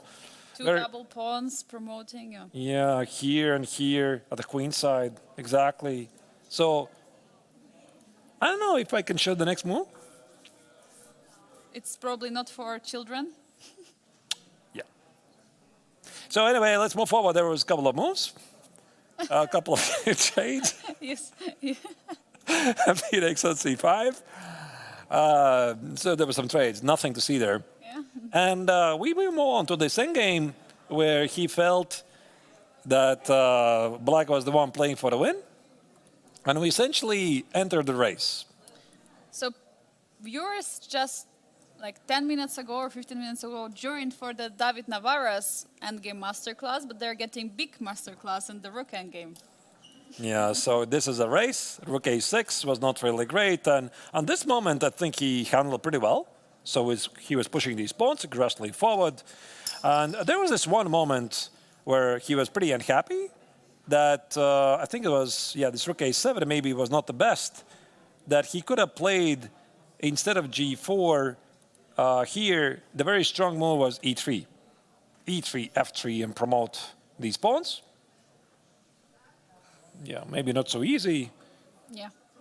And yeah, and here White was putting up some very nice defense, and he thought he's winning here, actually. This endgame, even though it's a material balance, but black has very strong pass pawns, and White did make a mistake in the end. So here, yeah, this rook c5 was a big mistake, allowing black to activate the pieces. White went to a passive defense, and the rest was, as they say, history. Black was carefully going forward. King h3. You wish the pawn was not on h5. Yeah, you wish you could take your own pawn. Yeah, you cannot really take it. Yeah, so unfortunately, and black just won the game like this. There you go. Wow. What a game. Great game. I have, after watching this game, I have two questions. First question to you, Arturs. So you said that you recommended this, first of all, to play with knight of 6, and he doesn't listen to you. So what do you do to the students who don't do as you say, don't listen to you? How do you punish them? And how do you punish Big for this? I mean, usually they do listen to me. Like, I'm saying good advice, and also Big was listening to me. He's like, oh, I acknowledge that. Okay, you got to put the knight on f6, not on f3. And then he played g6 anyway. So how will you punish him? you'll have to think of some ways. I think I already punished him. I showed his game, no? Anyway, sorry, Big. Yeah, normally they do listen on a serious note. So the students are really hardworking, and they're listening to the coach. Yeah, so I'm thankful for that. Of course. And I have second question. We've just watched the game. Why there was no photo of Big? Because there is no photo of Big. What is this? It's chess.com. They should have Big's photo. We are gonna add this to the suggestion list. To-do list, yeah? To-do list, and send it to chess.com so that whenever we're looking at Big's games, his photo is on the screen. Yes, All right? definitely. Very important. It's a deal. Because I think like many viewers who are watching the stream and who is following now this game also, I mean, they see him always in the chat, but they don't really see him. There is no picture. It's like big secret. But maybe at the end of the stream he can join us. Yeah, I think it will be okay. I think he's going to do it anyway. Either we ask him or not, he's going to join us anyway. He did it last year, at least I remember. Actually, I saw him doing exactly the same thing in Norway chess. Oh. Yeah, I saw it. Yeah. Yeah, I think in the final round or something, I was following the coverage. He was also doing the producing for Norway chess on site, and I saw him doing exactly the same thing. So I think he's going to come. All right, anyway. We still have game ongoing. We have seen that the position has changed a bit. There was some moves. I mean, I think that Rinat was trying to repeat earlier, but David didn't repeat. And what was the position? We left it here, about here. Yeah, this queen d7. Yeah, king d7 was played. Now king e3. Now queen d6, forcing the king to go to f3. But of course, David didn't repeat. He is fighting. He played queen f4, offering a trade. Yeah, and as you can see, White is okay with a queen trade. And this is one of those strange moments when, for inexperienced players, it feels like, but how is this good? You know, I mean, you have a strong pawn in the center, passed pawn, it's got to be great for me. But it's all about the concept of having the outside passed pawn, which you can use as a bait, like as a distraction. So this, even if the king was here on d6, somehow you could play h4, g5, f6, use the pawn as a distraction and collect everything on the other side. So the queen trade is no for Jumabayev, and here David is thinking about his choices. Maybe he's thinking, can he play king d3, and he's trying to understand what happens after queen e1. No. Yeah? Sorry, Arturs, now there's suddenly no attack on the d5 pawn. Now queen can move forward. So now queen of white is not targeting the d5. There is no check. Right, and this king now is escaping to h7. So you need to watch out for the perpetual check. Let's say collect a pawn. It feels like perpetual. I'm not sure. Queen e4? Queen e4. Oh, we need to watch your king c3, d4. Oh, you don't go for it. Yeah, it's a definitely perpetual. Yeah, like this king has nowhere to run. Like there's just nowhere to run. You can only run to big trouble, like this. Okay, maybe just queen g5, queen e3. I was looking even for some funny mate ideas, but black has a draw.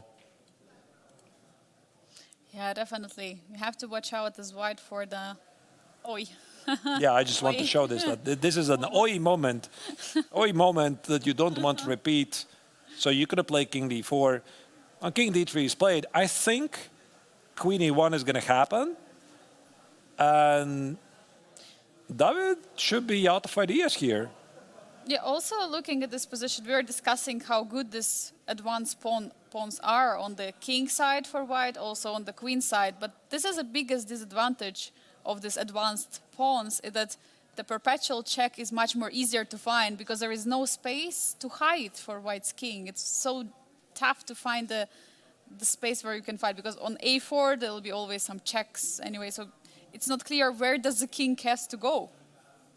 Yeah. Like, where is it going? I don't know. But Do you think Queen E1 is going to happen? I think so, because Yeah. I believe that Renat understands he cannot continue his passive defense. He has to become active, and this is opportunity for him to jump into E1, immediately targeting. And I think he understands that giving up the B7 pawn doesn't mean much if he gets queen in the white's position with potential perpetual. He just has to calculate everything correctly. Just double checks lines. Obviously, time is not enough to calculate for too long, so he has to make decision as fast as possible. It's only 7 minutes, 40 seconds for Renat in this position. Let me try to understand. Maybe there's still some ways for white to find a game. The problem is the pawn on b4, which is always under attack. So I can't play queen e3. Can I? Oh, wait. Maybe I can. Maybe I can do this. And then queen b4. And then I'm going to give you a check. And then king f8. And then I'm going to go here. And then we're going to agree to a draw. Yeah, I So don't. either way, it doesn't work. Yeah, I don't think if black is going to be able to trade this d5 pawn for some pawn of white, looks like it's going to be pretty much a peaceful outcome. But of course, one more time, David is still trying. He's still fighting. The position as evaluation bar also looks very even.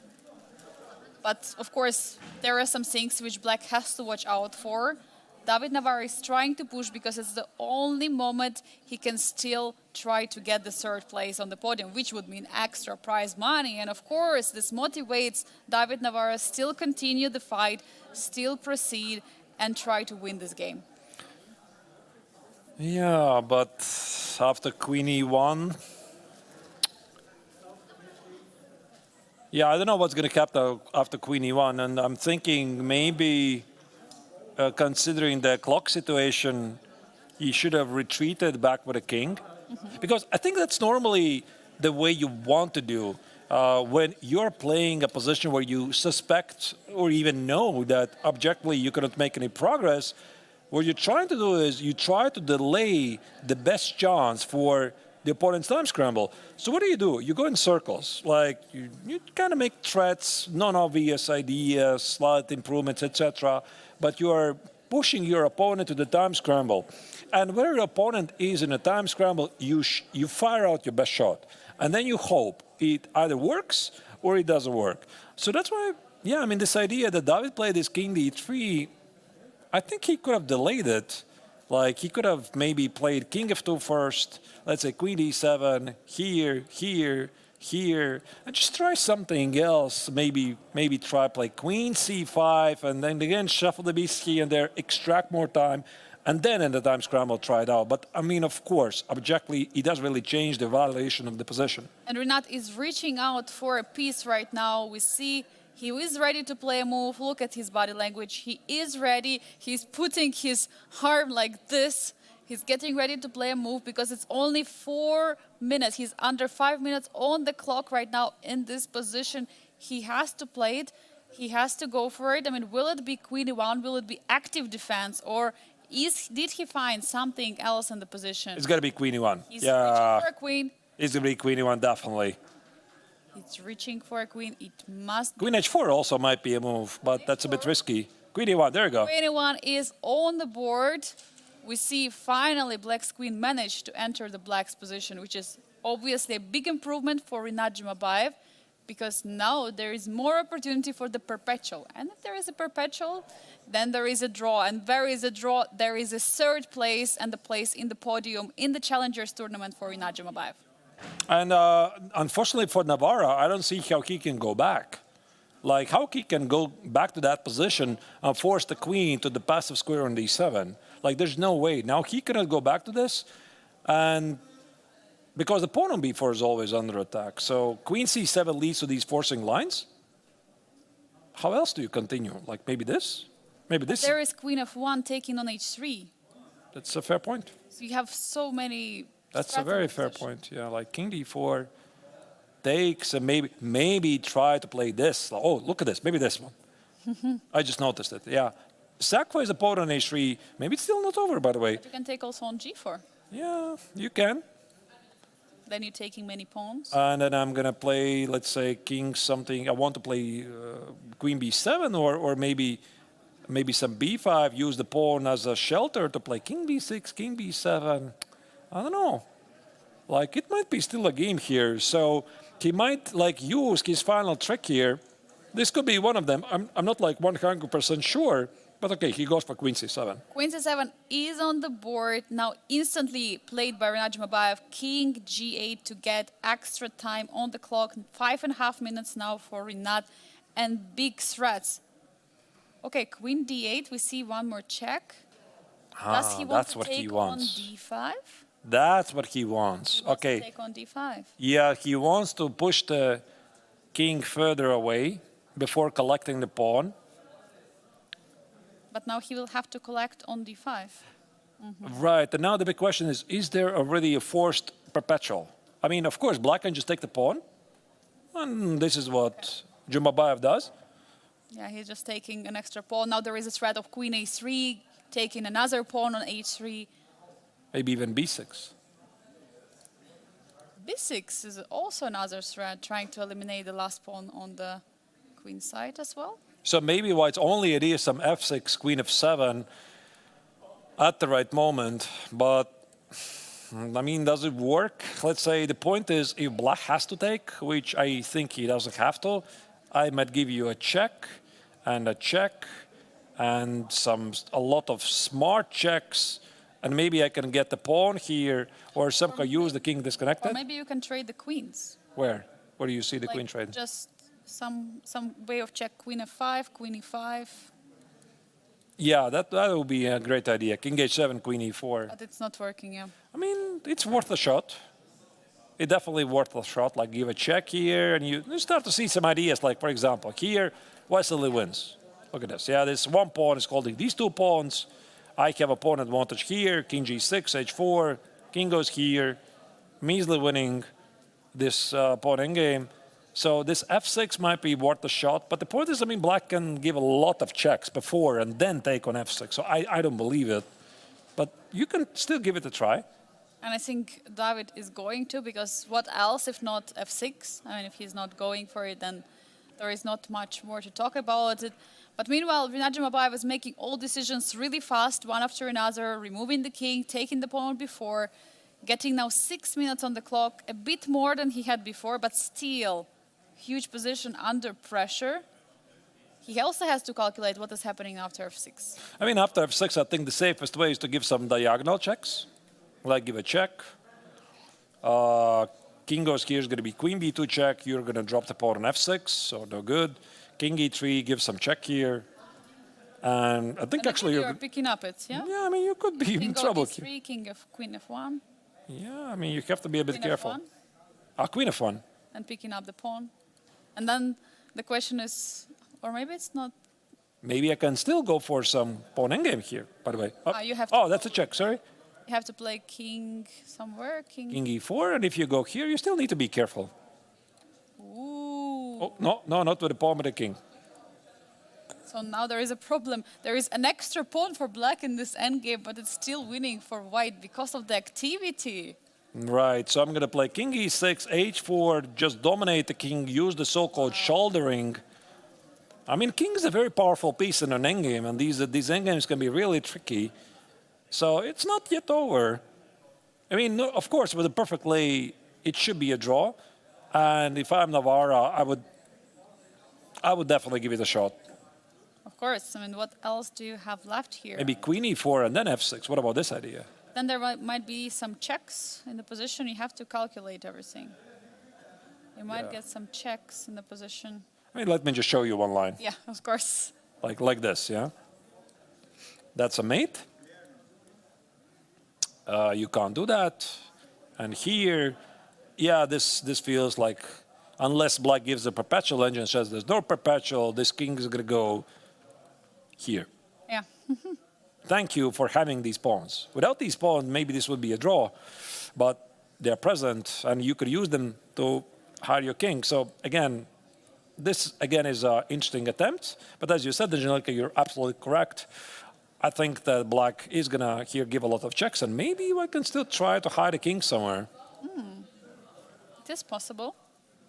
But yeah, still Still, there might be a chance for a mistake for Najumabayev in this endgame. We might see it. Still a game. So the game continues. Never underestimate these tricky endgames. We already saw, I think it was Jumabayev himself who relaxed a bit early previously in the tournament. Then you can be punished if you feel everything is over. Never ever think it's over before it's really over. So we are going to make one more short break before coming back with a final decisive action from here, Biel, in Switzerland. The viewers, don't go anywhere yet. We still have to show you how this game is going to finish, and we'll be seeing you in a couple of minutes.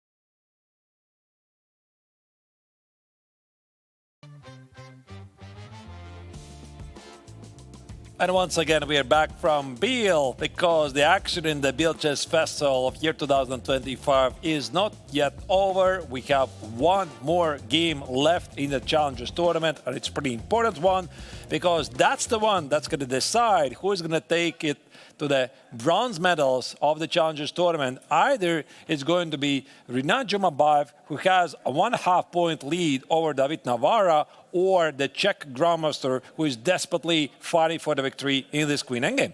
And what we have seen so far, David Navara is definitely trying to push the whole game. And his last move, he actually went for the f6 idea with opening up the king.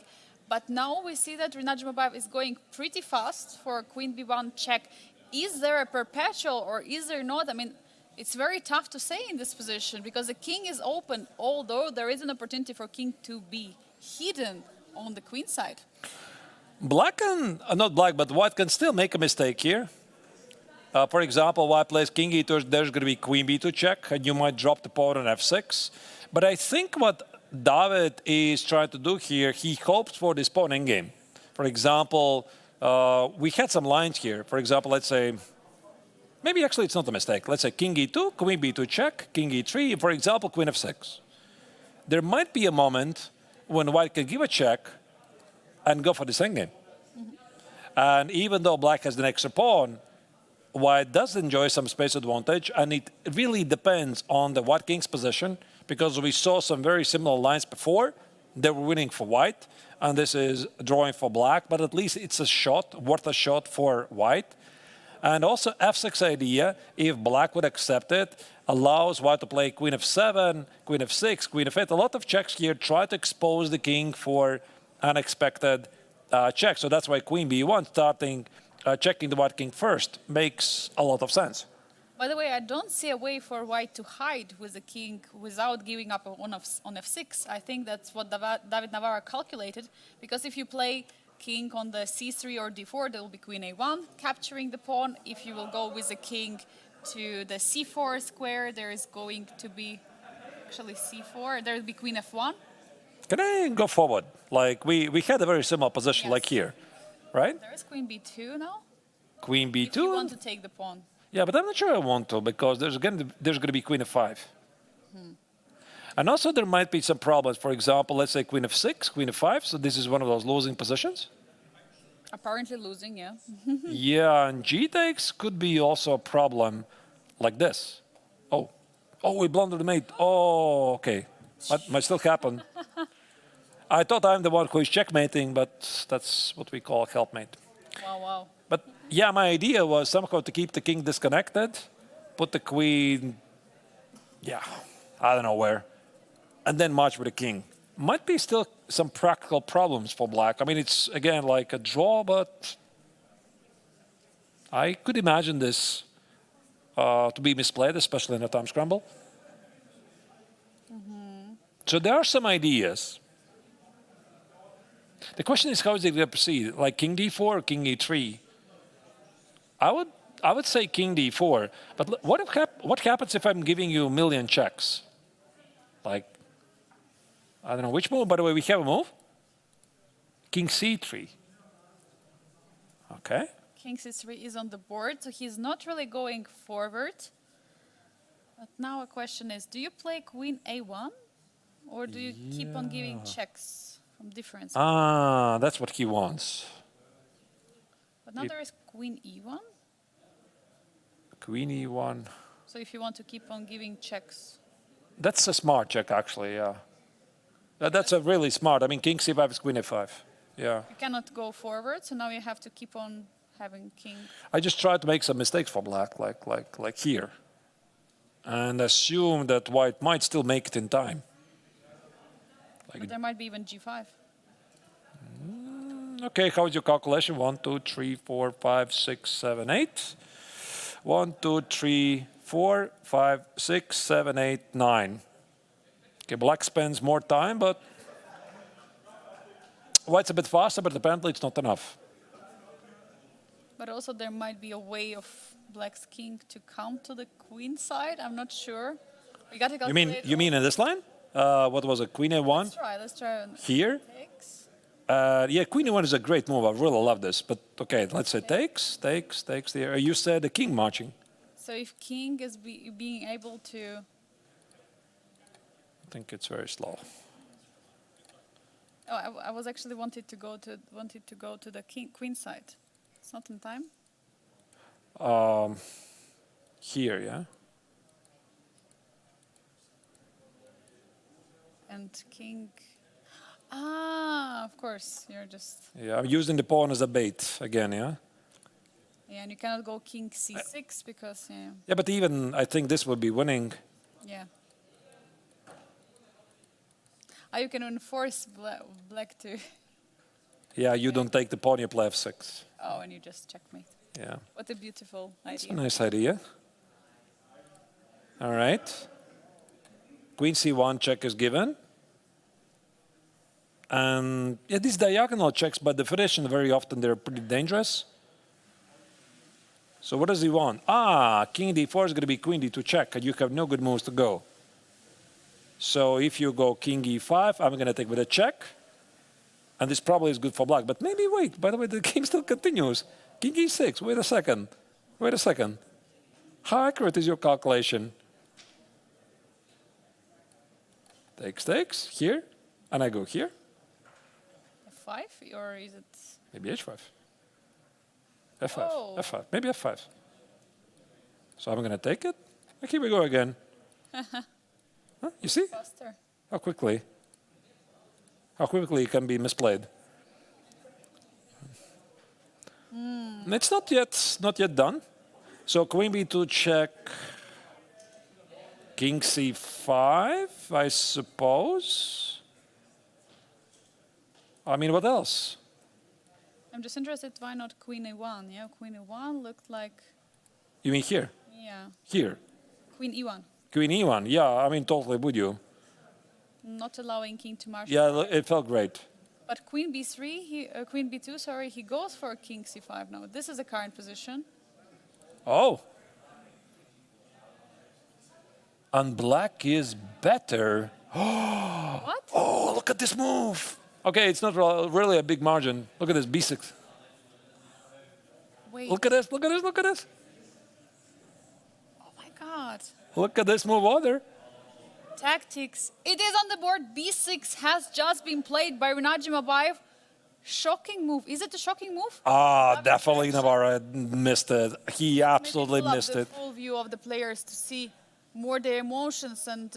Or maybe this was like the final test that, okay, if he finds it, he finds it. I mean, for David, the bar, as you can see, still remains balanced. That was a really nice find by Jumabayev. This first accurate move, b6. And maybe Navarro was just, testing the Kazakhstan Grandmaster's final accuracy. And he's like, okay, if you're going to find it, then you're going to find it, right?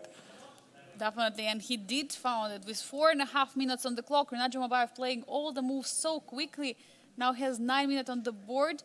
And Rinat Jimabayev keeps on writing something all the time. Yeah, what's he doing there, actually? What do you think, Angelica? Can we zoom in and try to see? Yeah, he's like drawing something. Like I was looking at this before. I thought like he's filing the next score sheet because after move 60 you get another score sheet. Yes. But no, he's like very consistent about it. I think he's like drawing the picture. Whatever single move, he's adding something extra to it. Could it be? Probably. I mean, definitely there could be something. We just would love to see what is there. He's like drawing the bronze medal with every single move. No, We're gonna ask him. definitely we will. And yeah, for David, it's like a huge moment right now where he realized he missed it. He missed the b6.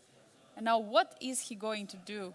Actually, he has to be a bit careful here because suddenly black is like perfectly in control.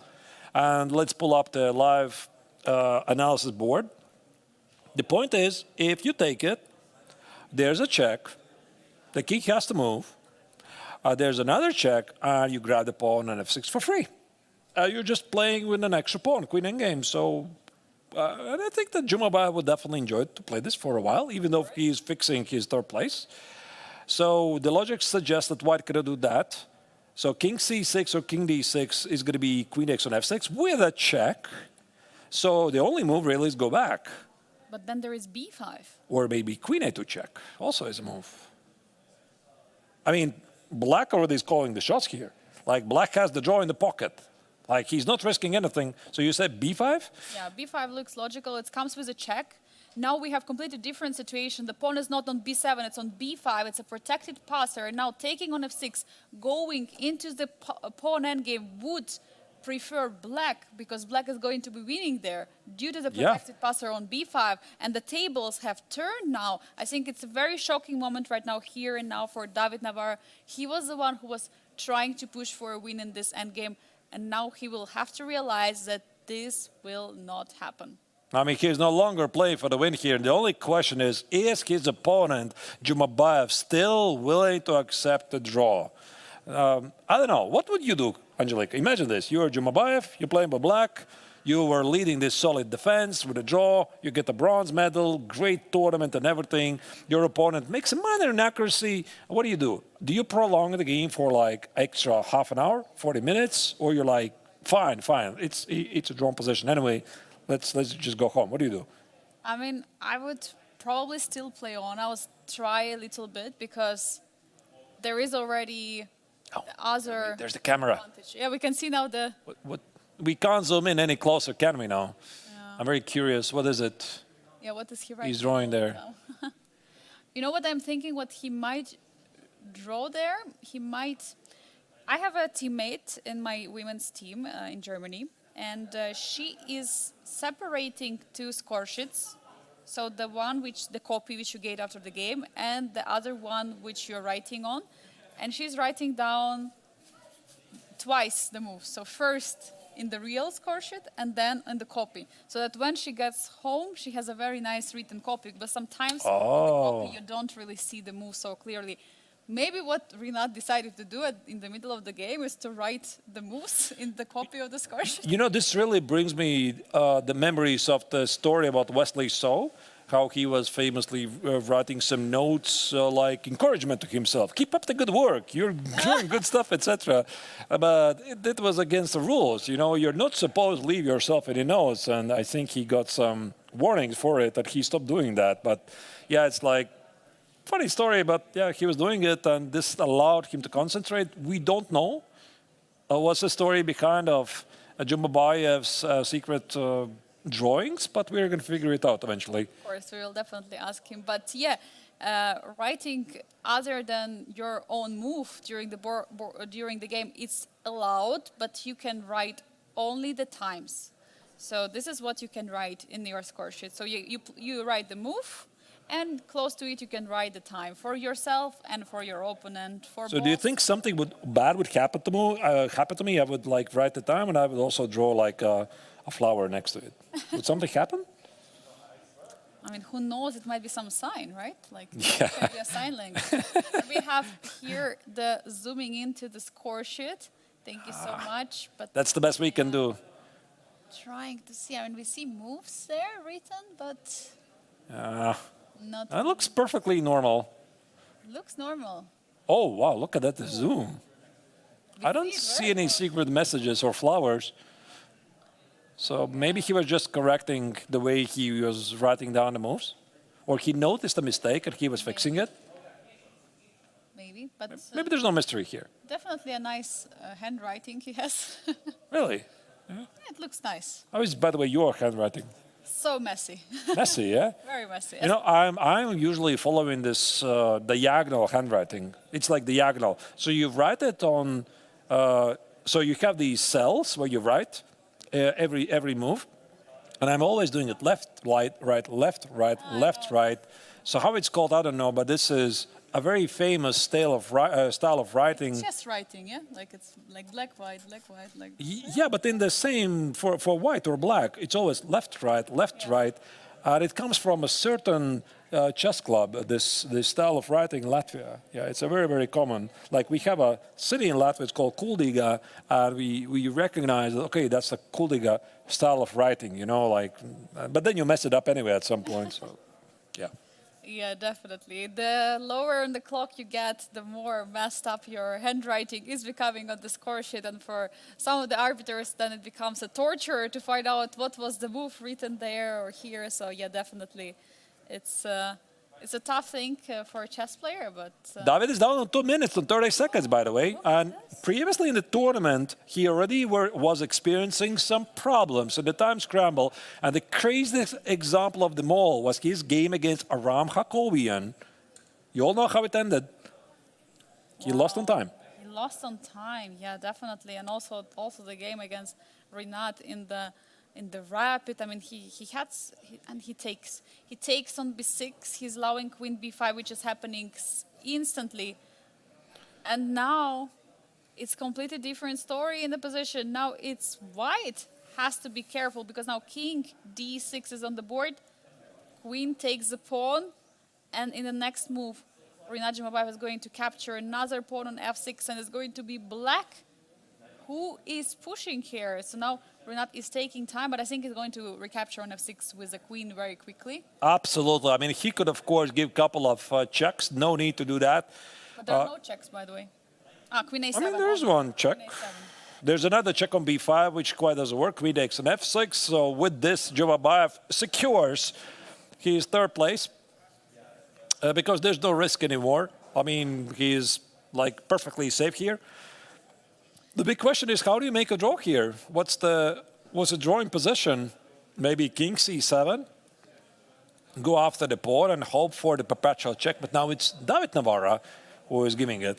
Absolutely incredible turnaround in this game. We have seen that David Navarra was pushing the whole game, trying to score a very important victory to get the third place. Now I'm sorry, Angelika, sorry to interrupt you. There's a big mistake happening here. Apparently, this is a mistake. Why it would be a mistake, to be honest? Wait, there's no perpetual, is it? I mean, I think that black can just take it. Look at this, queen takes on h4. This is a mistake because of queen e4 check. You can play g6. There's no check on e7. Queen f5. Yes, and after queen f5 check, you're going to play king g8. Oh my God. Queen e6. Look at this. King h8. Queen e8 check. King h7. Queen e4 check. g6 is the same position. Once again, we have a situation where you have two mistakes in a row. So first he missed his b6 check. Now h4 here, black can simply collect the pawn. I think right now, David, as you can see, he froze essentially with his position. His body language says that he's like, oh no, what did I just do? Absolutely unbelievable blunder. I mean, as you were talking, we were talking about it many times throughout this year's festival. The mistakes come in pairs, and that's what we have also here on the board. One more pair of mistakes. First, you blunder to equality. Now you have to hold a draw, but then you blunder to the losing position. I mean, you blunder a pawn, you miss that there is no perpetual, and this triangulation. By the way, Arturs, it recalls me the game of Rinat Zhimabayev against, was it Aram Hakobian, where he had similar triangulation, but on the queen side. There, I mean, if you remember, that he missed. I don't remember it. Sorry, I'm trying to recall, but I don't remember. Was black. The bishop was hanging on e6. He could have taken the bishop, and there was queen c7, queen c8 checks. Doesn't ring the bell. Sorry, so many games. There was a triangulation. There was a triangulation, okay. And he missed it. He was winning that game, and he missed it. All right. He was coming to us. Oh yes, sure. I had this move, and he had king a7. That was a triangulation. King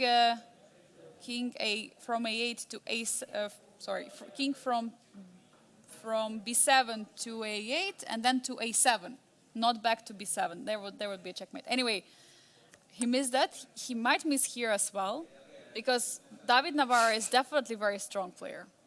Absolutely. Yeah, indeed. He's very strong. So, of course, Rinat Zhimabayev, when he sees him playing h4, there is also this trust, because also looking at their ratings, I mean, David Navarra has 100 more, even more rating points than Rinat Zhimabayev, and you may trust your opponent with this. You may trust that he found something. The first thing is oh, look at that. There's a pawn on h4. Why don't I grab it? And these lines are not really that complex, because White can just give you a couple of checks.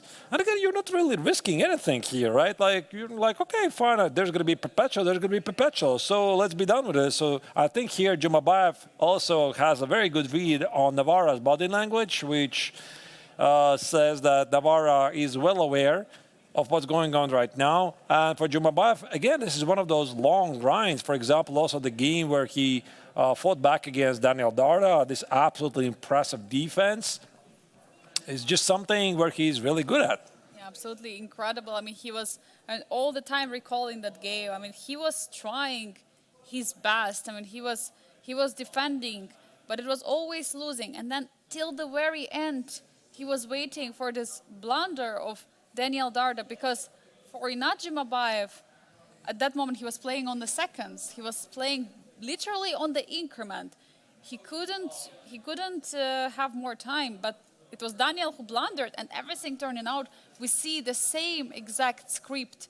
We see exactly same position. David Navarro was pushing. He was trying to win. He takes it. He goes for it. I think David Navarro is going to realize now. I think this realization is kicking in this moment, that there is no perpetual in the position. I mean, for David, maybe this is not really such a big deal, because for him a draw or loss is, of course, the same fourth place. But, of course, you don't want to lose these games. And you would have thought that after pushing an equal game for most of the time, you're like, okay, fine, it's going to be a draw. He tried his final chance combined with a miscalculation or missing a tactical shot like B6. That's going to hurt, but once again, this is the professional chess. You can never relax too early. Unfortunately, this was Navarro's moment. Of course, and now there is a big moment now here. I mean, I don't think that here, for example, we were thinking about the choices that Jumabayev could accept perpetual. There's no way he's going to play for the win here. Absolutely. Yeah, of course, King G8 or King H8. Oh, King H8. Why King H8, actually? Just to gain some time, right? Queen F8 has been played. Now King G8. King H7 has been played. I'm pretty sure he sees the sequence. He just gains some time. There's going to be King G8. There's no need not to try, of course. King He plays G8 King G8. is on the board. And now it's David Navarro who is taking time to think. With 3.5 minutes on the clock for Inat Jumabayev, it's 3 minutes. What a game, what a turnaround. This is also a really great skill, because I think repeating the moves is a very underused skill. Whoever said this, it was one of the old masters, is that maybe it was Botvinnik or Petrosian, maybe Petrosian, the former world champion, who said that too few people are repeating the moves. Because by repeating the moves, very often you get valuable information. And with the modern age of chess, with repeating the moves twice, you get extra 1 minute on the clock. You get closer to the next time control, etc. There's many good benefits for doing it. Yeah, now again, one more time, check. So Queen E4, check is being played. It's on the board, but we're going to see. And again, he repeats. So that one more time. He's just using all the tricks in the book. I mean, he wouldn't really hurt to have extra time on the clock. Of course. And for Queen E4 check, again, there's going to be G6. And of course, Navarro knows. He doesn't have any false illusions. There's going to be G6. Definitely. Queen E4 is on the board. So now, of course, it's a time for G6. You don't repeat 3 times. You repeat just 2 times. G6. But question, is he going to repeat? No, no way. No way. I mean, professionals never, ever do that. You just can't forgive yourself. Like, you're trained to play every single for the victory. Like, okay, maybe you could do it in a world championship match, right? There have been historical cases, like famously Alexander Alekhine playing against Alekhine against Max Ebe. That was the World Championship match. Alekhine was losing in the final game, but Eve just needed a draw, and they essentially agreed to a draw in a completely winning position for the Dutchman. Of course, yes, this has been done before, but I mean here, of course, it's a game for 1,000 euros, but essentially there's no risk for Jumabayev. Of course, there is nothing he can miss. Just play on. He can just win first. He can win the third prize, extra 1,000 euro, but at the same time, he can also get more rating points, because this is what it's about. Every chess game, it's about also rating. Let's not forget about that. And in this case, Rinat Jumabayev has a big opportunity to score a win against David Navarra, who has more than 100 points difference, to be precise, 115, around 115 points difference, which will get him extra points. I'll be really surprised if he's going to go for the repetition. Really, really surprised. Can we say that you will explode? I won't explode because it's not necessary, because G6 is on the board. Of course, a true professional always plays on. Of course. Yeah. There's no tricks. I mean, maybe the only trick I could think of is some king f7, queen g6, maybe king f8, queen b7 ideas. You always play on. You use your chances. Definitely. You have to all the time use your very best chances. And yeah, of course, there is always a risk in the position, but I don't think that this position has any risk at all for black. I mean, this position you can just play on as much as you want, and you can just try. The only risk is lose on time, I think, which I don't think is going to happen. No. Considering how much time he was repeating, I mean, having this twofold repetitions a few times to get extra time on the clock, he will always find a way to get those repetitions on the board. And also the problem for white is that he needs to keep the pawn on G4 alive. There are positions, I don't think we are going to see them, but let's say if the pawn on G4 and the pawn on A6 were traded and the white king was similar on G1, of course, not blundering the queens and everything, this is still a draw according to the engines. But for humans, it's very difficult. And this is something we talked about with Rinat Jumabayev after his longer game against Machun, where he was holding this queen endgame 2 points against 1 at the queen side. And after the game, I asked Rinat, do you know this thing? Of course, he said, of course I know it. And I know that engine says it's a draw. I was just not sure how to hold it. And luckily, he didn't have to.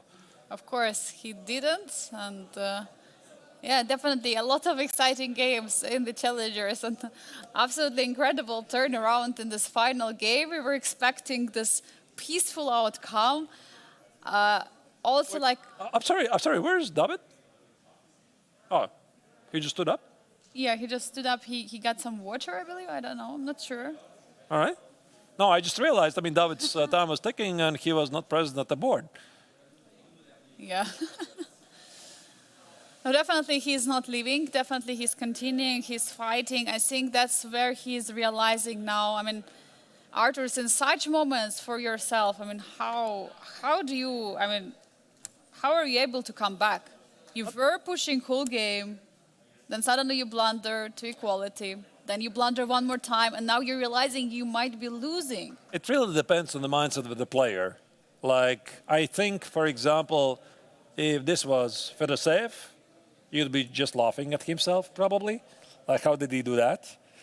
Because we've seen him doing before.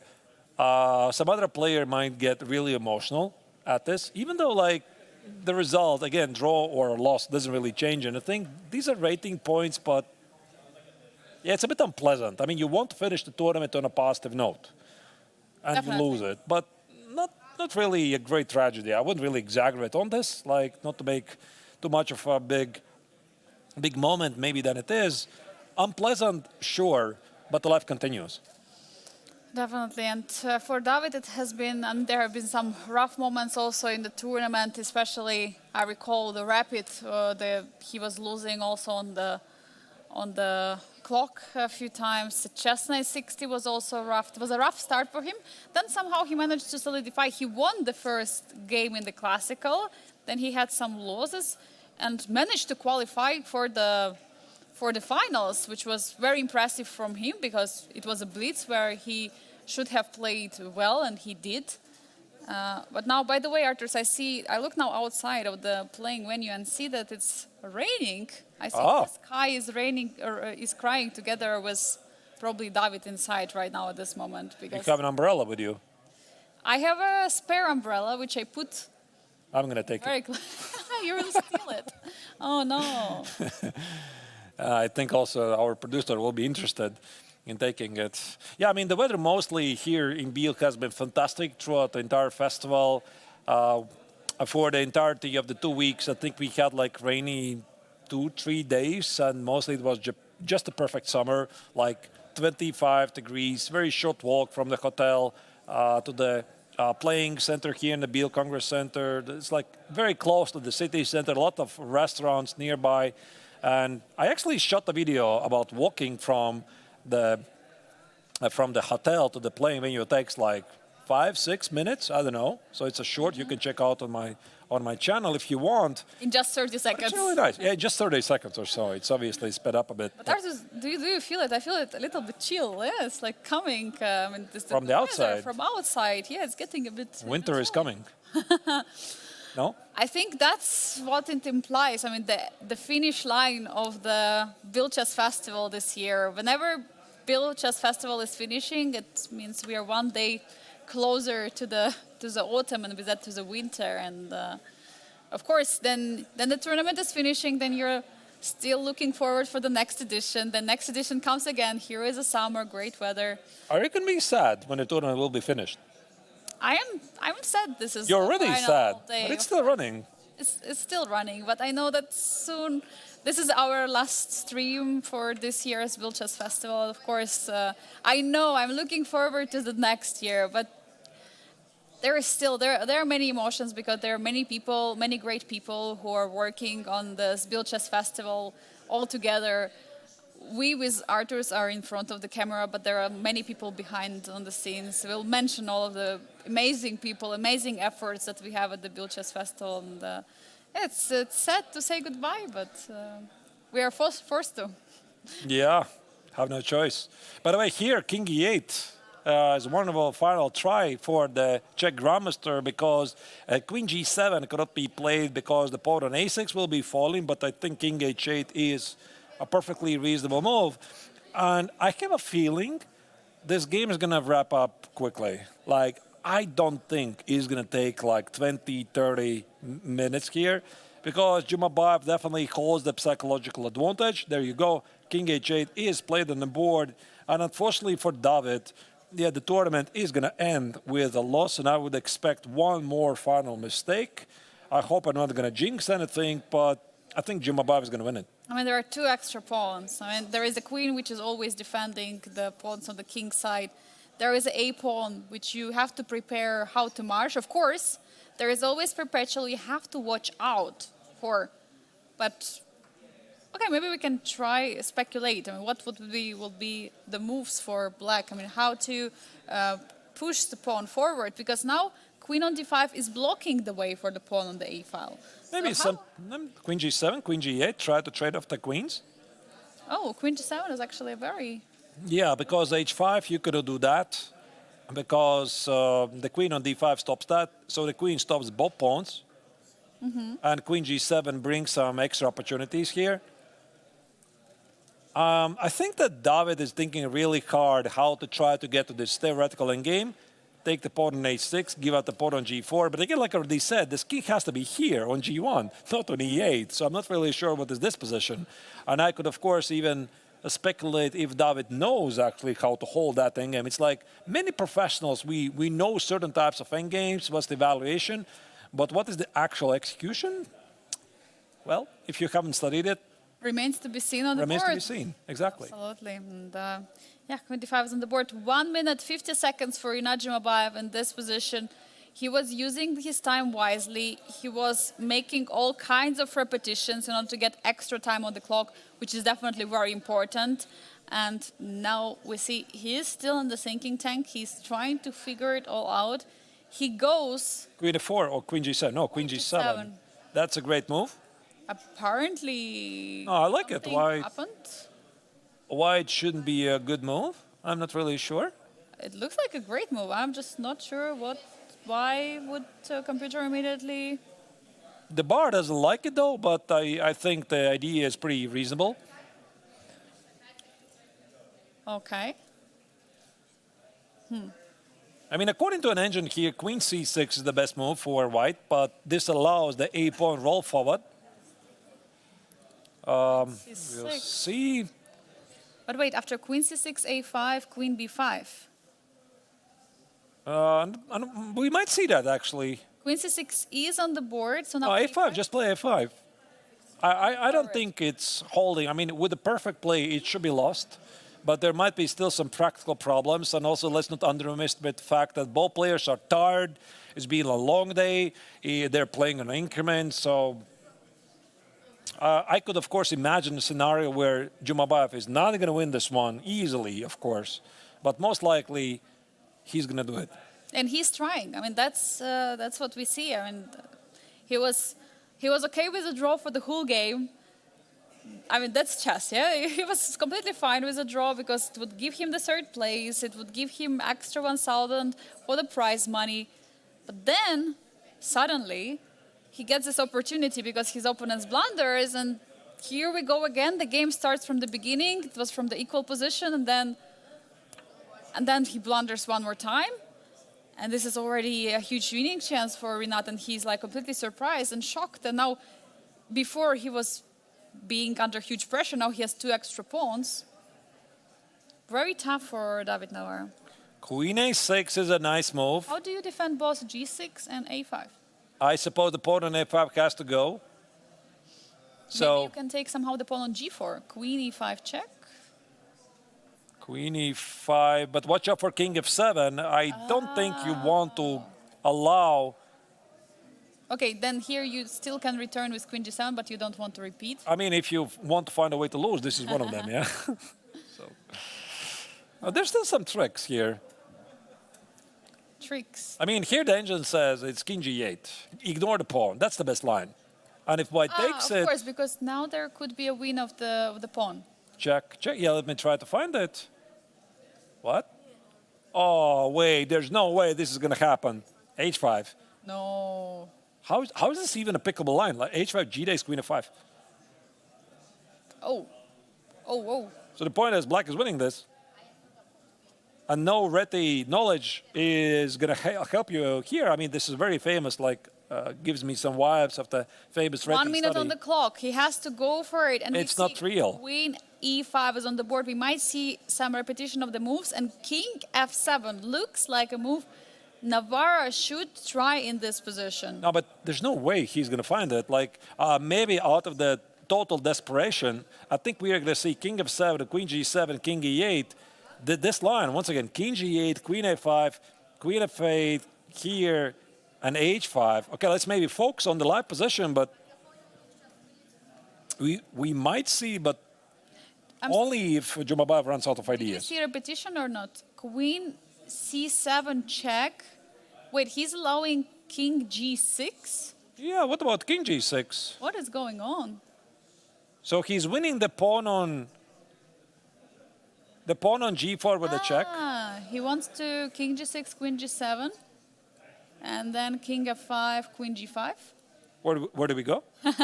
Okay, On here. f5, yeah. We don't want checkmates. Oh, it's going to continue for a while. Oi, oi, oi. And king What g6 is is on the this? board. Queen g7 has been played. King f5 is the only move. Yeah, but I mean, this line, like they said, it was insane. It's just people don't think like that. You're thinking how to save your post, not how to give it up. And then some study like, according to an engine victory, I could actually show that position to some grandmasters on social media and ask them, can you pick up, according to engine, the best line? I don't think anybody's going to find it, Of course not. especially if you see this line.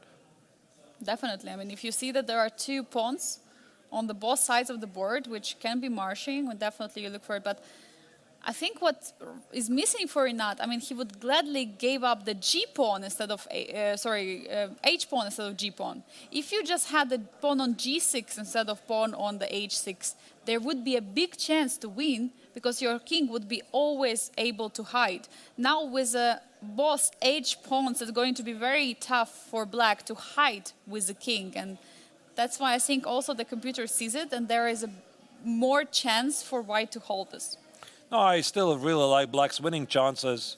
And the question is, he's going to play h5, but the question is, where do you put the king for white? Like, that's what I tried to figure out. So obviously, white's going to try to give perpetual check. But where do you put the king? I mean, which is the square? Is it on a4? Is it on a3? Is it on a1? So for this, you need to have studied some endgames. But this pawn on a5, I'm not really sure. And apparently every move somehow Renat is playing is some inaccuracy, although it looks very logical. Bringing the king forward, maybe there are some ways already for white to organize some perpetual, but I so mean, far why not h5? Yeah, I mean, h5, there was no checks on there was no check on h6. That was a threat. Yeah, this is a pretty weird move. He should have played h5, of course. h5, this check is not dangerous. There's king g8, no more checks. So it's just tiredness, really, and nothing else. Like, he played king g7. He's like, okay, there was an h5 on the board. Why didn't I do that? Yeah, so now we see David Navarro, 1 minute 20 seconds on the clock, has to play a move. The big threat is queen f6. Yeah, has got to stop that.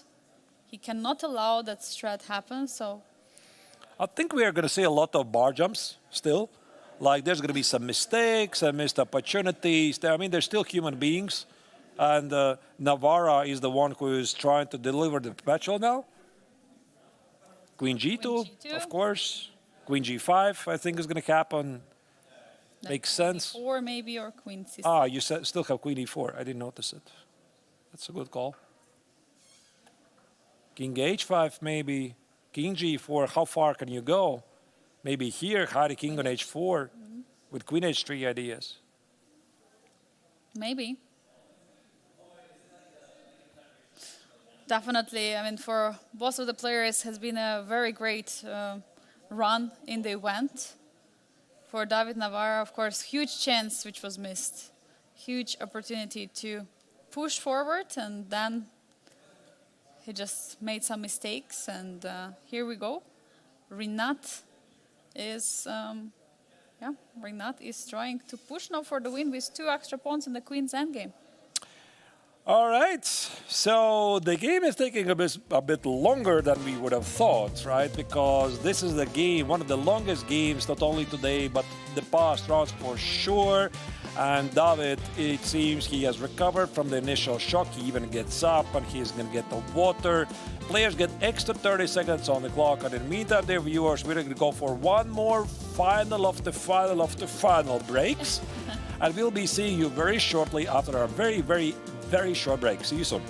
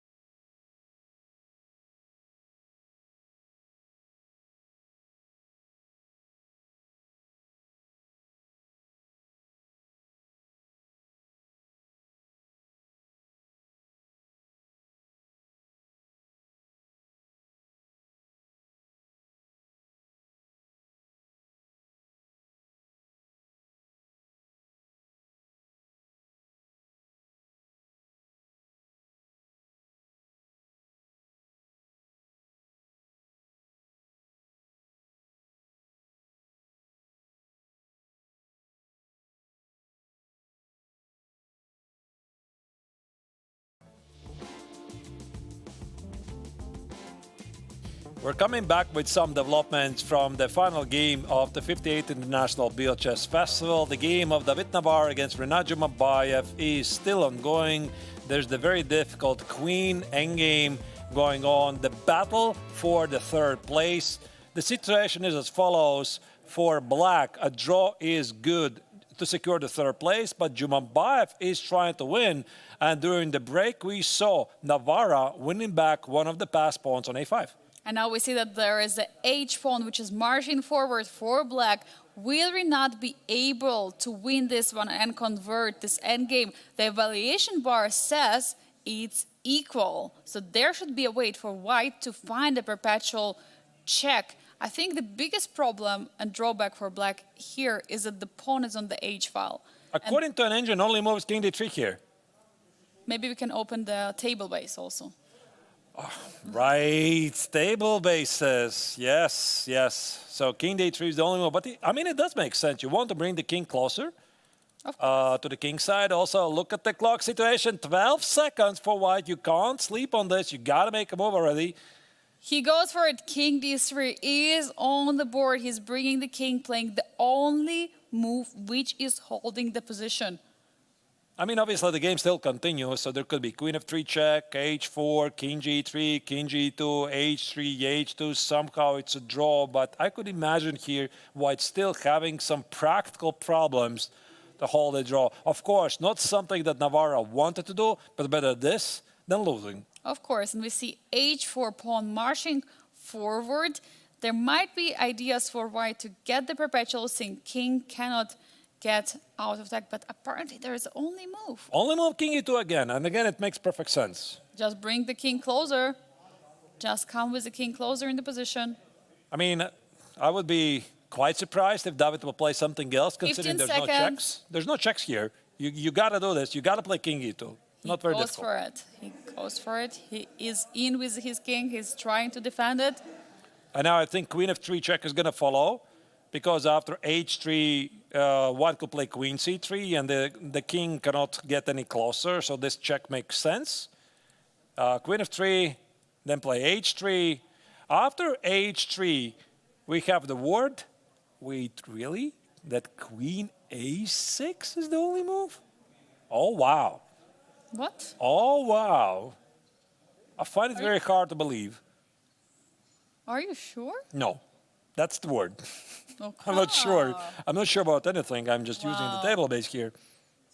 Let's maybe put it on the board. h3. Yeah, that's what the table base says. Queen a6 is the only move here, because queen c3 would be losing because of h2, for example. There's something smarter. Check. And there's going to be h2. You need to watch out for the queen trade as well. Oh my God. And then you're one tempo not enough. You're not in time to hold the pawn. What a tough position. Right. Oh, this is going to be a big moment. Still not over. Still not over.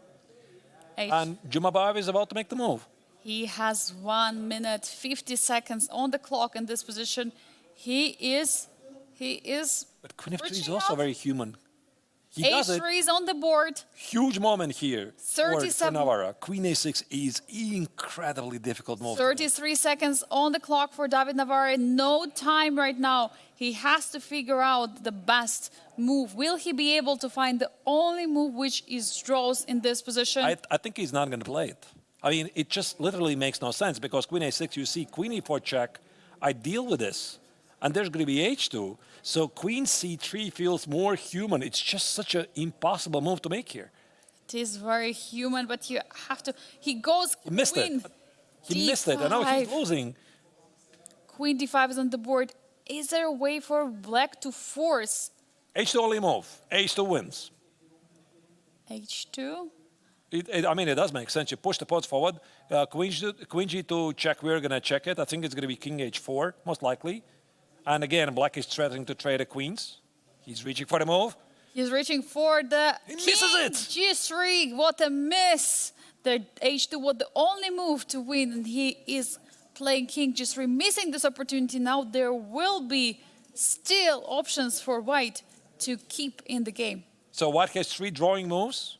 I mean, queen b3 doesn't make any sense. Queen d3 makes a lot of sense. So yeah, why don't you push the h-pawn forward? Could have spent a bit more time. As you can see, 10 seconds for white and 2 minutes and 22 for Rinat Jumabayev. 5 seconds on the clock. He has to make move now. It's queen g8. Queen g8 was still good. King It's still h2 good instantly move. played. Now half a minute on the clock for David Navarro. Has to play moves faster. Here is a moment where the mistakes might start one more time. So I think what Jumabayev wants to do is he wants to play king h1 and h2, but is this where you want to position your king? It was standing better on g4, no? He has to play a move. 10 seconds on the clock right now for David Navarro. Has to be faster. Queen g6 has just been played. Just holding the king on h2, not moving anywhere. It's good. King h1 also enables queen b1 check. Very important. 2.5 minutes for Rinat Jumabayev. He still has a lot of time to try to figure it out. Queen g3 makes sense here. You want to cover the g file so that the king can go out, play something like king g1 or king g2. I wouldn't say it's a draw just yet. Of course, because there is still huge opportunity for black to march forward with the pawn. You have to calculate so many lines here. You have to be careful here with white not to trade the queens. If you trade the queens, the game is going to be over very soon. We might see blunders incoming this position, this endgame. 2 minutes for Rinat Jumabayev. Yeah, I mean, if the game indeed is going to finish in a draw, he's going to be kicking himself for the missed opportunity because this move he played, this king g3, I think he did it unusually quickly. Normally he would be spending time. But what's done is done. The game continues. Definitely. Queen g3. My money would be on this move. I quite don't see anything else. I mean, king h1, there's going to be a check on the position repeats. I mean, he could play that just to repeat the position, gain a bit more time, and then play queen g3. But then again, he sees that Navarro is down on 36 seconds. Does he want to give white more time? I mean, definitely not, because Rinat Jumabayev, every time he's getting this playing, repeating with the moves, he's also giving more time to David Navarro. So this is something what definitely you don't want to do. You want to keep your opponent down on the seconds. We saw Rinat Jumabayev was reaching for a move, but he didn't play it yet. But I believe it's going to be queen g3. Yeah, he's definitely going to play queen g3. Like, maybe king h1 to repeat the position, but from a clock situation, it doesn't make any sense. Like, he would be giving Navarro more time. Queen c4. I was wrong. I was wrong. On the board. So he's going to repeat the position a couple of times. Yeah, he is. So now you have to make sure where can you go with the king, because king f2, am I not blundering any trade of the queens? I mean, It also gives me some hope for the medal. I can give you some checkmate after all. You know, why not? Why not give it a try? Of course, I mean, king f2 looks like, and it is on the board, king f2. Now there is a checkmate threat. Checkmate in one threat. Checkmate in one. You don't want to get it. So we will see a repetition, most likely, getting extra time on the clock. And what a gentleman David Navarro is, even though he's under such a low time here on the clock, he's still first writing down the move of his opponent and then executing his own move. I mean, in such position, I could definitely see many players instantly playing the move just to grab more time and then writing down the moves, which is legal. It's according to the FIDE rules. But what he's doing, he's first writing down the move. Look at this. He's first writing down the move and then he's thinking about. So Jumabayev obviously noticed the checkmate idea, so he gave queen e2 check. You can't go here with a king. There's going to be a queen trade, a big no-no. King e3, king e1 has to be one of these moves. Both of them are perfectly okay. Which one is the right one? King e1. All right, fine. Queen g2 probably is going to be the move here. So inevitably, we're going for the position with the king going to h1 or g1 followed by h2. David getting extra more time. I mean, he's having now 44 seconds. Earlier, he was always with 30 seconds on the clock. Meanwhile, Rinat Jumabayev is running out of time and also out of ideas how he can prolong this game. Queen g2, but is it really going to be enough to finish this game with a victory? We see queen a1 check, one more tempo. Just to gain time, I think. Here you can even play king f2, but okay, he goes. Wait. Not sure. He's not sure. He's checking. Can I keep my checkmate ideas open? I would play king f2. Why not? King f2, there is Definitely. no. But king e2 is the safer move. Yeah, I mean, doesn't really matter here. Every move except of queen b1, Queen b1. draws. Yes. So king e2. King e2 is on the board. He's going for a safer approach. Now in the position, not allowing any queen trades. 46 minutes for Czech Grandmaster. We see queen b2 instantly played by Rinat Jumabayev, bringing this queen closer to the position. King b1. Both players are getting more time on the clock, trying to figure out the situation. I think that's what Rinat Jumabayev needs right now. Find all the tricks in the position he might use against Czech Grandmaster. I mean, ultimately, he's going to have to play queen g2, or maybe he's thinking about king h1 first. King h1, then play h2, but the king in the corner doesn't stand that well. It is definitely very, very tough also for black to find the ideas, because there will be always some checks. But queen g2, I mean, we expect it, right? Queen g2 should be tried, because what else if not queen g2? Like king h1. And then white's going to force you put the queen on g2 anyway. King h1, queen e4 check, queen g2, and then the queen is going to walk away. So 2 moves. Yeah. c3, okay. I know what he wants. King f2, queen d2. That was the trick. So he's hoping for some tricks. Maybe Navarra misses something, and finally we have queen g3. Okay. Queen g3 is on the board in a position now. Navarra has to move the queen. Queen f5 happened, and here we see that now is Rinat Jumabayev's move in this position, and he has to try to figure out, is he having any chances to push forward the pawn? Okay, so 1.5 minutes for Rinat Jumabayev in the position.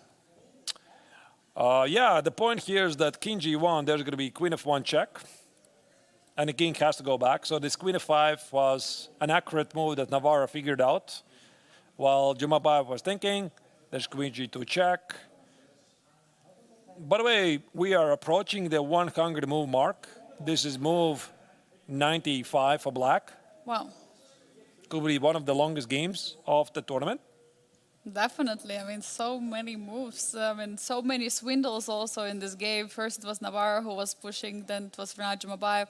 Yeah, but one thing is clear, definitely. It's not, I mean, definitely it's possible, but I don't think that black is going to... There's a queen f1 in the end. I think I saw a very, very clear drawing idea. Oh, even queen f2. Queen f2. That's nice. That's even better. That's even better. Now you see black does achieve the queen trade. Oh, look at this. This is actually pretty nice. But even if you trade the queens, king h1, king e1. King e1. Now it's a draw. Nice. It's going to finish in a draw. That's what it looks like. So Navarra has managed to pull the impossible, recover from the blunder. He gave up 1 pawn, then the 2nd pawn, and still the position was so tricky that he is very close. What an incredible game we were witnessing. Okay, king h1, and king e1 are on the boards, but what a game. I mean, Arturs absolutely unbelievable. First it was David who was pushing, then he blundered.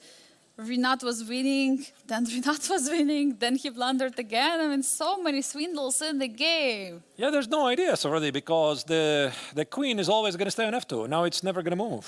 So you just move the king. So king e2, king e3, king e2, king e1, king f1, and that's it. You just cannot push it out. Of course. So there's no need for anything else like some other queen moves. The queen is never going to leave the f2 square. Yeah, and we might see as the end of the game mate, but not a mate, but a stalemate. So that's something what can be in the position. Maybe there is one idea though. Queen e4 check, I could play king f1 and h2 to stalemate your king. Queen e4 is on the board. But maybe the accurate move is king d2. Yeah, king d2, King just D2 not to allow this idea. Yeah. Final try, of course, from Jumabayev. And now h2, there is going to be checkmate. You cannot play h2. h2, there is going to be queen f1 checkmate. Oh, don't call that. This would be really mean. Like, of course. It's like, oh yeah, let's fix a draw. Boom. Or touch the pawn. Imagine this, yeah? Okay, he's not touching a pawn. I hope not. I was a bit scared. He was reaching out for a pawn. Queen b4 check. So now king e2 looks very logical. You shouldn't be afraid of the queen trade. You could, of course, make fun of the opponent. You touch the opponent, say, "Je dupe." Yeah, I adjust. Yeah, of course. Play some mind games, but yeah. This is a move number 99, by the way. It's a move 99 in the position. Are we going to see a new score sheet, or will it be a draw in this one? That's a question. I think the new score sheet starts with move 120, actually. Oh, 120? I think so, yeah. I've done it a couple of times. The most annoying thing is you get the third score sheet, you write all of your name, last name, date, 120, etc. You make the first move, and then it's a draw, or whatever the game finishes. So you just wasted the whole score sheet. The score sheet, I usually have our 60 moves, so that's why there's 60 moves, and you get extra score sheet. Right. And then Yeah, that's the traditional 60-move score sheet. Yes, yes. Right. Queen e4 check. Players have a lot. Another try for king f1. King f1 is... I didn't check the table base. Was this a playable idea or not? And we have move 101. So the table base says king f1 was fine. It looked a bit scary. No need to check it. Yeah, no need to try it. King e1, king e2, king e3. You can play whatever you want. You can even trade the queens. Don't touch the h-pawn. Just Jadup. Just a dupe if you touch it. Yeah. Yeah, I mean, what a game. Now Renat Jumabayev has to understand. I mean, there is no way to continue here. He has to keep repeating. I don't think he's going to be very unhappy, to be honest. Of course. I mean, okay, sure, he missed the win, maybe a small annoyance, but he's been playing a really great tournament, securing the third place. And after last year's amazing victory in the MTO, another success for the Kazakhstani Grandmaster. One of his career's highlights was defeating Fabiano Corona in one of the recent World Cups. So, fantastic player. Definitely. We see Queen E5 is on the board. So now again we might see King D2 or King D1. You don't want to allow King of 1. I don't know which one is going to be chosen. Both of them are perfectly the same, as long as White doesn't play King f1, which creates unnecessary complications. Unless he wants the mate ideas. I can't believe it. He wants to have some ideas here, but why would you do that? I mean, okay, it doesn't really change anything. Okay, right now you have to play Queen G5 or Queen A1 check. Maybe black hallucinates something. Yeah, Queen E4. Yeah. Let's not see that on the board. But now David is saying, you know what? If you're not keep on repeating, I'm going to be ambitious. Maybe I'll checkmate you. Right. Queen E5. Yeah, no checkmate here. King E1, the only move in the position, is being played immediately. And we're going to see a peaceful outcome very soon. Queen B1, check one more time. King E2 will be played. I mean, Jumabayev is testing every single legal check he has here. There's no rush, no risk. He already has decided not to go for dinner. Yeah, and not to let us to go to dinner. Joking. He's fighting until the very end, of course. The kebab works 24 hours, probably. You went there, actually? To the kebab place? Never. Yeah, we have this kebab place next to the playing venue. Maybe, actually, it's a pretty great thing. I don't know. I never went there. Maybe it's a day for us to go there. King E1 is on the board, so checks are happening, and we might see now a repetition. Queen C1, King E2. We'll see Queen C2. Navarro already has 5 minutes on the clock, by the way. He gets up. And he's leaving. He's like, I have time to go to get some snacks. For kebab. For kebab. Yeah, looks like this. So once again, in case you missed the viewer, what's going on in this game, it's a draw because White Queen is never going to leave the F2 square, ever again. So if there's a queen trade, I'm pretty sure this is how the game is going to finish. There's going to be a queen trade. Black's going to play H2. It's going to be a stalemate. And a stalemate, it means it's a draw. Stalemate is no mate, so yeah. Would you actually agree to the initiative who said that stalemates should be awarded to the victory, to the stronger side? I was actually in London for the World Rapid and Blitz Team Championship, and there I was asking players some questions, and this was one of the questions. And Maxim Vashlagrau was the one who said that stalemate should be awarding the victory to a player who made a stalemate. Who made a stalemate? Yeah, but I respectfully disagree to Maxime, because this means we would have to override pretty much every single pawn game, right? And then none of the pawn games would make any sense, right? So you wouldn't have to show any technique. Basically, you just stalemate the opponent, you're winning immediately, right? Yeah, that's actually... It's like maybe some exceptions, it just makes no sense, but okay, fine. Yeah, maybe some exceptions you have to. I don't know. But yeah, I'm fine with chess rules the way they are. For me, they're pretty exciting. For me as a player. Oh, that's Laurent. Look at that. He's bored. Oh. That's our chief arbiter. He's probably watching our stream right now. No, Hello, I think he's just waiting Laurent. for the game to finish. If you're watching us, please wave to us. And I don't think he's watching the stream. He right. has to stay there. I mean, the arbiters unfortunately cannot leave until there's somebody who's still playing, and there's still Renat Jumabayev here in the house. I think he's checking also the move counter, which is very important in this endgame. But since the players have score sheets, it's not really a big thing. Players can always fix when there is a 50 move, and we see King 1 is on the board. I think Jumabayev already decided. He made up his mind. Very often you can tell from the body language, he had a look at the gigantic screen ahead of their heads, like there's a move count. He just checked, which move is it? 107? Okay. Now you see there's the turn to the left. He's recalling the game. He's no longer looking for any opportunities, and the game is going to be drawn like in a coming minute. Yeah, it's going to be a peaceful outcome very soon. We see Queen e4 is still trying, but here we might see King f1. No, King d2 is on the board. King f1 would be a nice way to blunder. Yeah, but this H2 trick. Maybe there's no trick. The table base was saying it's still a draw, but no need to test it. Definitely. So King d2 just going away, and as we are talking, also David Navarre has 5 minutes on the clock.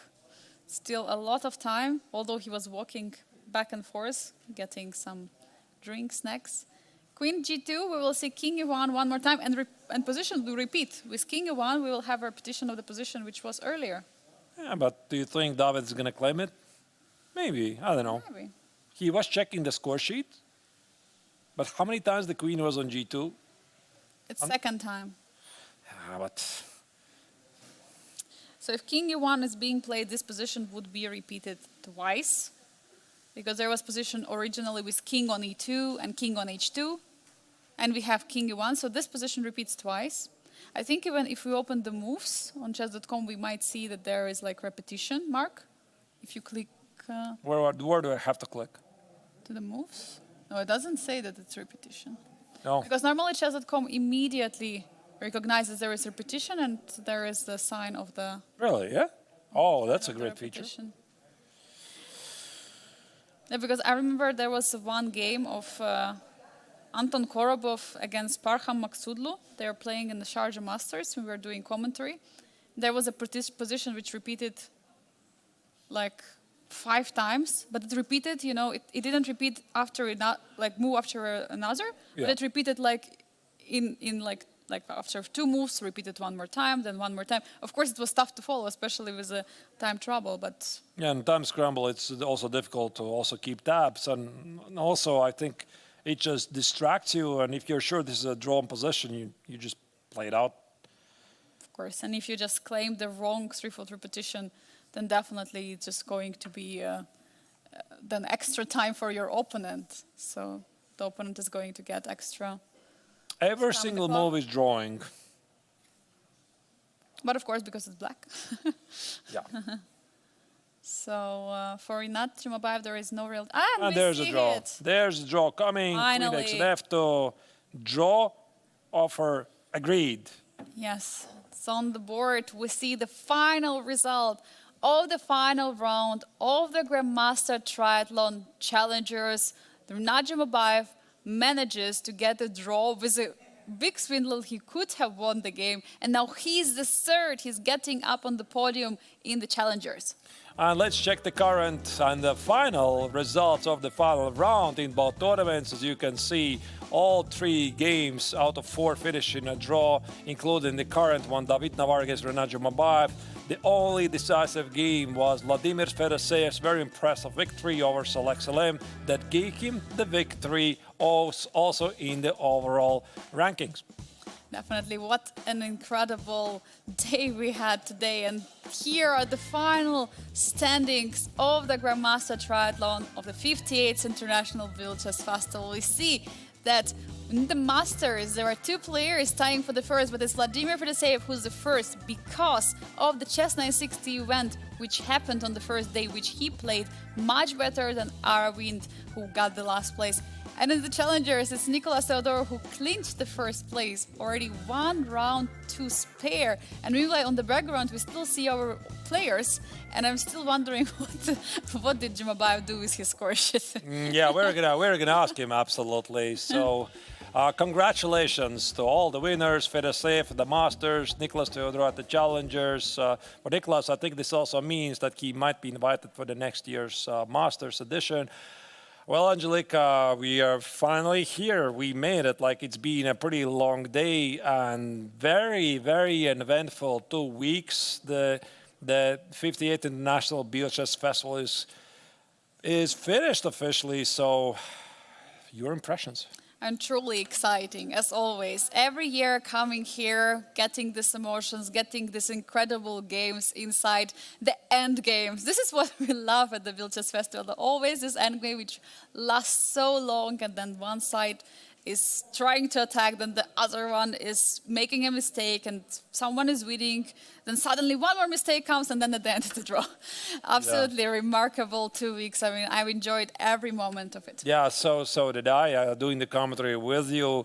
And I think it's also a good opportunity for us to make a huge thank you for every single team member of Biel Chess Festival. So, for example, we have the great Tatiana, who is sitting at the information desk. I'm not sure she can hear it, but she's every single day from the morning to the very late evening to accommodating every single visitor, making sure that things are getting done properly. Our amazing producer, Bic, who is, you can hear his happy scream in the Maybe left corner. Maybe you should join us. Bic, can you join us, actually? Who are you, man? Yeah. You could, no. He's shy. He's shy. It's okay. So Bic, Walter Bic, his full name. He was also in the chat. Bigfoot. Who else? And also Andreas was also here with Tatiana a lot of times, helping her out. We see also the husband of Tatiana with the dog, and the dog's name is Bentley. It's a chess dog. It's a lucky charm, but Bentley is here. We can hear him bark. I think, dear viewers, you also can hear him bark. And we also have, incredible arbiters team. We had the chief arbiter, Laurent Freud. We have Anna Srebnic. She was in charge of the other tournaments. Also, there is a big team of the arbiters. We had Alexander, we have Florian, we have Igor. We have many arbiters here. Who do we else have? We have technicians. We have Jonas from the technician. We have Ufuk, who are making sure that everything is working properly. Also, we have our media team. We have Dennis, who was also in charge of many press releases. We have Honi, who was the webmaster for this year and also was doing a lot, posting a lot on the YouTube channel. Arne for social media. Also, my mom was here this year supporting. Yeah, by the way, her contributions to the social media were absolutely stunning. So you should check out some of the reels she did for the Biel Chess Festival, and I was very, very happy that she tagged me a couple of times as a collaborator. It was like I did nothing for those videos, and she was the one doing all the work. Yes, but yes, of course, but we are all the one team, and we also have photographer Pesce. And by the way, Tatiana, not only she was here at the desk, she was also doing sometimes the work of photographer, running to the playing hall, quickly making photos. But the main photographer was Pesce and Simon. And I think we mentioned we mentioned everyone, but except the main guys. We have to mention Paul and Peter. And without these two gentlemen, I think there would be no Biel Chess Festival. And once again, I would like to use the opportunity to thank them personally, because they are here working very hard, giving their soul for the tournament to happen. Every year, it's really, really difficult thing to do, and yet they make it happen. So thank you for being this amazing, and I hope that they're going to come back, of course, for the next year, find all the resources to make this festival happen, because I think also for us, Angelica, it's a very special place to be in. Of course, for me, it's definitely the Bill has a special place in my heart, and I'm always happy to come back here. I'm always grateful for all the people, all the team, and I'm grateful to you, Arturs, to be my partner in crime during these 2 weeks, and Bentley also. Yeah, Bentley's really trying to remind of his existence. Thank you, buddy, you're there. Actually, I'm not really thank you for his barking at one of the previous rounds. It was a blitz so rapid, like he was like really trying to remind of him there, but okay, fine, everything is forgiven. And you, dear viewers, being officially amazing, being with us for the past 2 weeks and following us, keeping us busy in the chat. Of course, the mods could make it happen. So thank you for being officially amazing. And I think I'm going to conclude the official coverage of the 58th International Biel Chess Festival with these words. So we are going to be seeing you next year, hopefully with the 59th edition. But for now, we're saying goodbye to you and see you in new chess adventures.